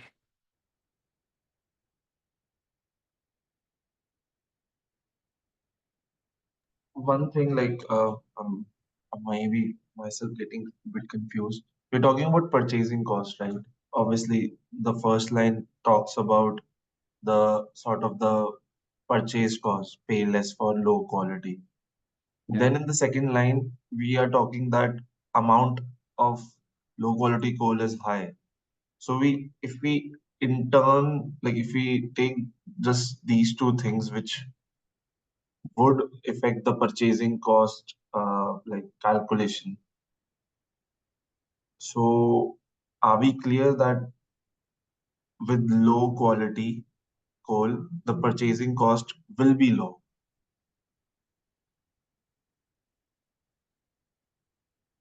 With low quality coal, the purchasing costs will be low. You may need to buy more coal in that case. Yeah, we need to buy more coal in that case. That's true. But after buying more coal of that low quality, can we still say that in totality, low quality coals is not that advantageous in front of high quality coal? Might not be advantageous. Might not be. Yeah. That No. is that is true. That is true. But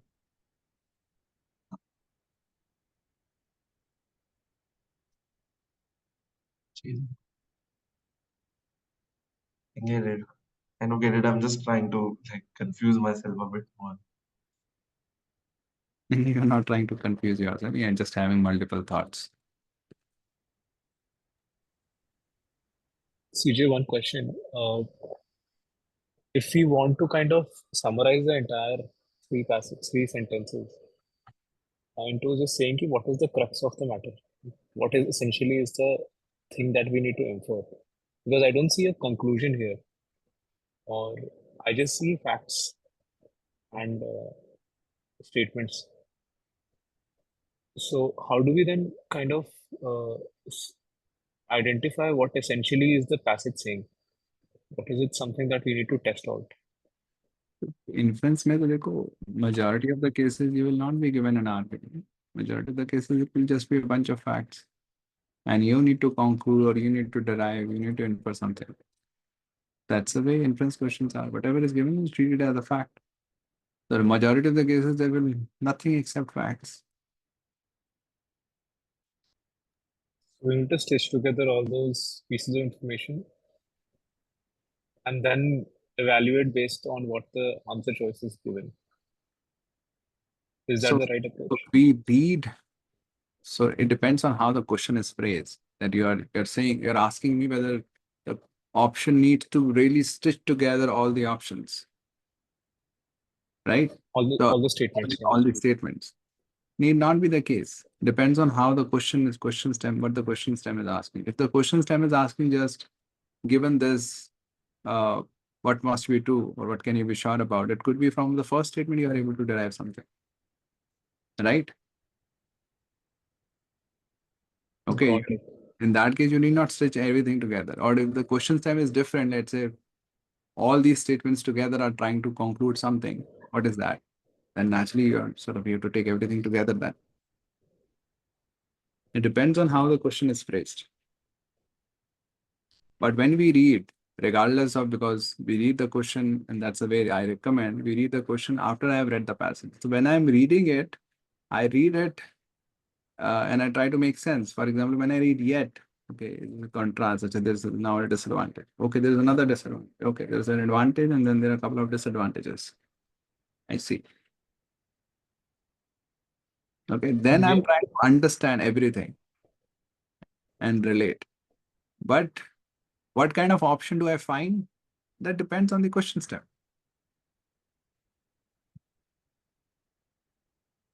Yeah. So just a follow-up to that.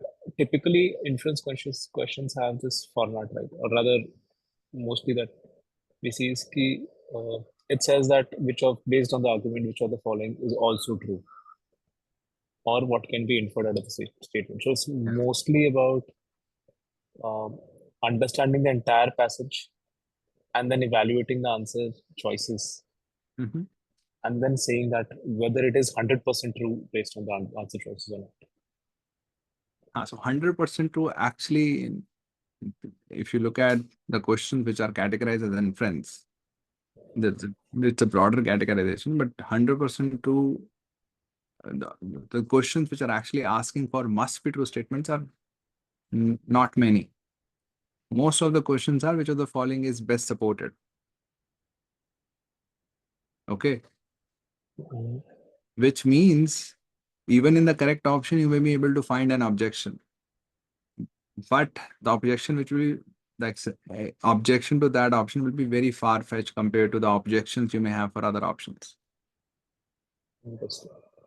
Okay, so there are a few inference questions which are must be true, but as soon as you make it a must be true question, then it becomes a very mathematical. There should be absolutely no exception.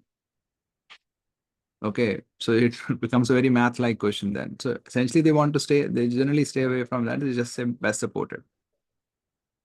Okay, but even in best supported, but if you have a very sharp mind, you're able to find all the objections, you can never go wrong because you'll be able to see that in the correct option, I can find an objection that is very far-fetched versus other option, there are so many objections. Okay, so we are actually, the way we have been going about it, we are asking must be true or can we be sure about it? Because we are talking about that extreme way of thinking that you find all the objections that you can. Because a lot of people are on the other extreme. They are not able to find a lot of objections.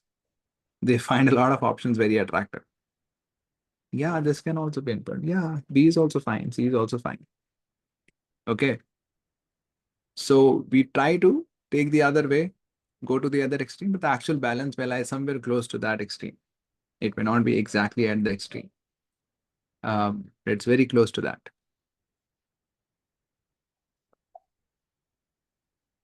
So just to summarize, sorry. So you're saying that probably finding an absolute 100% match with the answer statement is something that we should vouch for, but based on the question and the structure of the question, that might vary based on how the answer choices are placed. Must be true नहीं होगा हर बारी. वो question आपसे पूछेगा भी नहीं. If the question specifically asks you must be true, then definitely the option has to be must be true. Any objection possible, it is out. But if it is asking best supported, then you have to find the best one, sort of the one with the least kind of objection or the most weird kind of objection, right?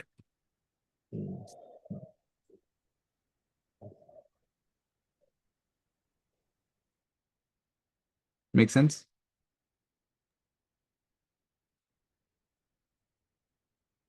Any more questions, doubts? I had one question on the third point, Go ahead. which is when they're asking for keeping its overall coal purchasing costs as low as possible, would we take into consideration the second statement of the question, which says, yet more low quality coal than high quality coal must be burned to generate the same amount of electricity? So Mhm. does it take into consideration the additional quantity which needs to be purchased? And the only question out here when they're asking for might not be sure of benefiting economically would be in terms of the disposal cost, or purchasing cost will be only the per ton delivered cost. What do you think should be the case?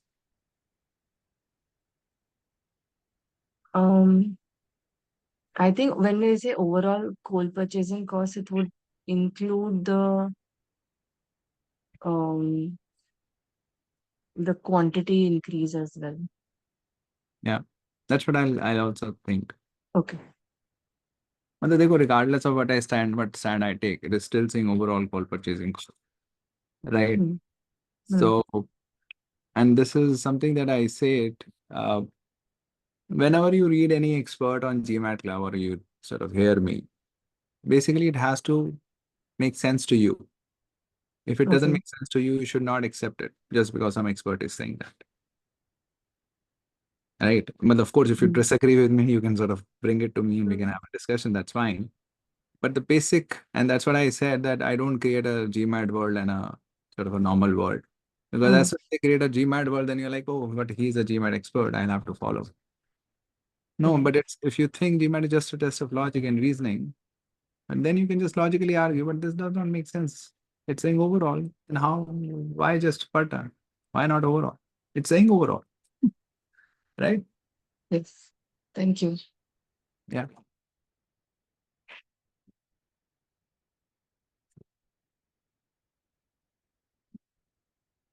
Okay, cool.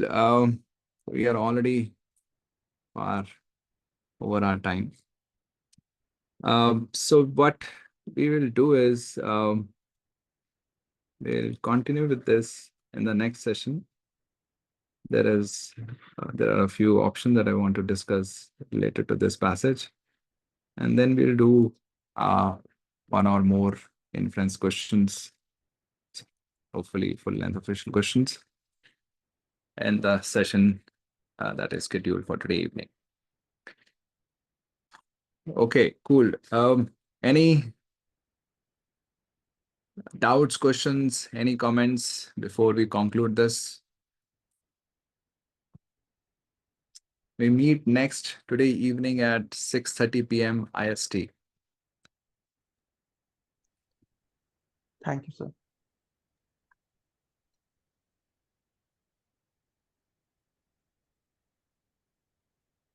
Okay, cool. Nothing else, then we're good to go. See you in the evening. Take care. Thank you. Bye-bye. Bye.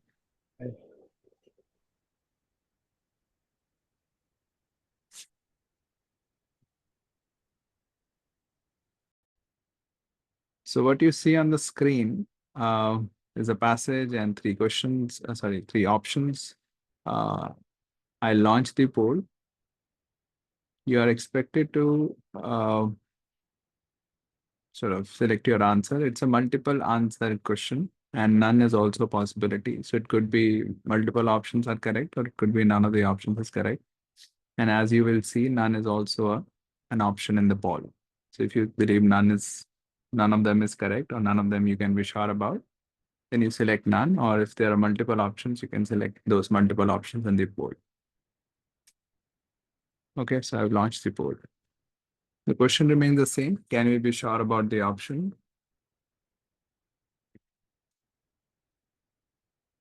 Can we be sure about the option?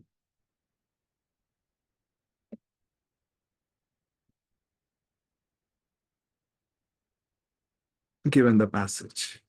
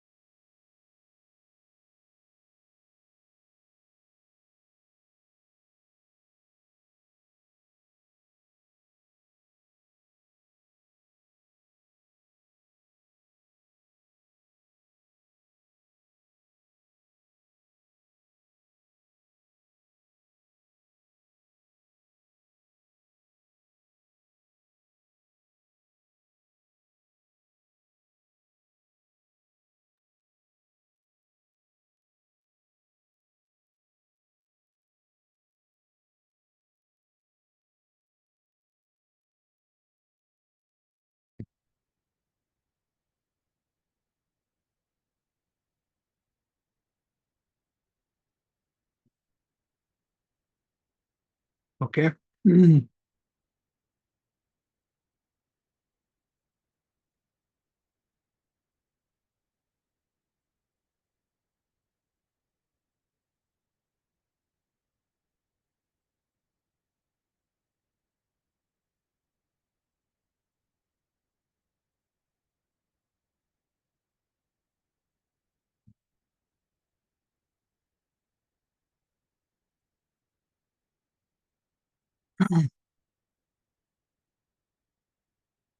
Okay, ending the poll now.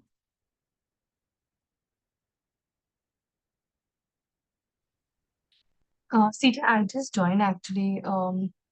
Which are we doing, A, B, or C? Yes, we are doing these options. We have launched a poll which is multiple answers where none is also a possibility. So if you believe multiple answers are there, you can select multiple answers, or if you select none of them as the answer, then you can select none. Okay. But I'm just ending the poll, so you can just look at the discussion. You can be a part of the discussion.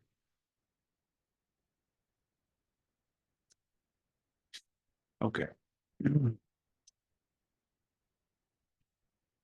Okay, so let's let me share my Miro board. So the passage is the one we have covered in the morning today, but I'll quickly go through it. So it says electric utilities pay less for low quality coal per ton delivered. So this costs less per ton delivered than this. So this is a cheaper option. Yet, so there is a contrast. More low quality coal than high quality coal must be burned to generate the same amount of electricity. So it's cheaper, but more of it needs to be burned to generate the same amount of electricity. So perhaps overall, it may not be cheaper. Moreover, in addition, per ton of coal burned, this low quality coal generates more ash than does high quality coal. So that's another disadvantage in terms of low quality coal. And the disposal of ash is becoming more and more expensive. So that's another economic disadvantage of having low quality coal. So there is an economic advantage that it costs less, but then we are given two economic disadvantages of using low quality coal. First is that more of such coal is needed to generate the same amount of electricity. And the second is it generates more ash, and the disposal of ash is becoming more and more expensive. Now the options are these, and the question is, can we be sure about the option given the passage? So let's go through options one by one. In those regions where the cost of disposing of coal ash is negligible, so this part is negligible, so we can ignore this cost. It is more expensive for coal burning utilities to use high quality coal than low quality coal. So it's saying where this cost disposal of ash coal, disposal of ash, the cost associated with it is negligible. So we can ignore that. So the last sentence becomes irrelevant. We are saying it's more expensive. So high quality coal is more expensive than low quality coal. Can we be sure about that given the first two sentences? No, because even though low quality coal is cheaper per ton delivered, but more of that is needed to generate the same amount of electricity. And we don't know what's going to turn out to be more expensive to generate any particular amount of electricity. Right? So this cannot be, we cannot be sure about it.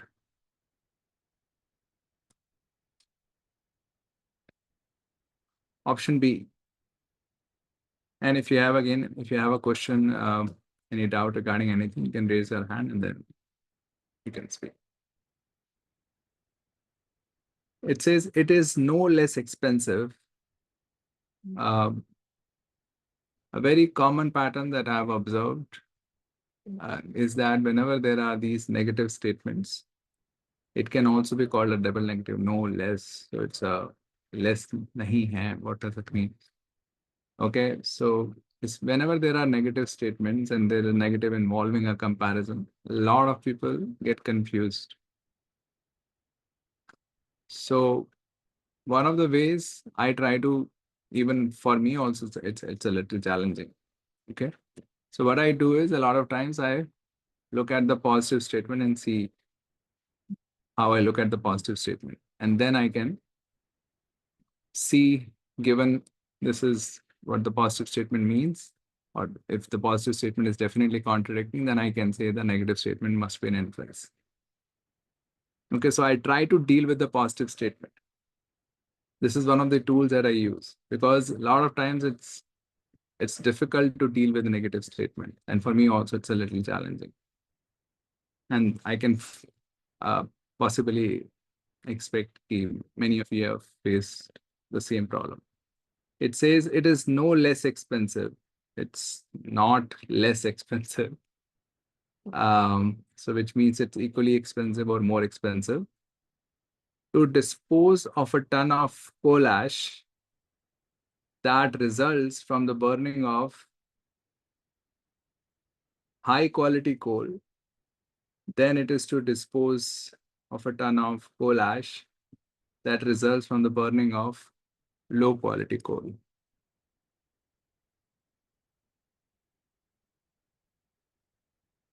First is to understand the meaning of this, which is a little hard because of this no less.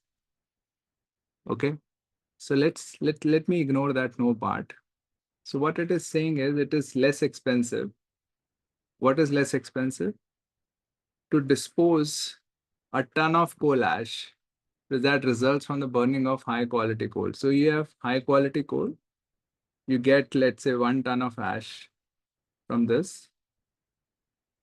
There is a disposal cost associated with that. And then there is a low quality coal. You get 1 ton of ash there, and you have a disposal cost associated with that.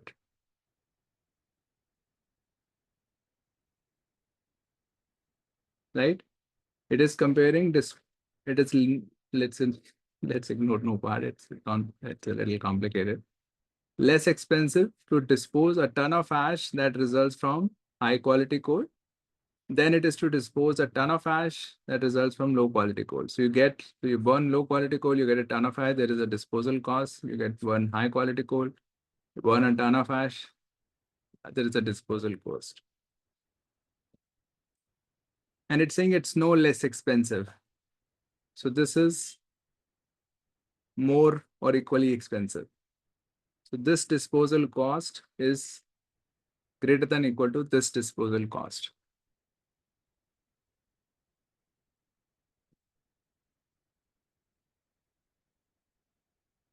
This is what the statement says. Can we be sure about it? No. Many of you, or at least some of you, marked yes. That's the most popular option here. People who marked B as a possible answer, would you like to defend B?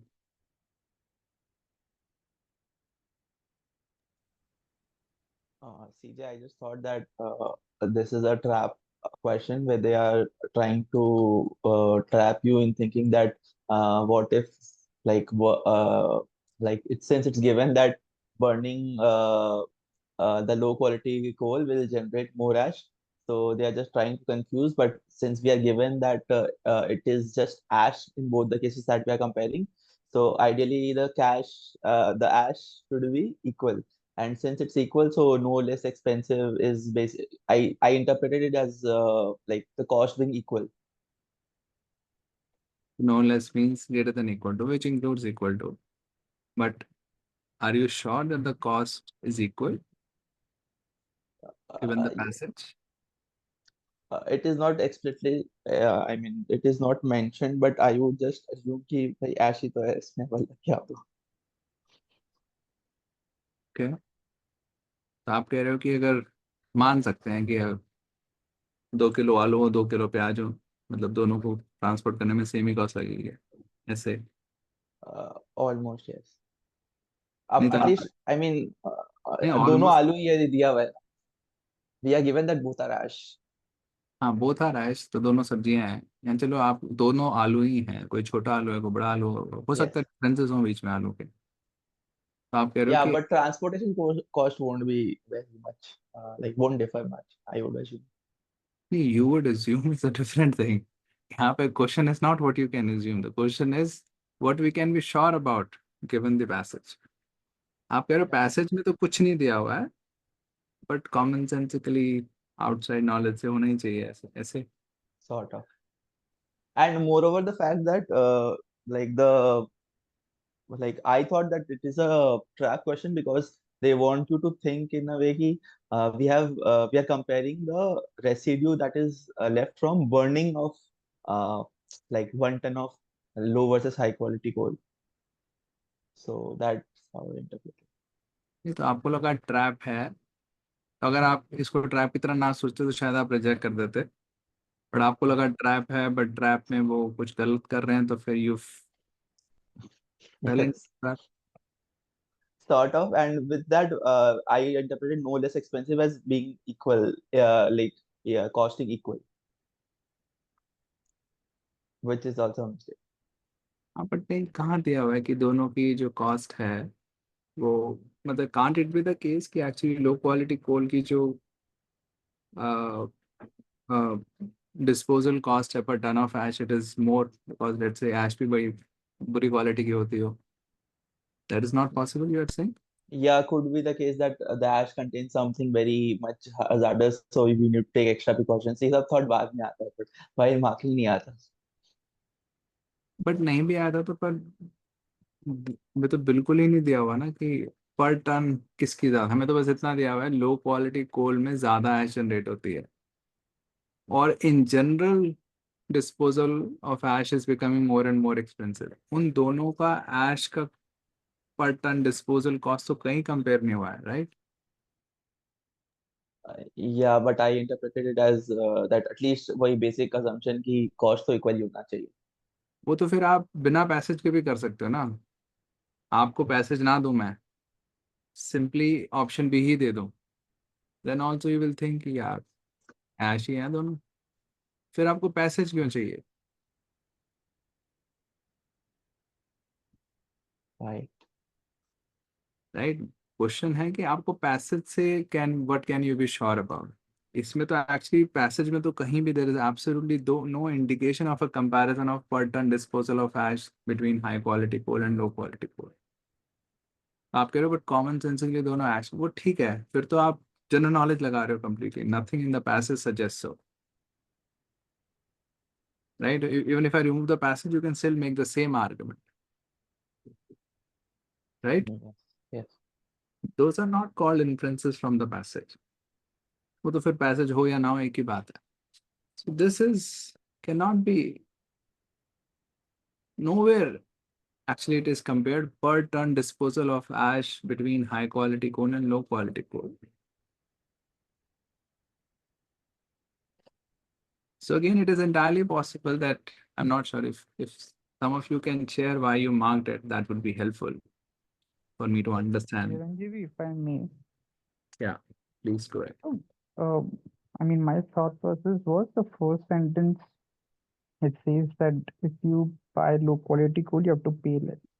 Correct. Then the next two sentences are contrast to this, which Correct. means that even though you pay less, you might have to overall pay more because you require more low quality coal to generate same amount of electricity. And also because of moreover, you might also have to spend more in disposing the ash because more ton of low quality coal is equal to more ton of ash, Correct. an extension of the contrast. Correct. So saying that per ton of ash disposal will be similar, but because you're producing more ash, that's why the contrast holds true. But per ton disposal of ash would be similar, the cost So of. you're saying, अच्छा पहली बात तो आपने no less expensive को you consider it same, similar. Yeah. That's okay. So you're saying you interpreted this Yeah, similar. Let's say, चलो ठीक है, कोई बात नहीं, we'll stay with that. You're saying कि अच्छा दोनों की expense is similar per ton, yeah, right? तो आपने कहा अच्छा per ton similar है तो और वो and that low quality is actually producing more ash. So that explains the contrast. yeah, So you're saying this option helps us explain the contrast or it supports the contrast. yeah. Is that the question you are asked? No, but I can infer like if this is like this is that's why it's a contrast, right? It's saying that you might require more money. Which is fine. कि per ton same है, ऊपर दिया हुआ है, it generates more ash, low quality coal generates more ash. So this overall may seem to actually present a contrast, right? Yeah, yeah. But are you looking for an option that supports the contrast? No, it's not supporting. I mean, I derived this understanding from the passage, saying that if it's an extension of the first sentence in terms of contrast, तो दोनों same होना चाहिए पर ton के हिसाब से the disposal cost दोनों and same चाहिए. yeah, the cost of disposal of ash per ton in तो higher. आपको अगर लो क्वालिटी कोल की डिस्पोजल कॉस्ट अगर बहुत ज्यादा हो तो उससे आपको प्रॉब्लम है, इवन द पैसेज. अगर वो बहुत ज्यादा है ये भी बहुत ज्यादा है नो. फिर then how are you sure कि डिस्पोजल कॉस्ट तो हाई क्वालिटी कोल की सिमिलर ही होनी चाहिए लो क्वालिटी कोल से?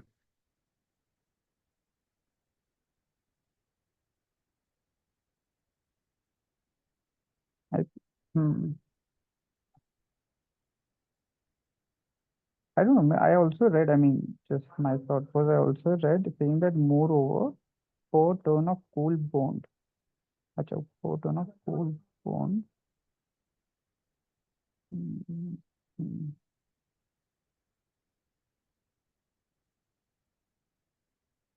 I did not think of if the cost of low quality coal is the disposal cost is significantly higher, still it should not matter. Still it will be a contrast. Hmm.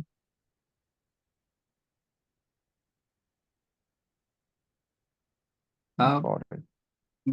But that's still one issue on which you could have rejected the option. Hmm. But my point is a bigger point that you are saying कि of course the first, let's say, is an advantage of low quality coal, and then you're given two disadvantages of uh, uh, low quality coal, right? Hmm.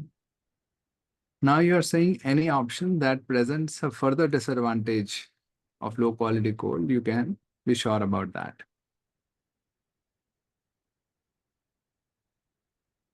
No, I'm not saying that. Maybe I interpreted the last sentence as similar. Like it's similar cost to dispose the pot coal, pot ash, whether it's high quality or low quality burning. कैसे पता लग रहा है आपको last sentence से कि पर ton cost same होगी? हाँ वो you're right, it could be significantly more and still be a disadvantage. I was not able to think of that particular situation maybe. Yeah. Hmm. Okay. Got it. Okay. Anyone else wants to share why you marked option B?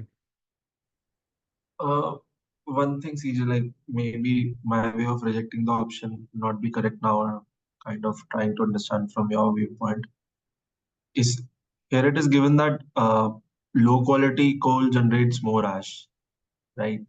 Yeah. And Right. and when we are 1 ton, so yeah, 1 ton of low quality coal will have more ash, and disposal of ash is expensive. So more ash and cost for the disposal will be more. And नहीं. This, you're talking about disposal of 1 ton of ash. तो more ash कैसे हो सकती है? तो we are talking about 1 ton of ash only.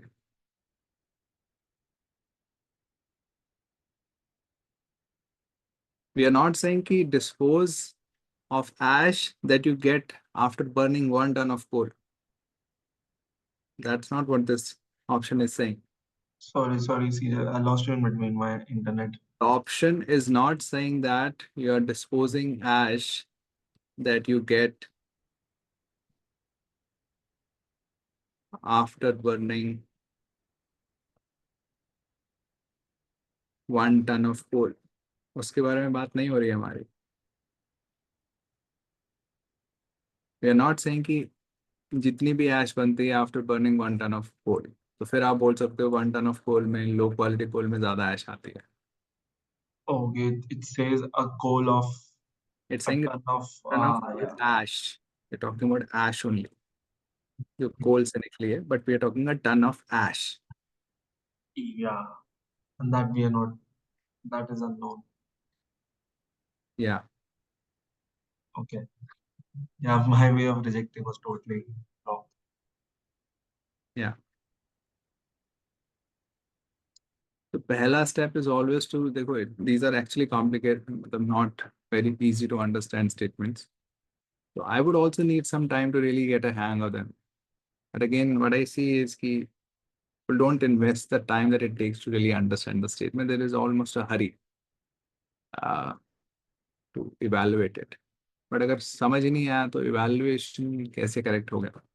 Of course, by luck you can reject it if it is wrong, and so you're lucky. But consistently you'll not get things right.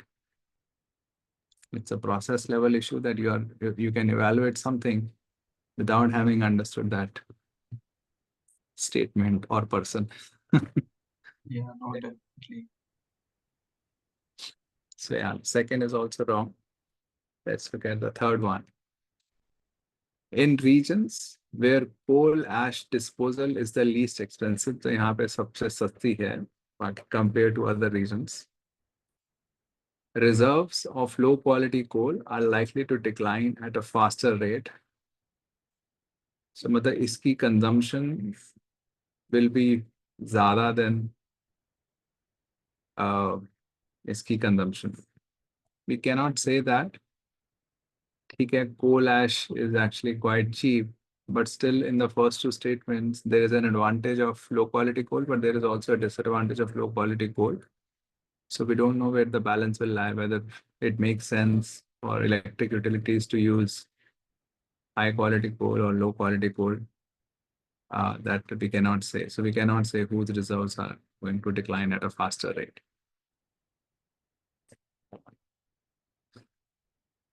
So this is also, we cannot be sure about. So the answer was none.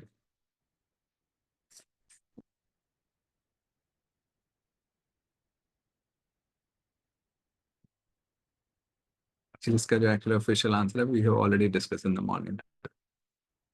These are the remaining official options.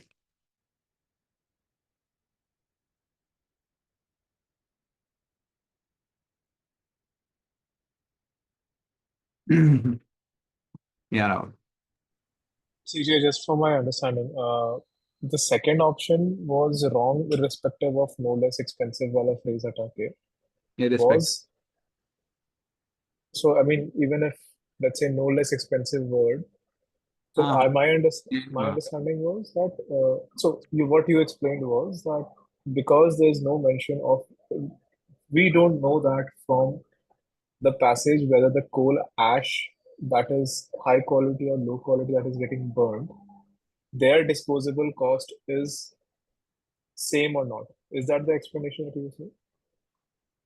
उनकी per ton for the same weight, is the cost different or is the cost same? And if the cost is different, which cost is higher, we are not given. So I have a just follow up to this. So is this the case only with inference questions where for example यहाँ पे लिखा हुआ है, right, per ton coal burned, it doesn't specify whether it's a high quality coal or low quality coal burned. So in case of let's say inference question, does this kind of a specificity should come into the passage कि per ton coal ही लिखा होना चाहिए, high quality, low quality? Can't we bring in some level of what is called it, understanding into it, some sort of तो तो comprehension into नहीं नहीं, अगर context से कुछ लग रहा है कि यही इसी की बात हो रही है तो कॉन्टेक्स्ट तो यूज होगा ही। तो मतलब इसमें क्या, इसमें मतलब for example let's if you have specific thing in mind we can talk about it. ऐसा नहीं है कि हम कॉन्टेक्स्ट में अगर वो एक स्टेटमेंट, पहली स्टेटमेंट यूएस के बारे में बात कर रही थी, नेक्स्ट स्टेटमेंट फिर से कंट्री के बारे में बात कर रही थी, तो विल थिंक कोई और कंट्री आ चुकी है क्या। नहीं, मतलब अनलेस सडनली उसने मेंशन करा है then now we are talking about some other country, naturally if we still talking about some country, तो पहले यूएस की बात हुई है तो यूएस की बात चल रही होगी। yeah, because what is happening कि मेरे को ऐसा लग रहा है कि and probably this is the case with me is that per ton coal burn तो लिखा हुआ था वहाँ पे, right? Why can't we infer saying that कि it's talking about coal burnt in general? Why can't we say that कि this is in general, for sure it is in general. और वो तो जनरली है, कॉमन सेंसिकली भी वहां पे है, क्योंकि दोनों तो आपने कंपेयर कर ही लिए हैं। तो ये this has to be applicable to both low quality and high quality. yeah that if burn per ton a ton of coal, then low quality coal generates more ash than high quality coal. So if you burn 1 ton of this generates more ash than 1 ton of this. So this is naturally applicable to both.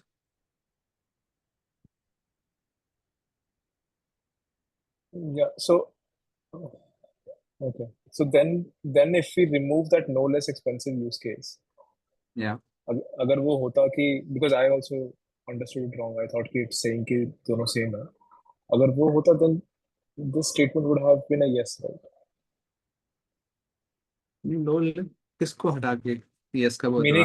Meaning let's say if it says the sentence is not there, no less expensive, it says similar, the cost of disposing a low quality and high quality is similar. नहीं नहीं, बिल्कुल भी नहीं हो सकता। कैसे similar हो जाएगा, आपको कैसे पता कि इसकी ऐश की डिस्पोजल कॉस्ट और इसकी ऐश की disposal cost per ton for the same weight it is the same or not.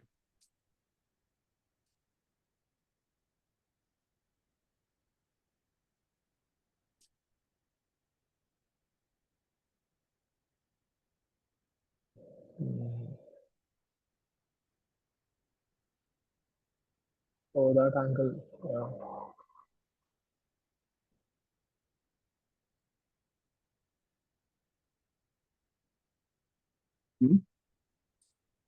No, I get you, but the thing is कि थोड़ा nuance लग रहा है. I mean, it doesn't feel like it will come very easy. You'll have to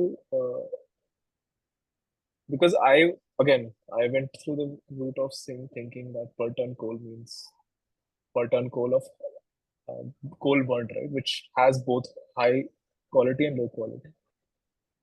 तो अगर further detail out करना था तो how do we get that hint? How do we understand? But anyways, ठीक है. I get what you're saying. नहीं, but आपको कुछ डाउट तो है। हाँ मुझे कुछ डाउट तो है, but I think I'll probably just for the benefit of class we can move on back. नहीं, others may also have the same doubt. So इसको ही हम we are going a level deeper. हमें ये तो बताया गया है कि what is given in the passage is that low quality coal generates more ash per ton of coal burned, right? उसके बाद whatever ash we are getting is the disposal cost of that ash is the same as the disposal cost of high quality coal ash for the same weight। वो तो कहीं नहीं दिया हुआ ना हमें। नहीं, then what is the point of mentioning this per ton coal burn? मतलब doesn't that मतलब दोनों उसको mention करके doesn't this implicitly mean कि per ton coal ash का भी price same होगा? क्यों Because से, it's saying क्यों मतलब ऐसा क्यों। it says per ton of coal burnt, right? Morwa के बाद हाँ, 1 टन जब कोल बर्न करते हो तो उसमें तो low quality coal gives you more ash, हाँ right. more ash is fine. Like oh, I'm more concerned about the per ton of ash. हाँ हाँ, पर टन कैसे निकल पा रहा है कि पर टन ऑफ ऐश आपका डिस्पोजल कॉस्ट सेम है, ये कैसे निकल रहा है।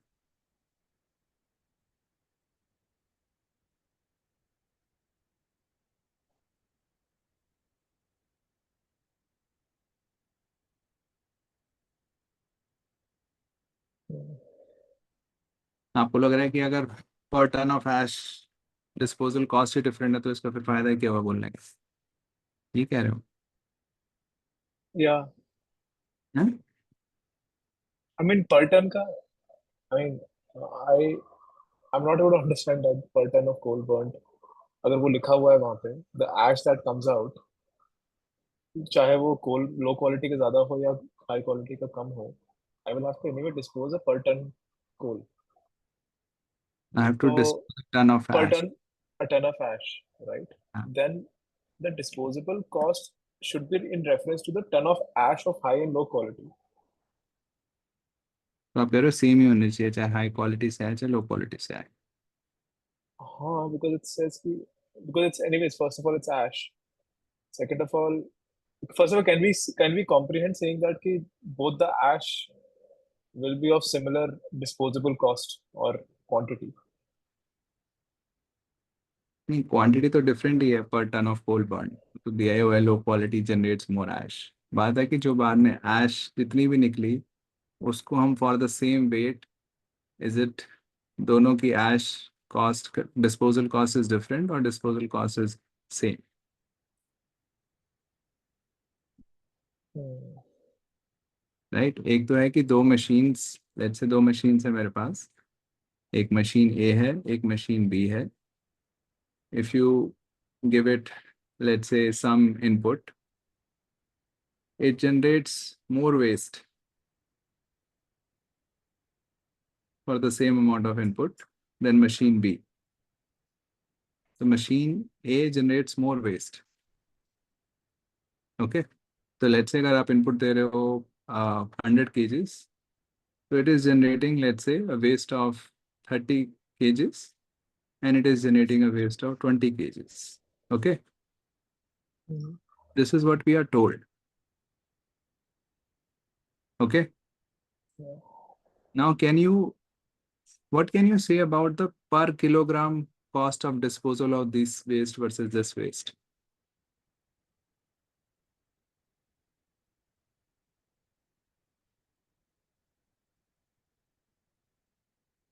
आप कह रहे हो दोनों का सेम ही होगा, मशीन ए और मशीन बी का? No, I understand what you're saying. Hmm. Ash level detail mentioned me. That's what you're saying. Sorry? The मतलब basically we know that disposable cost ज्यादा है, but actually में ash का disposable cost ज्यादा है या कम है या फिर is equal है. That's what is not mentioned here. या जो वेस्ट तो ज़्यादा बना दिया मशीन ए ने, अब पर किलोग्राम ऑफ वेस्ट कितना कॉस्ट लगने वाली है ये तो कहीं नहीं दिया हुआ हमने।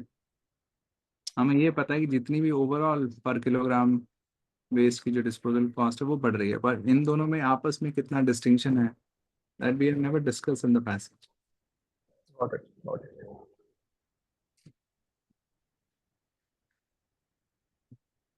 एनी क्वेश्चंस, डाउट्स है?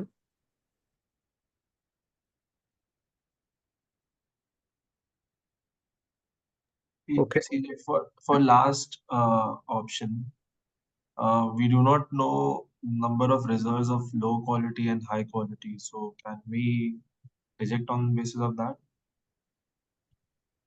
हाँ, वो भी कर सकते हैं कि अगर रिजर्व्स ही बहुत बड़े हैं तो नेचुरली उसका rate of decline will be smaller. Yeah, like that's how I kind of did it. You can argue that, मतलब इसमें एक्चुअली और भी पॉइंट्स आ सकते हैं।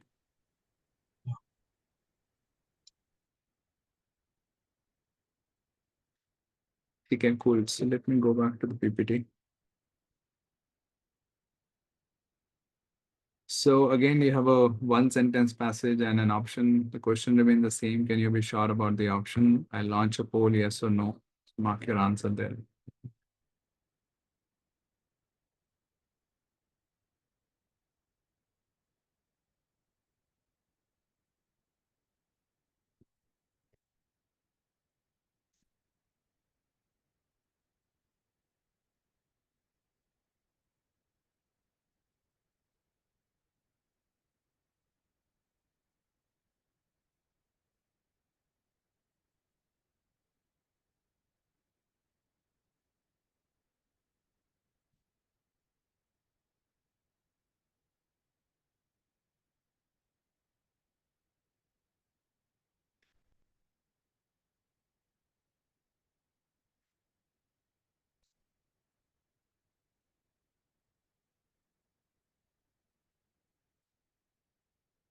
Okay, ending the poll now.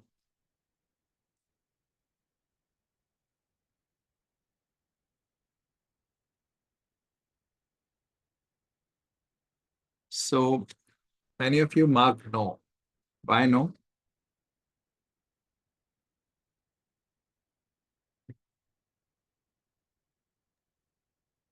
And Like one analyst has predicted it, but like it does not establish the fact that it will retain the capital base. Like anyone can predict something, but the prediction of one person does not yeah, give a ground truth.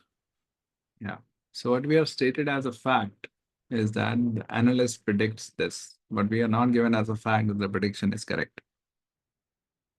Okay. So what we know as a fact is one analyst predicts this. Okay, that's fine. This is what we know as a fact. So can we be sure that this will happen? That the prediction will come out to be true?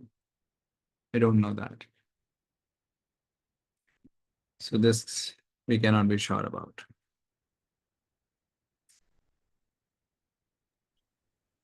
I had a doubt. Yeah. So, just with an example, for example, India will gain independence after 1995, for example, right? Or will gain independence after 1947. Does it mean that it will continue to be independent after 1947? Perhaps no, because but, someone else can come and take over it. So I'm just trying to understand if we'll retain its capitalist base similar to continue to be capitalist, apart from obviously the thing that the other person said about the prediction, which I understand, which I perhaps missed. But my logic was this, which I applied. I just wanted to understand. Your logic was that India will gain independence in, let's say, whatever, 2030. Does it mean that it will remain independent in 2035 or not? After 2030. Yeah.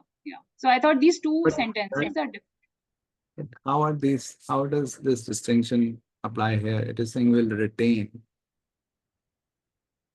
after this. So it It's already capitalist and it will retain. will stay capitalist after 1997. Right. But it's different than it will continue to be capitalist after What is the 1997. difference? What is the difference? So I'll retain my idiosyncratic ways after this session, and I'll continue to be idiosyncratic after this session. क्या difference? I don't know. मतलब I just feel retain is little short term than continue to be with stocks like for a longer term. मतलब आप अभी हो सकते हो 2024 में, but हो सकता है like आप पिछले साल थे और अभी भी हो, but हो सकता है 10 साल बाद you're not there. So I was just confused with the. So let's say 1997 के बाद 2000 में let's say इसी पे रहते हैं. Hong Kong doesn't retain its capitalist ways in 2000. Okay. Okay. जैसे आप कह रहे हो कि चलो या 2005 शॉर्ट टर्म, आप जितना भी शॉर्ट टर्म समझते हो. So will this statement be true then, that it was saying it will retain its capitalist base after 1997, और after 1997 2005 आता है तब तो नहीं हो पाया. I think I lost you with the question. So it's saying, so you are saying in 2005, let's say, this statement allows the possibility that Hong Kong may not remain capitalist. Yes, this is what I'm saying exactly. Yeah. But this statement does not allow that possibility. Yeah. I can't see the difference. Okay. So you will retain your ways after today versus you will continue to be this way after today. But in both cases, you're just the same thing is continuing. I don't see a difference. Got it. It's just how perhaps the language is in my head. That's why. But that's yeah. If others think differently, they can chime in. Yeah, no. So similar to Deshna, I also thought about it. So, like, if you consider sports, right? uh, Australia retains its championship after so and so year, but then eventually some other team wins the World Cup. So they lose that championship status, right? Some other team becomes the champion. So similar to those lines, तो I मैं अभी बोल रहा हूँ Australia continues to be champion, कुछ time बाद नहीं रहेंगे वो champion. So you're taking a present tense there.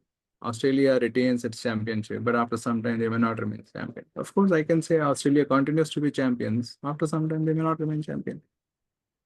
no, but there's a time frame that is questioned, right? Like in 2015, they retained its championship, and post that they lost it to other team. So in the option, Hong Kong will continue to be capitalist.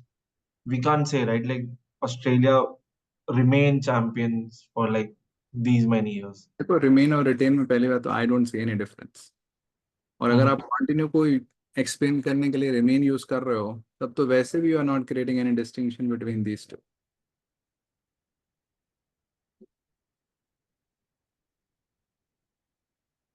आप continue को statement को explain करने के लिए आप कह रहे हो रिमेन कर रहेंगे या नहीं रहेंगे, I can not say. But remain and retain, I think for me it's the same for sure.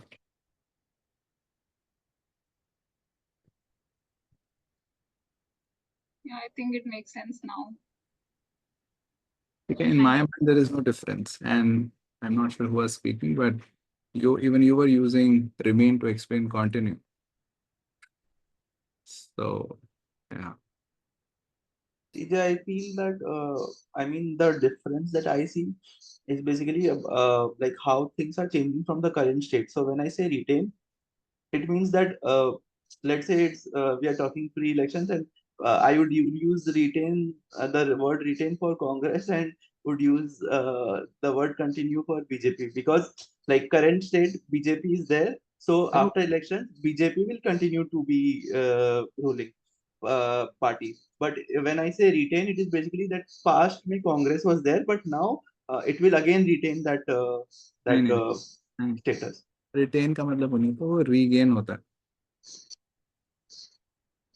ये यू लेट्स से आपने पहले कभी जीता था, फिर you lost it, now you will regain it. वो रीगेन होता है. रिटेन मतलब आपके पास चल रहा है and you will continue to have it. Retain का मतलब ये होता है. Okay. ठीक है. So now let's get to the question. So this is the question, and this is an official question, but I've changed a couple of options here. So you can see the question also says one analyst predicts and so on. But then the question stem makes it clear that you have to take the predictions to be correct and then accordingly select an option. Okay, so by default, if the question just says one analyst predicts, we'll not assume that the prediction is correct. And if the question wants us to sort of go ahead with that predictions are correct, then the question has to state it, which is the case in this official question. Okay, so yeah, this is the passage. These are the options. And again, multiple can be correct. None is also a possibility. So I launched the poll. Okay. So why multiple can be correct? Because as I said, I've changed a few things in the options. So multiple can be correct, or it could be none as a possibility. So, yeah, launch the poll.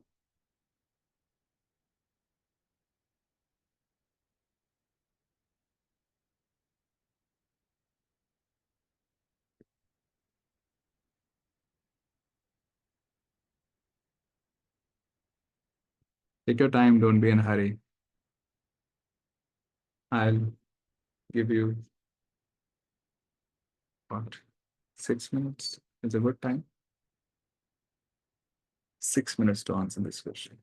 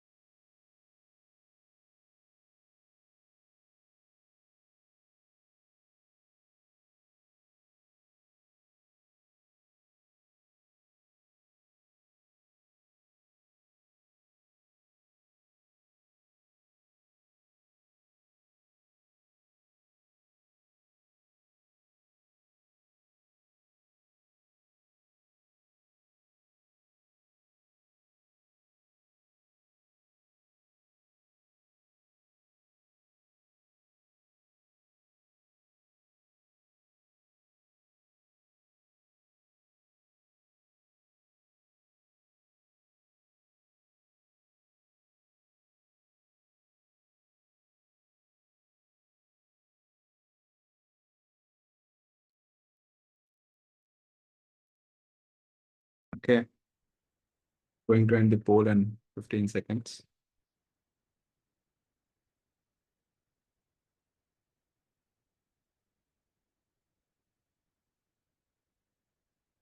Ending the poll.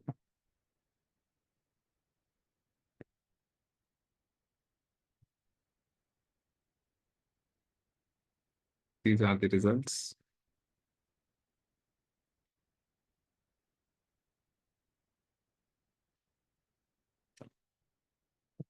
Okay, so let's discuss this.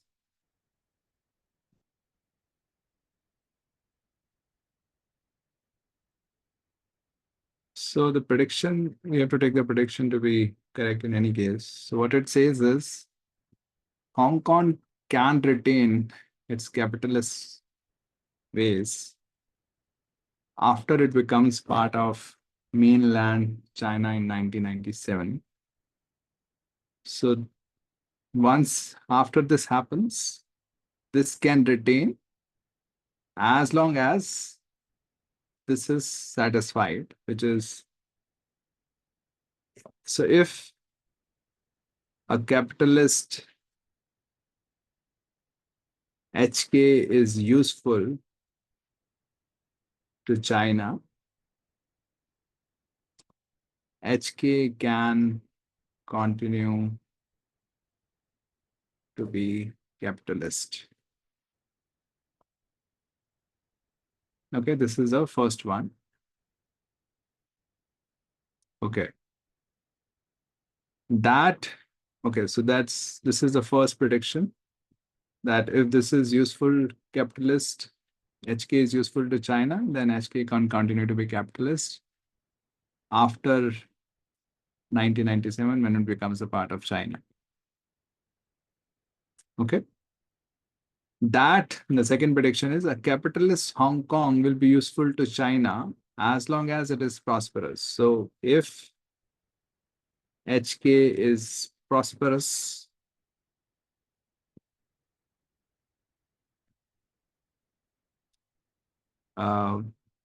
capitalist HK will be useful to China. That's the second one. Third prediction is HK will remain prosperous as long as it retained its capitalist base. So if HK retains its capitalist ways, HK will remain prosperous. And if it remains prosperous, if it is prosperous, this will be useful to China. And if this is useful to China, HK can continue to be capitalist after 1997, right? So you see it is the, from the third, you can walk to second, from the second, you can walk to the first, right? If HK retains its capitalist base, this will remain prosperous. And if this is prosperous, capitalist HK will be useful to China. And if it is capitalist HK is useful to China, HK can continue to be capitalist after 1997 also when it becomes a part of China.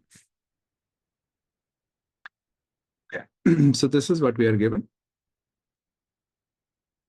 The first statement says, if Hong Kong fails to stay prosperous, it will no longer remain part of mainland China.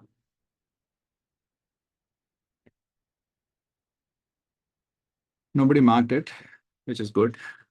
Otherwise, I think it's also a popular option on GMAT So what we can see is if Hong Kong is prosperous, a capitalist HK will be useful to China. If it is useful to China, HK can continue to be capitalist after 1997.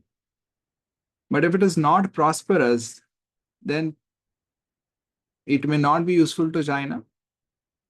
Then HK may not be allowed to be capitalist. But nowhere are we talking about that it will not even remain a part of China, right?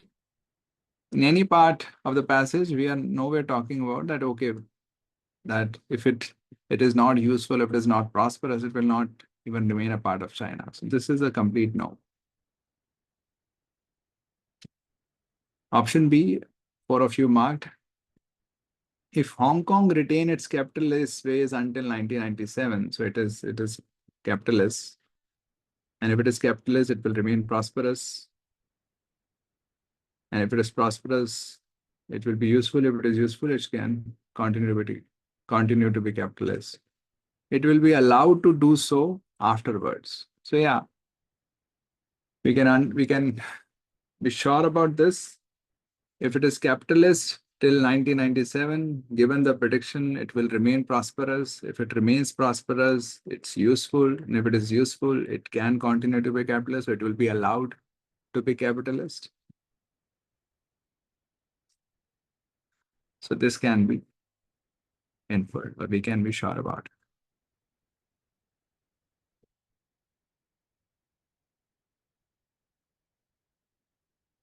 Right? Option C says Hong Kong will be prosperous after 1997. What we are given is Hong Kong will remain prosperous as long as it retains its capitalist ways.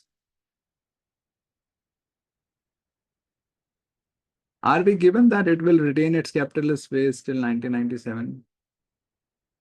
Or are we given in the passage that it will retain its capitalist ways till 1997?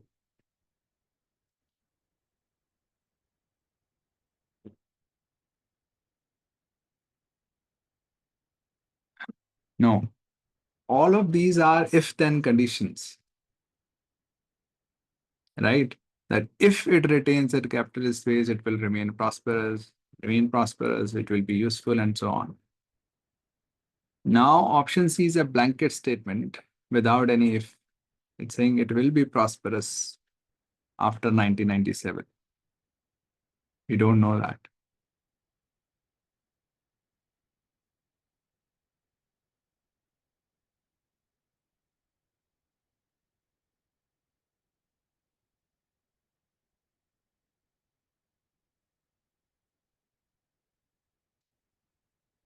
Okay, option D. Sorry, just one thing, CJ here. In the option C, analyst predicts that it will retain its capitalist status or base in 1997 as well. Something like that, right? And the question also says if the predictions above are correct, which means his prediction that it will retain its capitalist base in 1997 is correct. So if it's a capitalist in 1997, then it will be prosperous after 1997 as well. Correct. So C should be. But do you know that it is capitalist in 1997? Yeah, because that is the prediction and the prediction is correct. Prediction is that it will be capitalist in 1997? Yes, one predicts that it will retain its capitalist way after it becomes part of main China in 1997. Which means it will retain it's a fact because of the predictions are correct, so it will retain its capitalist ways after it becomes a part of mainland China in 1997, and if it retains its capitalist way, it will be prosperous after 1997 as well. I mean, that was my thought process because of the statement. That's The predictions are. okay. So from now till 1997, you're that also you're sure that it will continue to be capitalist? Yeah, because that's the cycle. If they are capitalists, they'll be useful. That's fine. After 1997, there is after we are 1997, we are saying all of that. But from the time the prediction is made till 1997, will it continue to remain capitalist?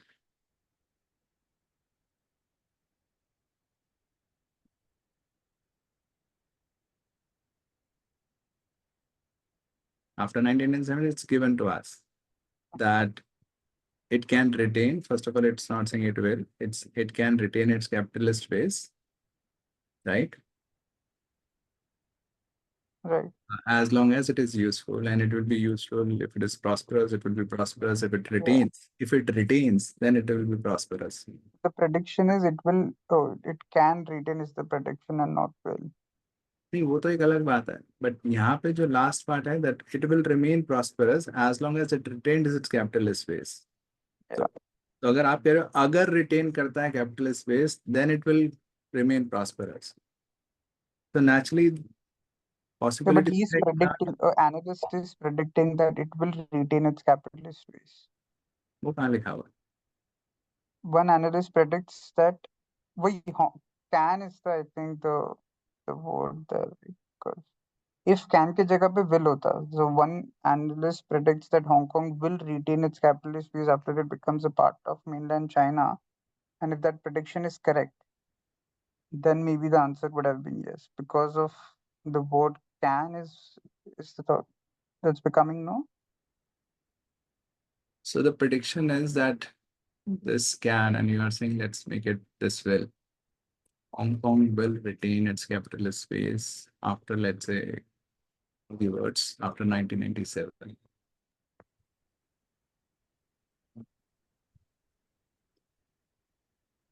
As long as this is useful. नहीं यार, वो तो यही कह रहा है, as long as, वो एक कंडीशन लगा के कह रहा है, वो तो श्योरिटी तो कहीं भी नहीं ले रहा है. मैं कह रहा हूँ कि अगर ये होगा then this will happen. I'm never taking a surety of this. I don't get that. Even if it is will, it is never saying that till 1997 it will continue to be capitalist.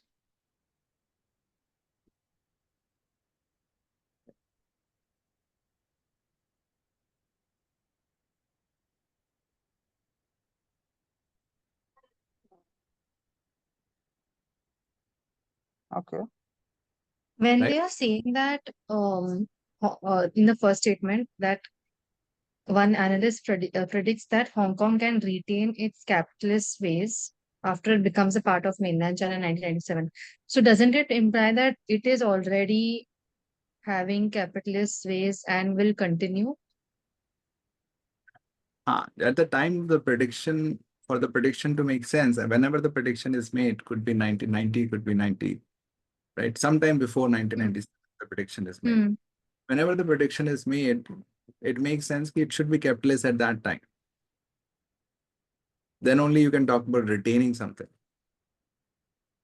right? So if the prediction is made in say 1995, that if in 1995 it has capitalist ways, and if it continues till 1997, then they can carry it forward once it is acquired by China. Because the statement B, sorry. Between 95 and 97 के आने वाला उसके बारे में तो कोई statement नहीं करी जा रही ना. You're not making any statement about what's going to happen between 95 and 97. Rather, in the last prediction, it's saying that Hong Kong will remain prosperous as long as it retains its capitalist ways. So the prediction is not taking for granted that it will retain its capitalist ways.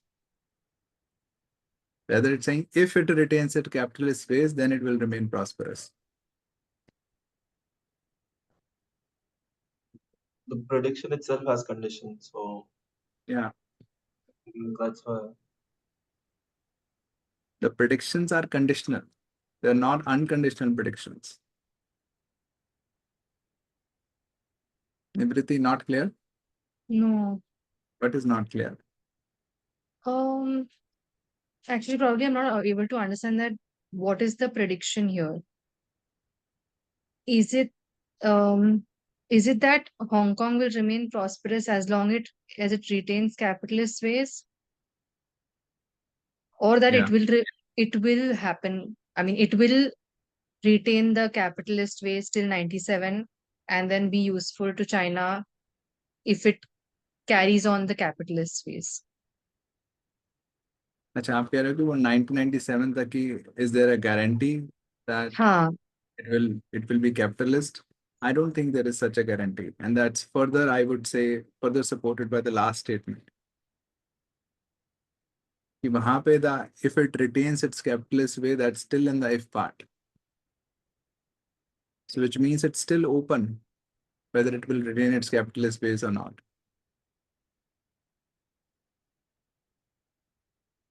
From the time of prediction to 1997.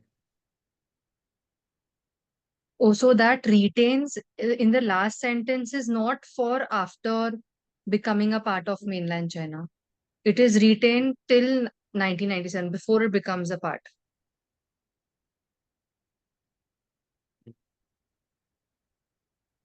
मतलब हाँ अगर वो so let's say the analyst is making three predictions. One of the predictions is Hong Kong will remain prosperous as long as it retains its capitalist ways. So in general, from now onwards, a prediction and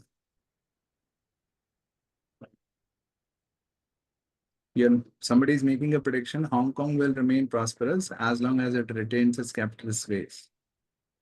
And the prediction is correct. It applies to all the future from now onwards, right?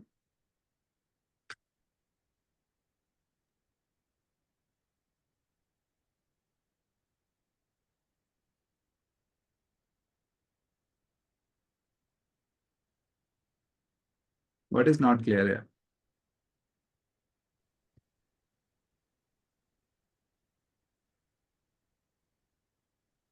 So the prediction, so in my head, it was that the prediction says that once it becomes a part of mainland China, it देखो, will be एक prediction है.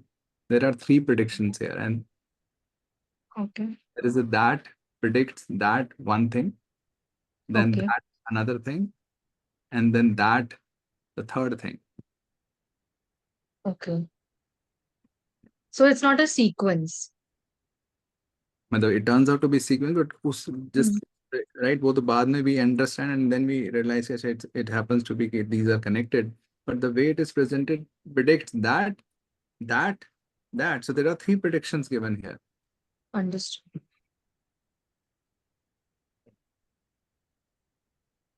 Right? Only after understanding अच्छा, what kind of connections are there, then we say अच्छा हाँ these are connected. But the way that is written, it's just three predictions. Predicts that, predicts that, predicts that. Okay? Okay. Understood.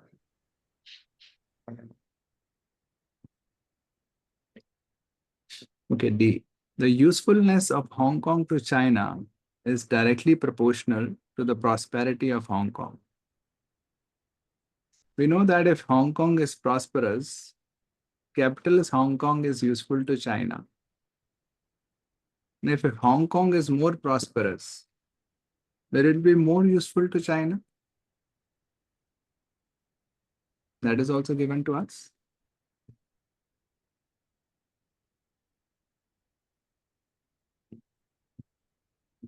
Is it given that more the prosperity, the greater the usefulness? The less the prosperity, less the usefulness. That's also given to us.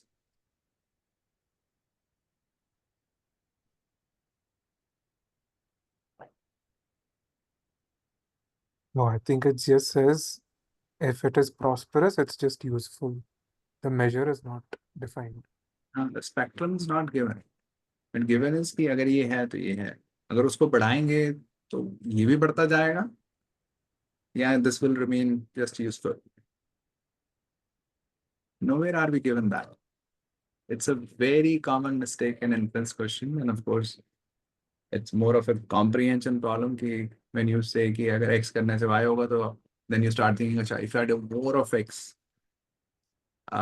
then I'll have more of y. Not always.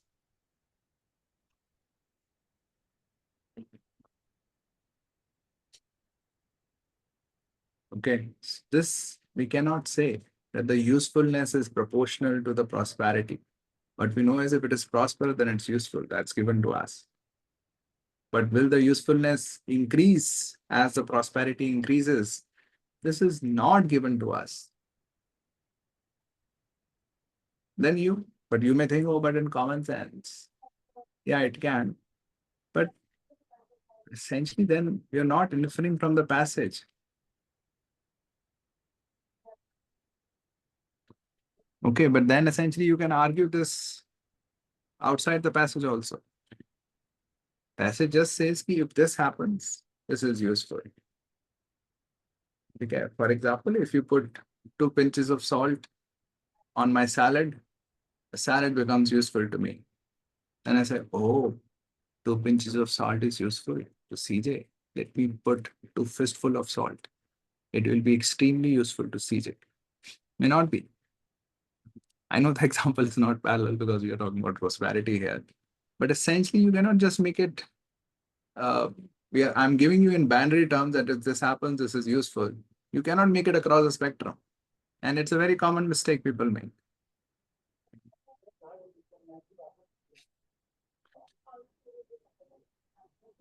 Okay.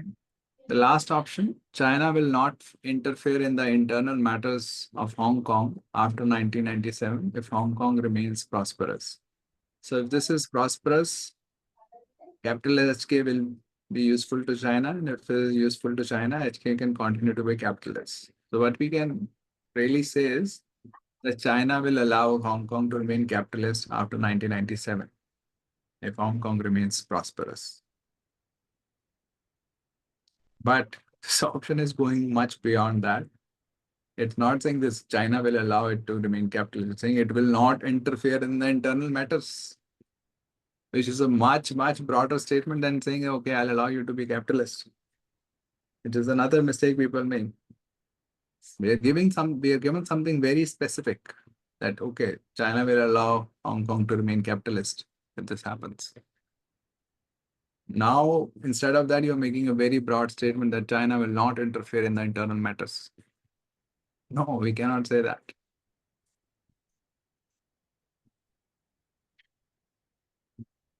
So B is the answer. CJ, I had one quick, like maybe this is more like a verbal check. So, I mean, I've also seen the usage of the word correlation, right? So correlation and proportion, right? Like, can you just differentiate what would these two mean? Like, are they the same thing? Or if, let's say, at this point in option D, we would have changed that it's directly correlated to the prosperity of Hong Kong, would it mean something different? Correlated में नहीं आ सकता. Correlation, it's very commonly misunderstood. Actually, I've written a couple of articles on correlation causation, so that may give you clarity about what correlation is. Correlation is actually a statistical term, which Yeah, means mainly DI, we get this a lot, right? DI questions. so when you say X and Y are correlated, it just means they are happening together or they are not happening together in a mean care. So basically, let's say the positive correlation means X and Y are likely to happen together. Positive correlation means are likely to happen together. It's also not a very precise statement, but mota this is the meaning. And this is positive correlation. Negative correlations means if X and Y are not likely to happen together. कि अगर X हो जाएगा तो then Y के chance थोड़े कम है होने के. अगर Y हो गया तो X के चांस थोड़े कम है होने के. That's the meaning of correlation. Common mistake is thinking that there's also causation. There may not be any causation between X and Y. Okay, for example. Yeah, I got you. Like, if Yeah. X is causing Y or Y is causing X, that we cannot say. If they both are happening at the same time, then we can just say they are correlated. But like in this question, if we try to replace the word, then also it will not apply, right? हाँ वो तो नहीं पता हमें. Correct. हमें तो बस एक तरह से बाइनरी चीज दी हुई है कि if it is prosperous, it's useful. नहीं prosperous है तो पता नहीं है. But prosperous है, then we are given. What if we increase the prosperity? Will it become more useful?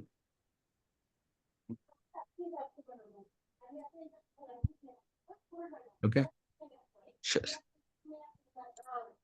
So X is proportional to Y will be very different.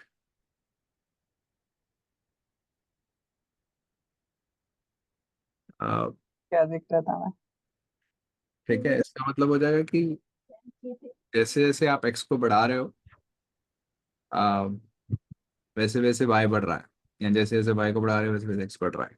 तो इसमें causation है, right? दोनों के बीच में, we can say that, right? होना ही चाहिए, बिना पोजीशन के कैसे बढ़ पाएंगे। And causation is from like y is happening and then x is happening. I mean, if y happens, then x. That way, right? That direction. हाँ, मतलब इसको मैथमेटिकली ऐसे लिखते हैं, x equal to some constant into y। Got it. तो यहाँ पे x, in a very technical way, x is a dependent variable and y is an independent variable. ठीक है. I think we are diverting the conversation, so we can continue. No issues. Any questions, doubts in this question?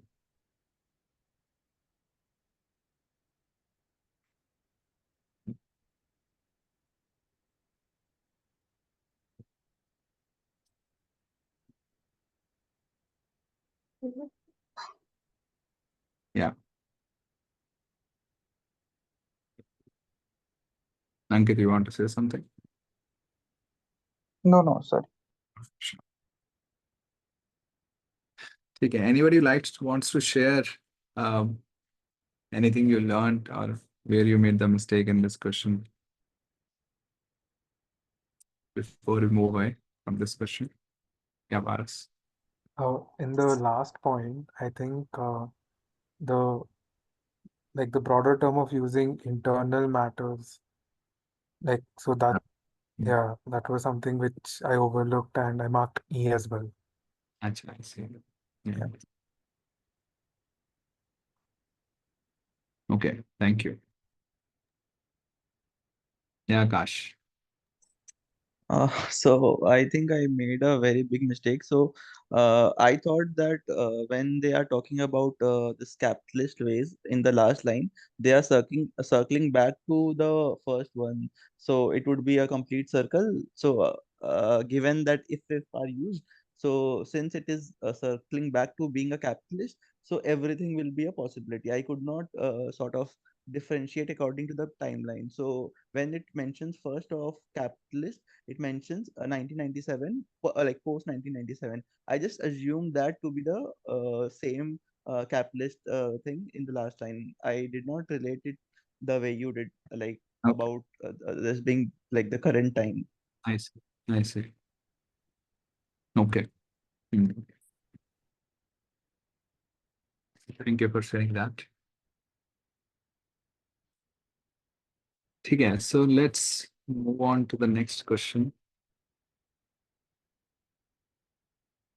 Let me just see. ठीक है, cool है. तो इसमें we'll go option by option. I've selected 4 options there. Think this is going to be nice. So you can see only one option at a time. Okay, launch a poll, yes or no. So you can select yes or no. And where is the poll?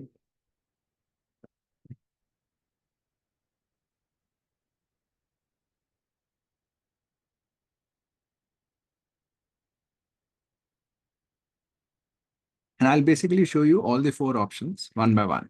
Okay, so you'll need to mark your answers for all the 4 options. Then we'll discuss this.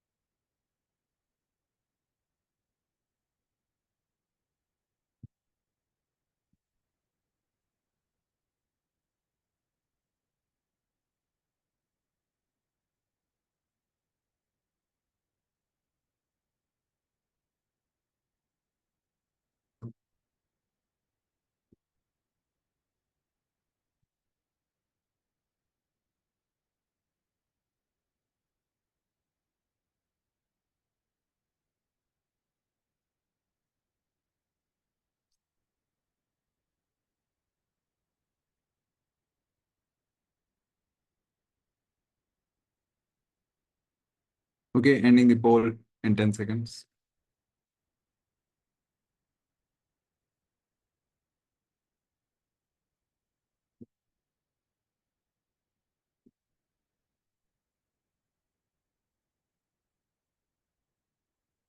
Okay.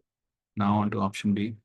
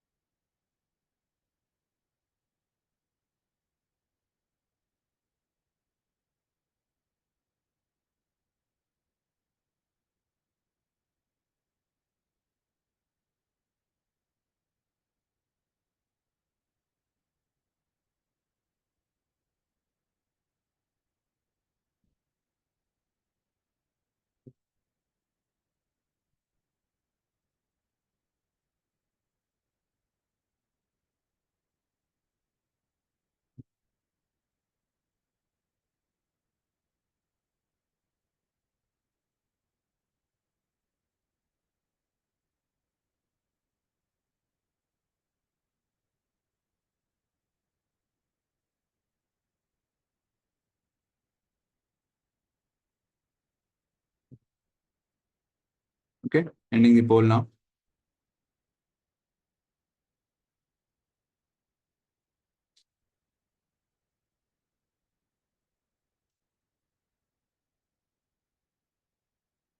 Option C.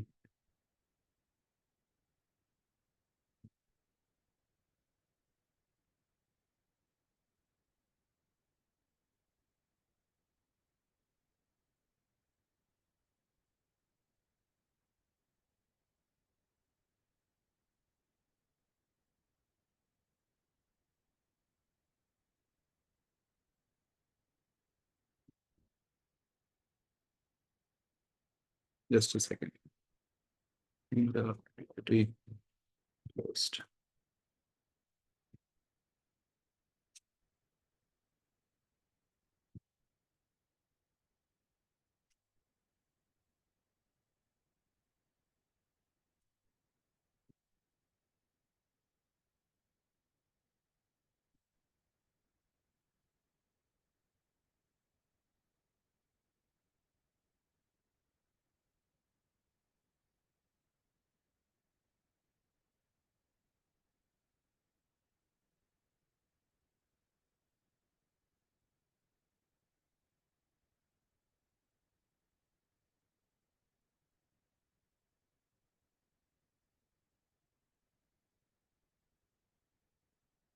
Okay, 15 seconds more.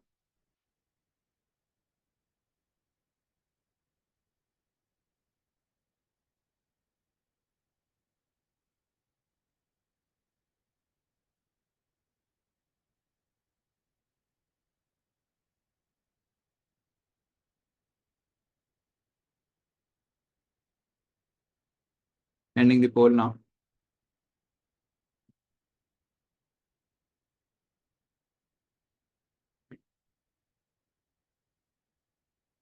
Okay, on to D.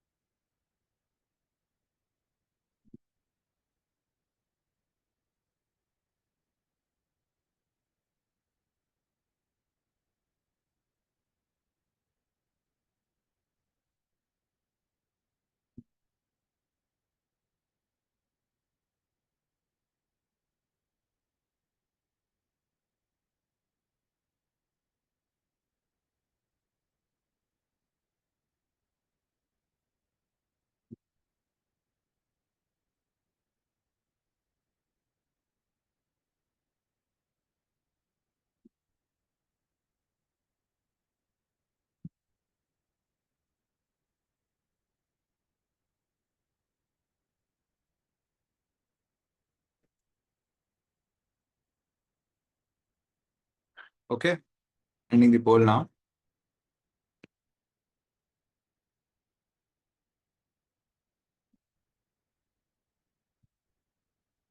Okay, cool. Let's talk about it.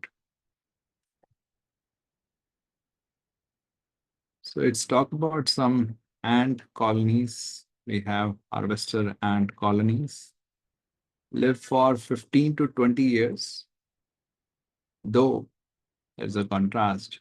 Individual worker ants live only a year. So the colonies, let me put that here. Colonies live for 15, 20 years, but individuals in them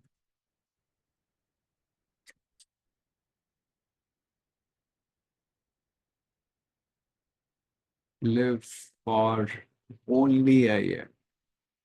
Okay, individuals come at it, but the colonies live for 15, 20 years. The way a colony behaves changes steadily.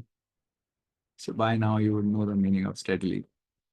In a predictable pattern, so it further makes it clear it's a predictable pattern and it's a steady behavior and change. So it is not abrupt. It is a steady change and it's very predictable as the colony grows older and larger. So just as a colony is growing older and larger, so there is a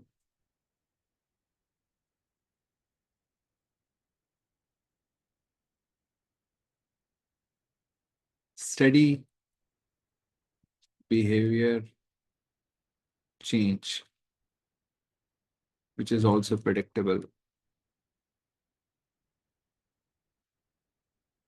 Okay. This is given in the second statement. And then the third says, for the first few years, the foragers, some possibly members of the colonies, they behave quite aggressively, searching out and vigorously defending new food sources. In the first few years of the colony, because it has to be about the colony, because the individual ants live only a year. For the first few years, these people behave quite aggressively in the beginning of the colony. They are searching out and vigorously, strongly defending new food sources. But once a colony has reached a certain size, once it has become certain size, let's say reasonably large, they become considerably less aggressive. So this perhaps is explaining this behavior change of the colony, which is predictable. That sort of every colony in the first few years, so the colony lasts for 15 to 20 years, but in the first few years, people will go out aggressively and defend their food sources quite aggressively. But after some time, when it has become older and larger, perhaps, then they became less aggressive. Okay, this is what is given to us in the passage. If the statements above are true, which can be most properly concluded. So we are not necessarily looking for must be true, but we are looking for most properly concluded. So we are a little, again, we had a little sort of a small discussion around that. So it's not really must be true, but it's closer to that. Okay, most properly concluded. So you cannot really make large jumps. Looking for something that can most properly be concluded on the basis of the above statements. Okay. Option A says, unpredictable changes in a colony's environment can cause changes in the tasks that the colony must perform. Okay, let's try to understand it. It's saying there are unpredictable changes in a colony's environment. Okay. These unpredictable changes in the colony's environment, these unpredictable changes can cause changes in the tasks. Okay, so these unpredictable changes can lead to some changes in the tasks. Which tasks? that the colony must perform if it is to continue to survive. Okay. So essentially, so let's say there are some tasks that a colony needs to perform to survive.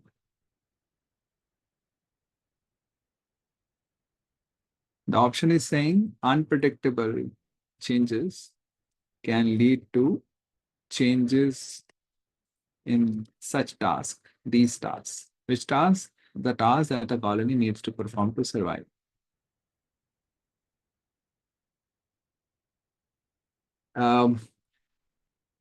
Is there any direct or indirect reference to this, that unpredictable changes can cause changes in these tasks?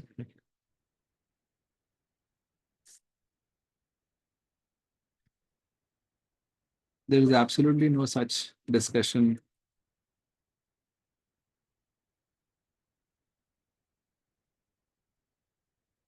And if you feel otherwise, we can talk about it. If you made some connection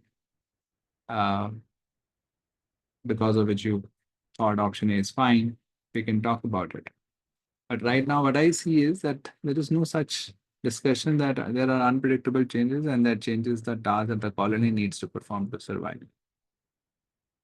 We are rather not given anything that the colony needs to do to survive. So option A is wrong. So again, I evaluate only when I have really understood the statement. And to understand the statement, as you could see, I was reading it part by part. That's a tool that I use to understand a complex statement. I need not take a pause only at the end. I can take a pause in the middle of the sentence also and assimilate it that time till that part. Okay, then let me color these just so that they stand out.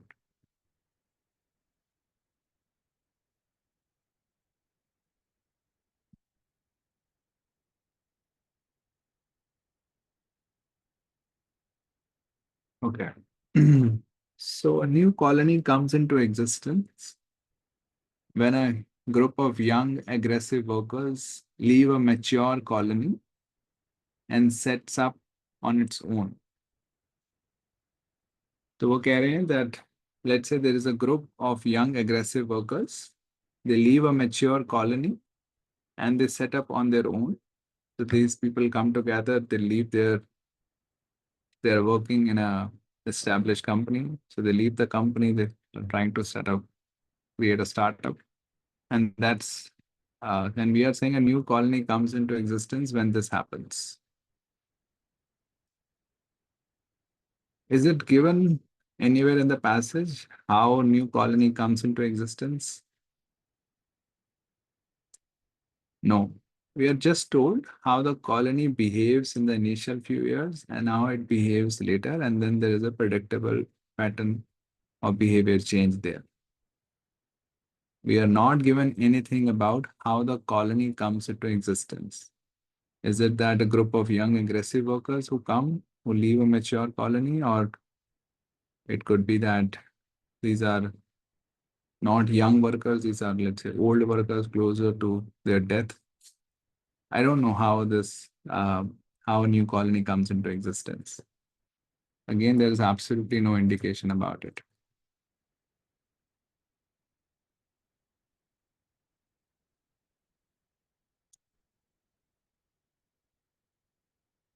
Option C. The pattern of changing behavior that a colony displays, which is a predictable pattern as a colony grows older and larger, the pattern of changing behavior that a colony displays does not arise from a change in the behavior of any individual worker ants or group of worker ants. So the behavior that the colony displays, which is predictable and it's steady over its lifetime, that does not arise from a change in the behavior of any individual worker ant. So we know that the worker ants live only a year. And the pattern of changing behavior is across 15-20 years. And it's a steady, predictable pattern. Right? This is all we know.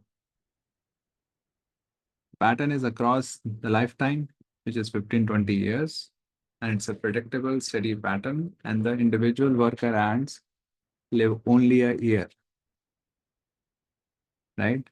Then how can this pattern arise from a behavior change of one particular ant or a group of ants? These ants are going to live only a year. Whereas the pattern is predictable, so every colony behaves in the same way.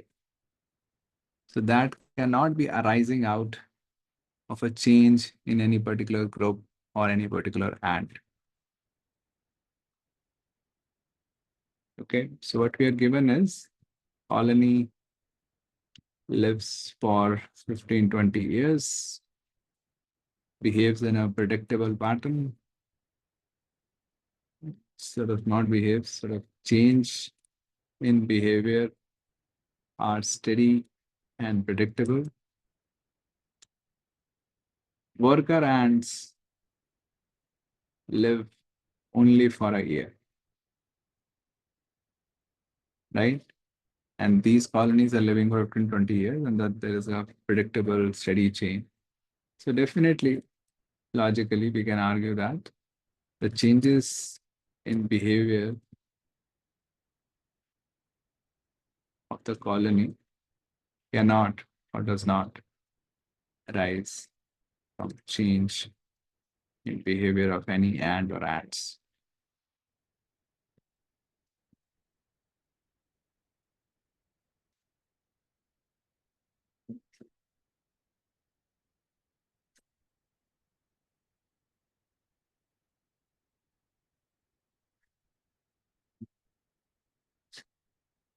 Yeah, Rahul. CJ, won't the group of young ant be also a group which would be consistent, right? So every generation that comes along after a year, a group of ants which are young, isn't it different? Couldn't it reference back to that group as well? Need not be in the same whatever year or generation. So group can be group of young ants which comes along every year. ठीक है फिर So then that means this statement then it Sorry, says pattern. group itself is changing.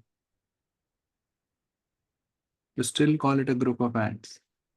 If I say this change is coming from a change in behavior of a group of ants, up there, but I'll keep changing the group of ants.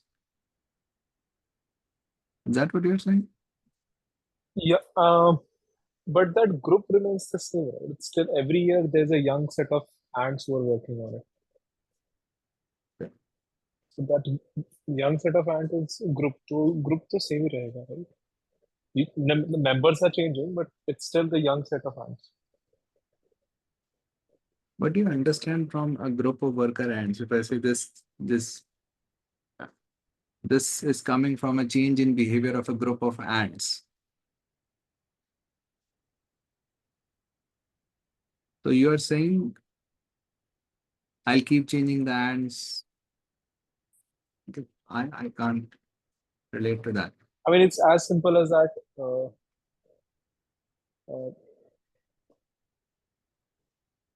Like the team, how should I put it? The team won the cup every year. No. I mean, what I'm trying to say is that group could be just a nomenclature or set of people with similar characteristics. Right? Okay, so let's say some change. Let's say कोई भी change है is coming, is born out of behavior change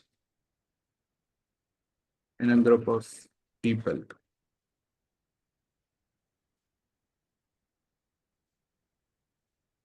उसको कि किसी लोगों में behaviour change हुआ है, उसकी वजह से this change has come out, right? Is that the meaning or is the meaning different?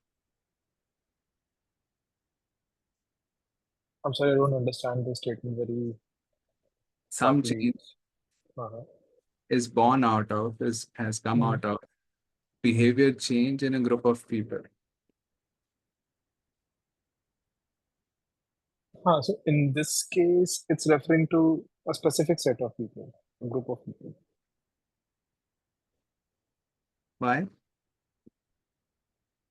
See, the only thing throwing me off here is that क्योंकि वो हर साल हो रहा है and it's a period of 15-20 years.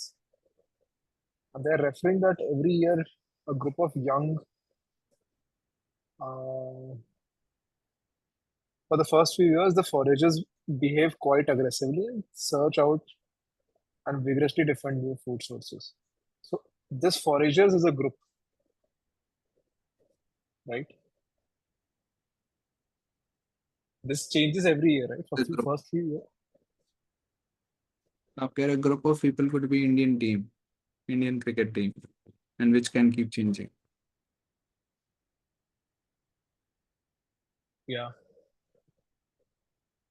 This change is born out of a behavior change in a group of people. और आप कह रहे हो group of people in Indian cricket team, so आज हार्दिक पांड्या है, कल कोई कुछ और होगा, तो उसमें बिहेवियर चेंज हो गया क्योंकि हार्दिक पांड्या तो रहा नहीं, चार आ गए. There is a behavior change, but the behavior change is not really in a group of people. Behavior change is essentially coming out because people are changing.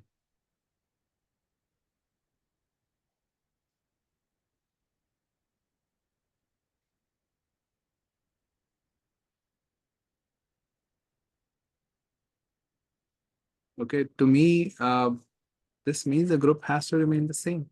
That's a meaning for me, and I think you were sort of saying the same thing.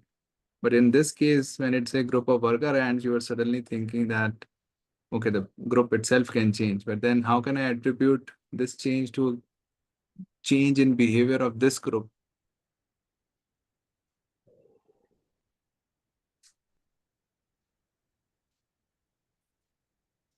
Can you just, I mean, वो तो vote that वो case कभी true होगा ही नहीं क्या? That case will never be true because we typically say that, right? That this Indian team is going to win the World Cup. Yeah. Right. So this is because we have, let's say, there are few characteristics of the team that is going to lead it to some conclusion. Yeah. But similarly, we can also say that this team will not win the World Cup. So we are essentially talking about a group of people with some characteristics, but वो group तो वही है essentially. It's still the Indian team, right? Here also, it's still the foragers, the young ants. तो फिर तो आप individual worker एंट को भी ये कह सकते हो कि वर्कर एंट तो वर्कर एंट ही है, बस आज सीजे की बजाय राहुल है.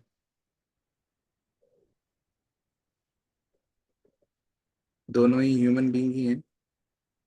तो मैं कह रहा हूँ the pattern of changing behaviour that our colony displays does not arise from a change in the behaviour of any individual human being.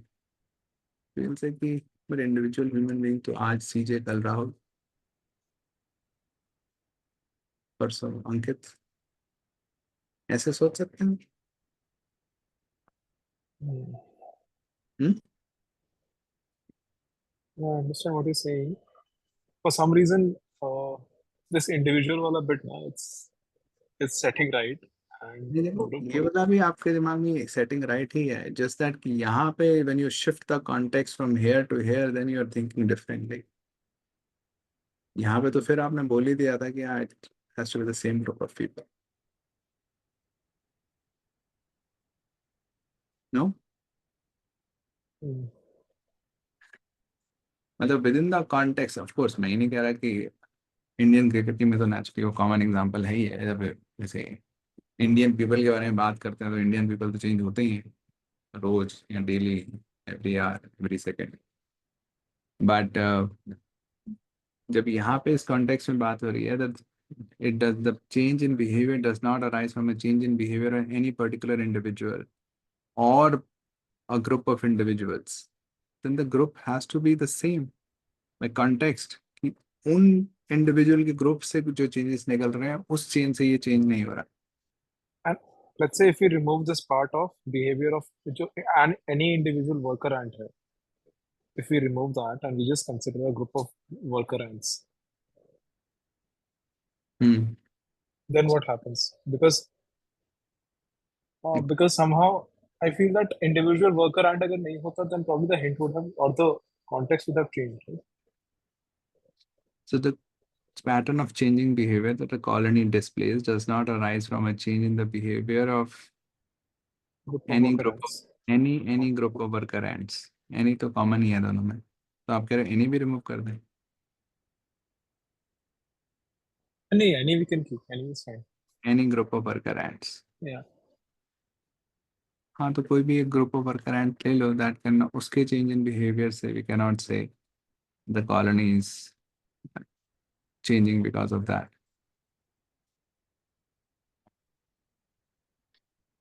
But we know that, right? कि ऊपर foragers का group था, उनके वजह से there was rapid. They were behaving quite aggressively and. और उसकी वजह से colony is behaving that way. Is that what you're saying?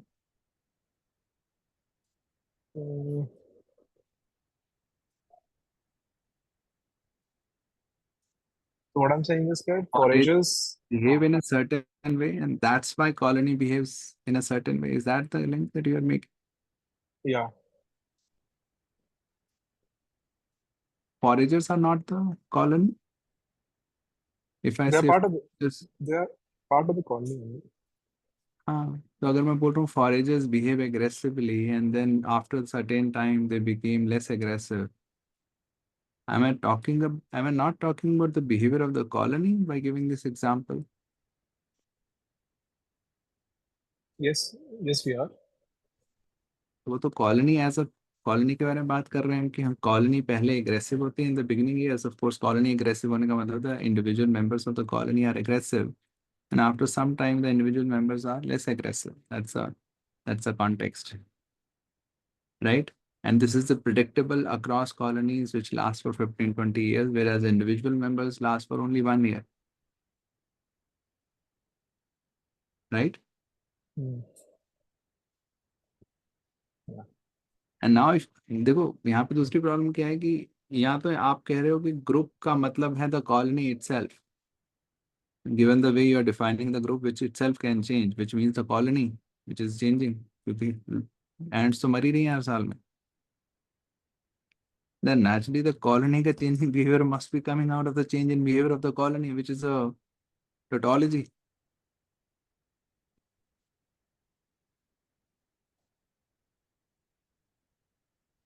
No, I understand what you're saying. Right, बात हो रही है कोई भी ग्रुप को उठाओ, उसके चेंज से कॉलोनी का बिहेवियर चेंज नहीं हो रहा है. Otherwise it will not remain steady and predictable.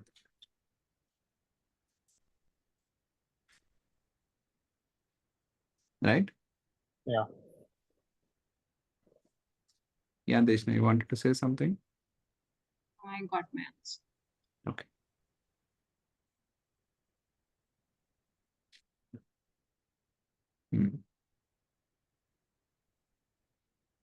Okay. So again, you may not have made these links, and of course, I think not many marked option D, sorry, option C, which is the correct answer in this official question, because you may not have made those links. Okay, of course, if you don't make the links, then you will miss the correct answer. So being critical, or the way we have been criticizing a lot of options in this workshop, essentially are about that you are able to reject the incorrect option. You don't become attracted by that. The second part is essentially you're also reading the passage and you're trying to understand, make links. Okay. Then you will not be you'll not be able to reject the correct option then. Unless, of course, you don't understand the correct option. Okay. The last one. Okay, just one more thing. I'm still confused on the about the C option. So what does the pattern of changing behavior arise from? Like if I think of it like that, What does it arise from? like yeah, because we are saying it does not arise from a particular group of worker ants will not influence the pattern. Yeah. Is it only because they live for only 1 year and which is why The that would be a colony is changing for 15-20 years in a steady, predictable way. hmm. सब चीजें हैं, and the worker ants live for only a year. That's why we are putting it together.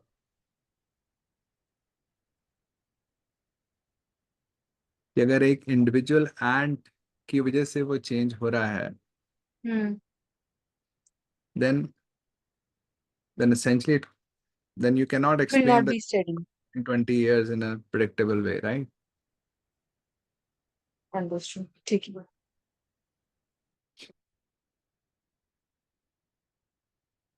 Option D, the reason, and nobody marked this, even though this is an possibly because of the discussions we have had, but option D in general is a attractive option on GMAT Club. The reason a mature colony goes out of existence is that younger, more aggressive colonies successfully outcompeted for food. We know that a mature colony becomes less aggressive, and younger colonies are more aggressive. That's what we can understand from the passage. But is that the reason why mature colony goes out of existence because the younger outcompeted for food? This causality is not given.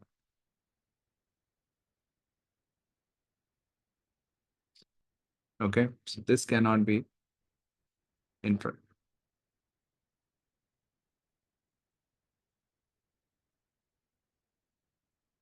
Yeah, Deshna. Yeah. So my question comes from what the last person spoke.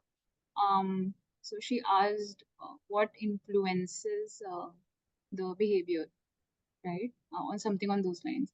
So just wanted to check if how I'm thinking is right. So the last three lines mention about how behavior changes, and once they reach a particular size, they become less aggressive. So can we sort of say that the behavior change is dependent on perhaps the size of the group, or is related to the size of the group? ये correlation वाली बात है. We don't know the causality. We know that as it becomes older and larger, this is the behavior change. But is the behavior change because of this? That I don't know. But it clearly says, right, like the last line, but once a colony has reached a certain size, its foragers become considerably less aggressive. हाँ हाँ, तो जैसे तुम aged होते हो तो काफी लोग चिड़चिड़े हो जाते हैं. Aged होना is the cause of चिड़चिड़ापन या the life experiences they have had is the reason. I don't know. ठीक है, दो चीजें इकट्ठी हो रही हैं. I cannot say one is the cause of the other. What is given is हाँ, as it कि पहले कुछ साल ये होता है, बाद में कुछ साल ये होता है. बट बाद में जो कुछ साल हो रहा है वो बिकॉज बुढ़े हो गए इसलिए हो रहा है. मतलब causality I don't know. What I know is कि हाँ timelines ये है. So there is a correlation between the change in behavior and the size of the group, but we can't say about the. Yeah, put it right. Yeah.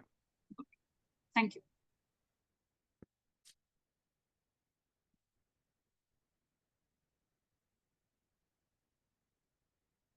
Cool. Any other questions, doubts?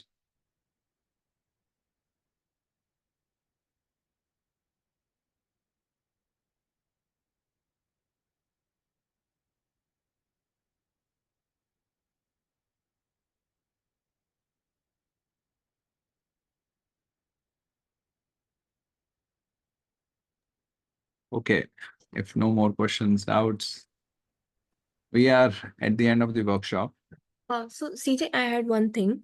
Yeah. For example, in this question and the last question, what I was majorly able to do was reject the wrong choices, eliminate the wrong choices. But since we could also pick none or whatever, because of that, I was getting confused for the right choices. Yeah. But there was no confusion between the wrong ones. Is this a good way to go, that So I you am so very, it's out a level of clarity. Essentially, the ultimate level of clarity or the the state that I would want to be in when I take the exam is that I'm sure about the correct option. I'm also sure about the incorrect option. yeah, That's the state I would want to be in. But if I'm sure about four incorrect options, right, that they are definitely wrong, I will still get questions right, even though yeah, I may not be sure about the correct option. So to get the questions right, you can be sure about the four incorrect options, or you can be completely sure about the correct option. Individually, also they are sufficient, but it's not a black and white game normally. yeah, yeah. We are also dealing with time constraints, Sometimes, So we work on both of these aspects. yeah. You sort of become clear about the correct options also, and we become clear about the incorrect options also. But to start with, to build a confidence level, to build a skill set, is it a good way to go, that I'm confident about the four wrong ones? And then I gradually start learning that, how is how are the links building for the right one? Same he question में कर सकते हो ना आप. Why do you need to sort of do it one step at a time? The same question, there are four incorrect options, and then there is a correct option also. You can learn from both of them. Yeah, but just elimination just works faster. And when you say that when I'll be taking the exam, I want to be in this state. So we also have to take the exam in a time constraint. So I'm I'm taking it thinking, on my time constraint. ठीक है. But if I'm sure about both, then I don't have to double check anything. I know okay, I'm sure about this option, and I'm also sure the other four are wrong. Then there is no double check I need to take. But if you're not sure about the correct option, but you have rejected for incorrect option, then you're like, मैंने सब सही करा था ना. क्योंकि मुझे इसका तो पता नहीं है whether this is correct or not, but बाकी चारों तो मैंने reject करे हैं. It's a strong cross-checking mechanism in the exam if you're confident about all the five options. Okay, in any case, only one option is correct. So a lot of people have this question ki agar if I know the option A is right, then do I need to read the other options? Why? It's not, as I said, it's not that options are closed. So कोई और option उन्होंने बना दिया होगा बढ़िया. It is not the case. The case is I read all five options just because when you're reading in a timed way in the exam, there is always a chance that you may end up misreading something. Okay, so to make sure that uh, that you have not made such a mistake, you also rule out the other four options. So when you have ruled out four and you're sure about the correct, then you're like, हाँ शायद फिर मैंने गलती नहीं करी है. It's a strong cross-checking mechanism. got it. Thank you. But of course, if you're very clear about incorrect option, that's also good clarity to have. But at the same time, try to also build clarity on the correct option. And it's not a waste of time. It's actually if you're clear about both, you will really move very fast through the exam. The reason people take a lot of time is they keep getting confused.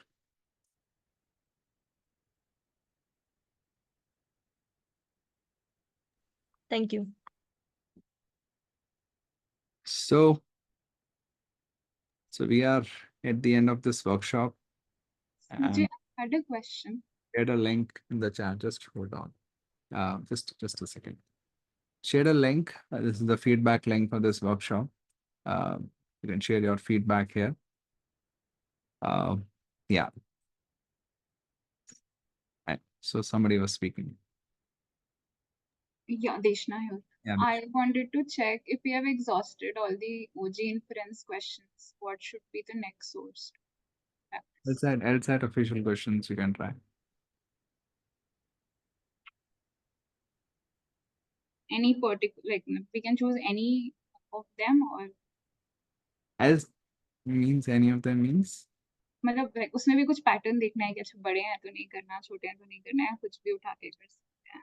LSAT inference questions तो आप LSAT से कर ही सकते हो. मतलब naturally there are some question types, there are some kinds of questions which do not come on the GMAT. But inference में तो more or less कोई problem नहीं है. Okay, got it. Or I'm not sure when you mean कि official questions करनी, have you exhausted all official questions or just official questions for particular official guide? particular official, right? हाँ, तो फिर तो बहुत सारे और official questions हैं. What I can do is I can also share a compilation of official CR questions with you all. Okay, so after this workshop ends today or tomorrow, I'll send you a Google Sheet containing the links of sort of more than about 1,000 or so official CR questions. Would that be an exhaustive list, or we should like More practice or less, beyond? more or less, it's exhaustive, actually. Thank you. Yeah, I'll also share the recording with you. That may take 1 or 2 days. So I'll sort of put them into the whole workshop into a single recording, and I'll share that with you over email.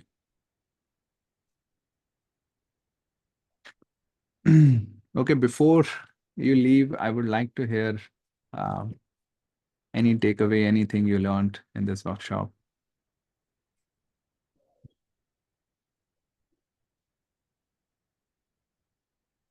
Feedback specifically, you can leave as I've shared the link.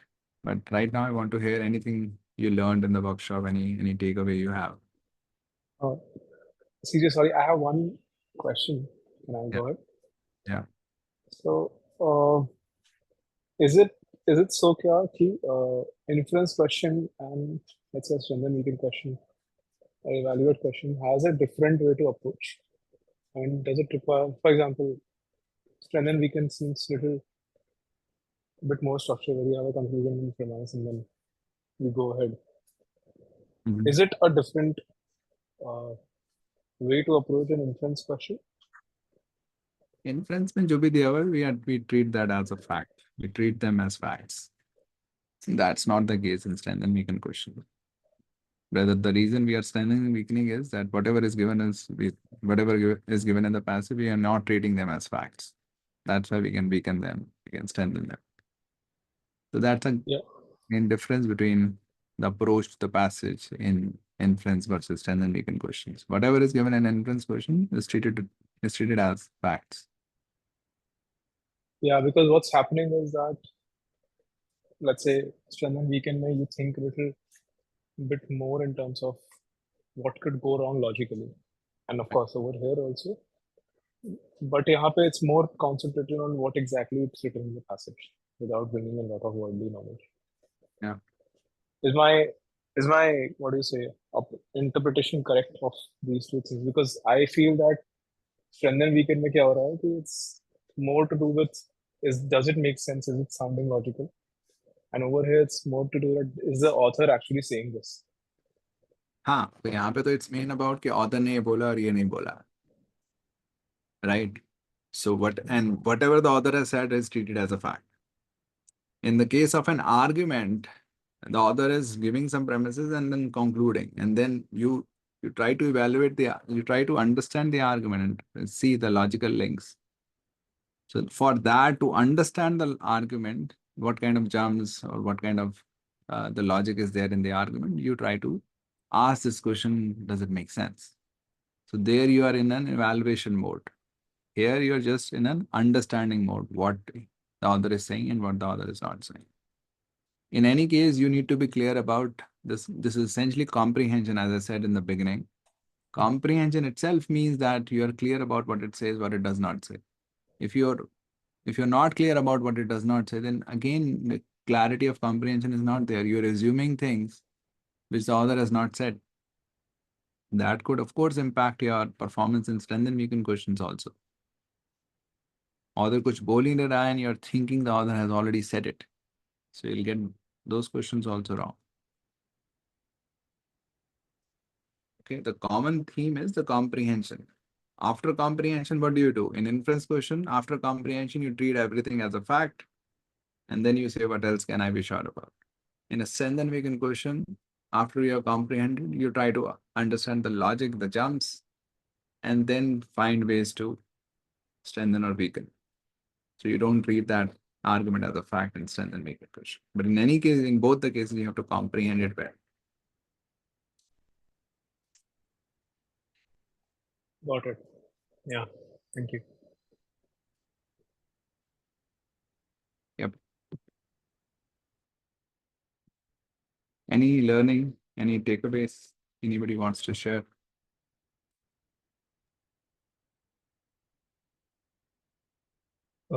So like something for me was like understanding the problem, understanding the passage in a step-by-step manner. So Okay, before I used to always read the whole thing and then take more of a summary version of it, not, nitpicking over things. right. But now it's more like, each thing, each sentence or each part of the passage has its own significance in the uh, further on. And one more thing was like whenever inference questions had its uh, part, I always used to come up to like I wouldn't read all the 4 options or 5 options, but it was like when I come across, let's say if it's B, so B, and I was like, okay, this is the inference. I don't think I need to go further, which Okay. is not the right thing. Now I understand. In when you're practicing, it is not right because you end up not learning from CD and E. Hmm. In the exam, it is not right just because you're not cross-checking your answer. For me, it's more of, again, as I said, it's a cross-checking. It's not that you're given 2 inferences and then you have to select which one is better. No, it's not like that in the exam. But it's essentially a cross-checking mechanism. Yeah, let's say option भी आपको सही लग गया, but हो सकता है you might have missed a word there, Correct. right? Or you might have misunderstood something in the passage. So you found option B perfectly fine. But then you read further and you're like, D is also fine, yeah. How can that happen? And then you read B again and you're like, oh shit, I missed that. It's more of cross-checking mechanism for me in the exam. That's why I recommend going through all the 5 options. But of course, for example, the last exam I took, January focus edition, I was short on time. So there were, I don't know, 2, 3, 4 questions. I found the option, let's say B or C as the answer. I didn't even read the other options. Of course, if you're short on time, you may not cross-check. But then it's a call you are taking, right? Then your chances of going wrong are also higher because there is no cross-check. Thank you. Yep, thank you. Anyone else? CJ, I would like to know your approach, like how to do those time management. Should we be like strictly following a 2-3 minute per question, like attribution? Let's say if we are at like past 25 minutes into, or let's say past 20 minutes out of those 45, and we realize that we are only done with 5 questions. If you're past 25, you've done 5 questions, leave the exam, go back home, take some rest. So basically, let's take a more realistic scenario. Uh, so basically, in general, the principle is rather than spreading time over thinly over all the questions, okay, which is what a lot of people do. Let's say मेरे पास I have 10 minutes left and I have 10 questions left, right? In that case, some people do is they'll take a minute on each question, which essentially means they are not doing justice to any of the 10 questions. So it's almost like you are randomly marking the answers. Okay, and that would reflect on your accuracy. You'll see that. So what makes sense is 10 questions left, 10 minutes, spend 2 minutes per question on 5 questions. Or if you can pace up, you can of course spend 1 minute 45 seconds per question. But essentially, whatever question you are doing, you do justice to those questions. And then for the remaining questions, you just randomly mark the answers. So let's say if you're coming across a question which you think it's going to take more than 2 minutes, just randomly mark because in any case you're short on time. Then you come across a question that you think you can manage. Then you just attempt it, give 2 minutes and move on. Okay. So make sense to do justice to a few questions and randomly mark other options rather than trying to sort of do everything in the remaining time. Okay, makes sense. And like the way we break actually while like in your workshop, I feel in exam we don't have that luxury of time to Because this is break the it. level at which I understand things. ठीक है, even in the exam. अगर मैं exam भी दे रहा हूँ तो I am catching all the words steadily है, यहाँ पे नहीं है, यहाँ पे ये कह रहा है, वहाँ पे वो कह रहा है. वो तो मैं एक्सप्लेन करने के लिए I am going very slow. But essentially, it's like कि, let's say you're trying to learn dance. और अभी आपके आधे स्टेप यहाँ जाते हैं, आधे वहाँ जाते हैं, the dance instructor is trying to explain कि भैया रुक जा, पहले आराम से एक स्टेप करके करते हैं. इस स्टेप में you have to go around this, your eyes should be there, your hand should be there. And you're like, इतना ध्यान थोड़ी ना होता है जब मैं डांस परफॉर्मेंस करूंगा. If I do like this, इतना slowly, तो फिर तो होगी मेरी dance performance. But essentially there is a difference. सीखने टाइम तो ऐसे ही करोगे, you'll have to do it slowly. But then if you do it slowly, then and you practice it enough, then you become fluent at it, which means now you are more skilled. Then after some time, you can actually do a dance performance in which you are taking care of everything. Right? Yeah. So सीधा ही मैं dance performance का सोच के कि dance performance में मुझे 2 minutes में 100 steps करने हैं और ये डांस इंस्ट्रक्टर मुझे कह रहा है कि तो एक स्टेप में ऐसे कर, हाथ को ऐसे, मैं इतना सब नहीं कर पाऊंगा 2 मिनट में. But then you are going wrong somewhere, क्योंकि पहला तो स्लो ही होगा.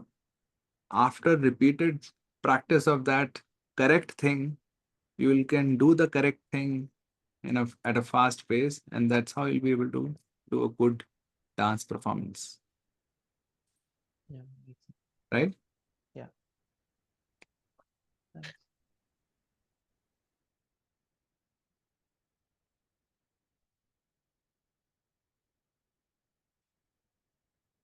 Okay. Anything else?